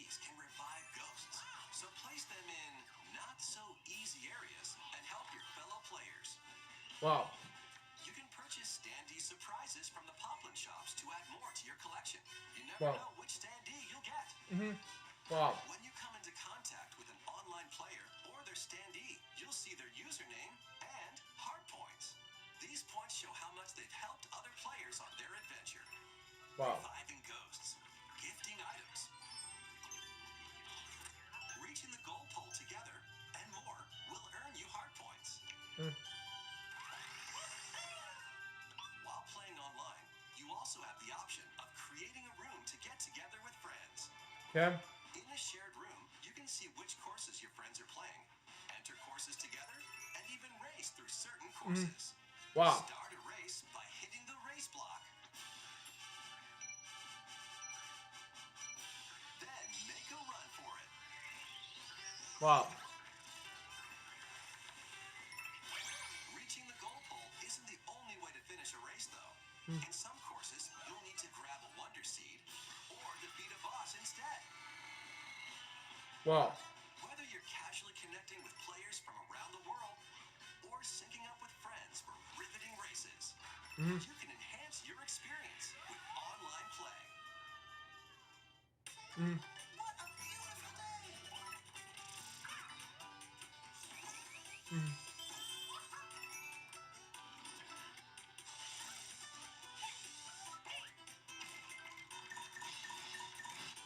Wow.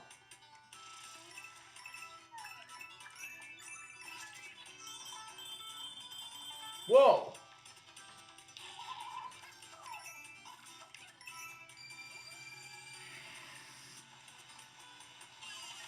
Jump into the unexpected with Mario and Friends when Super Mario Bros. Wonder launches on the Nintendo Switch system October 20th. Plus, a new Nintendo Switch OLED model, Mario Red Edition, is also on the way. If you look closely, you'll find Mario and some hidden coins. The Nintendo Switch OLED model, Mario Red Edition, launches October 6th. Wow.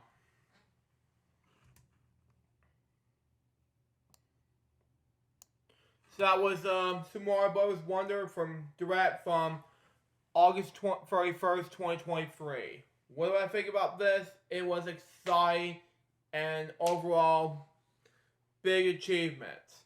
And that was those Reacts episode number 1000. No, that was a special event. Elder Reacts for today, August 31st, 2023. I hope you enjoy it. Stay tuned for the next one's gonna be Lunchtime of OJ Pizza Squad episode number 795. Till next time, suggest Bob so baby. Good morning, Miss Sue. Thomas it out. See ya.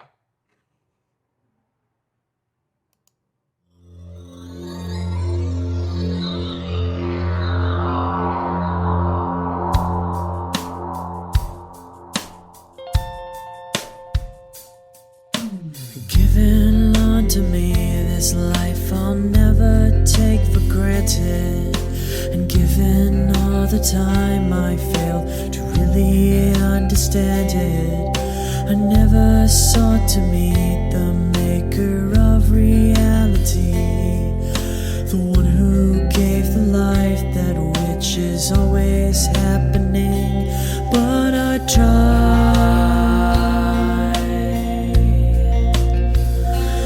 all the time.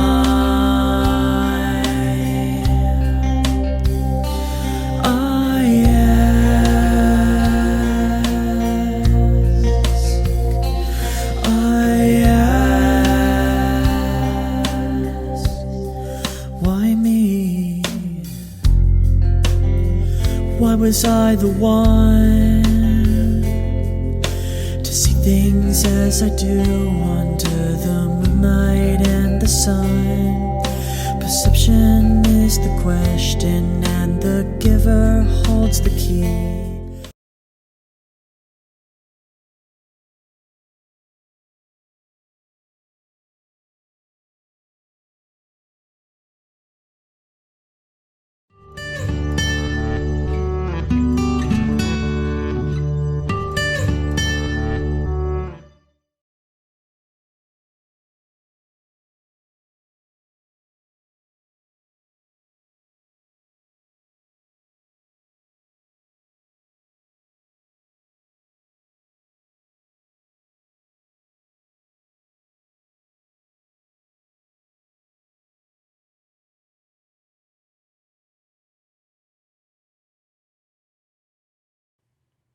Hello guys, Sue Jerry speaking.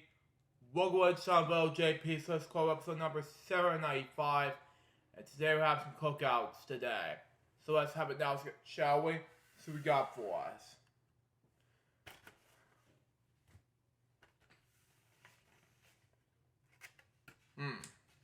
Tasty. Gotta scooch up a little bit so I can eat. Careful.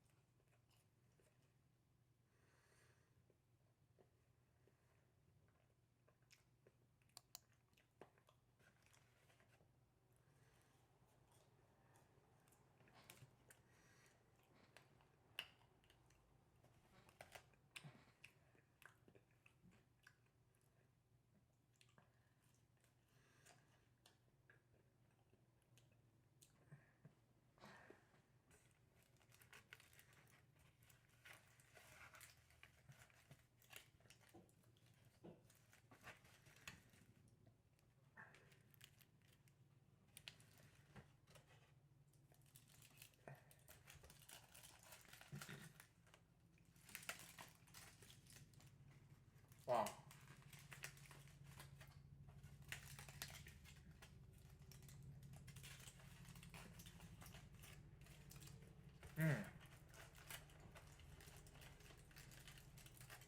Real. So, yeah, I don't want to dip down a banana or something, but no. Not.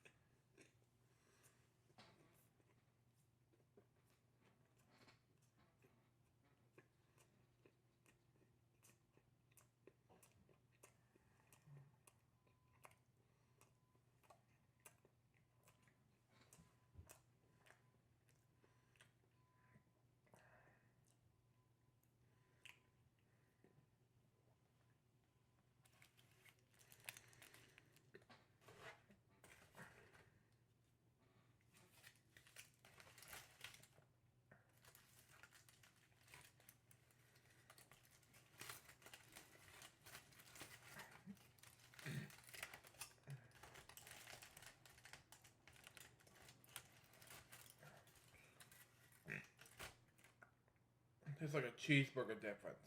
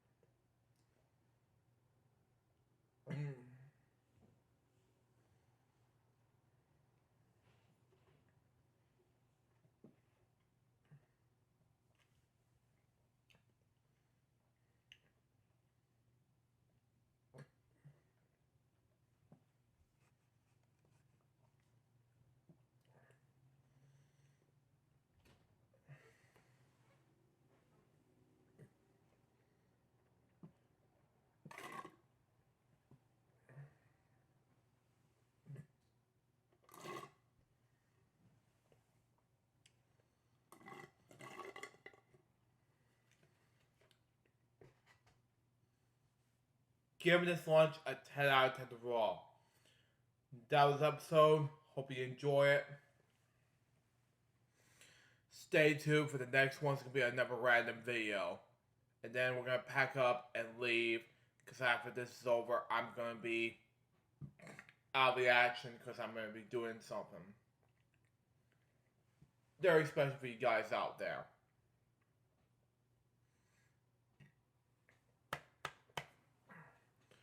Till next time, this is Jonas Bob, so baby, you can move this pursue. Till Wednesday out. See ya.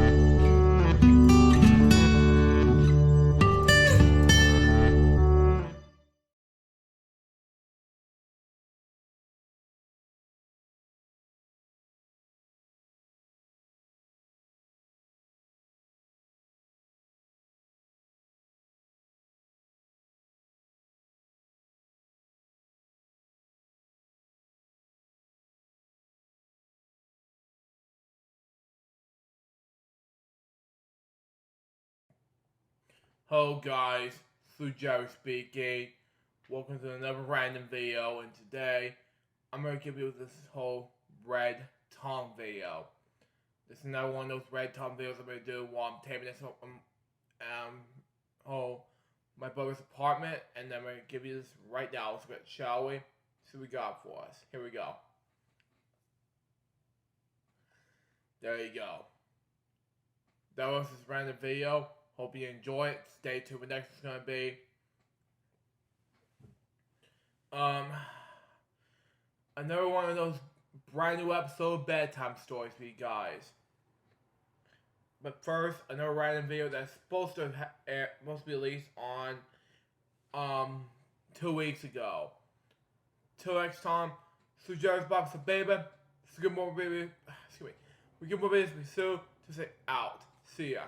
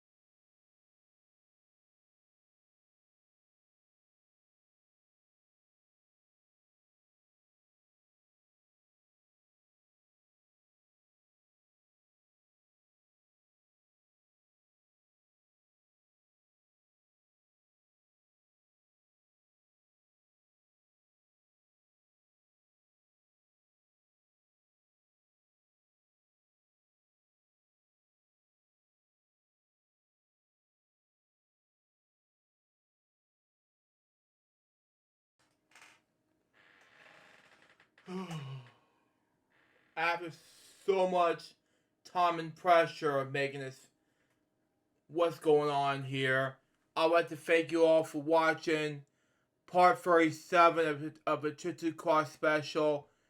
For future references, I'm making tributes to Pee Wee Herman and Bob Barker, starting with part 38 of the Chitty Cross special. So until then, I will see you for part 38 of the Chitty Cross special, which will be on Thanksgiving 2023. See ya!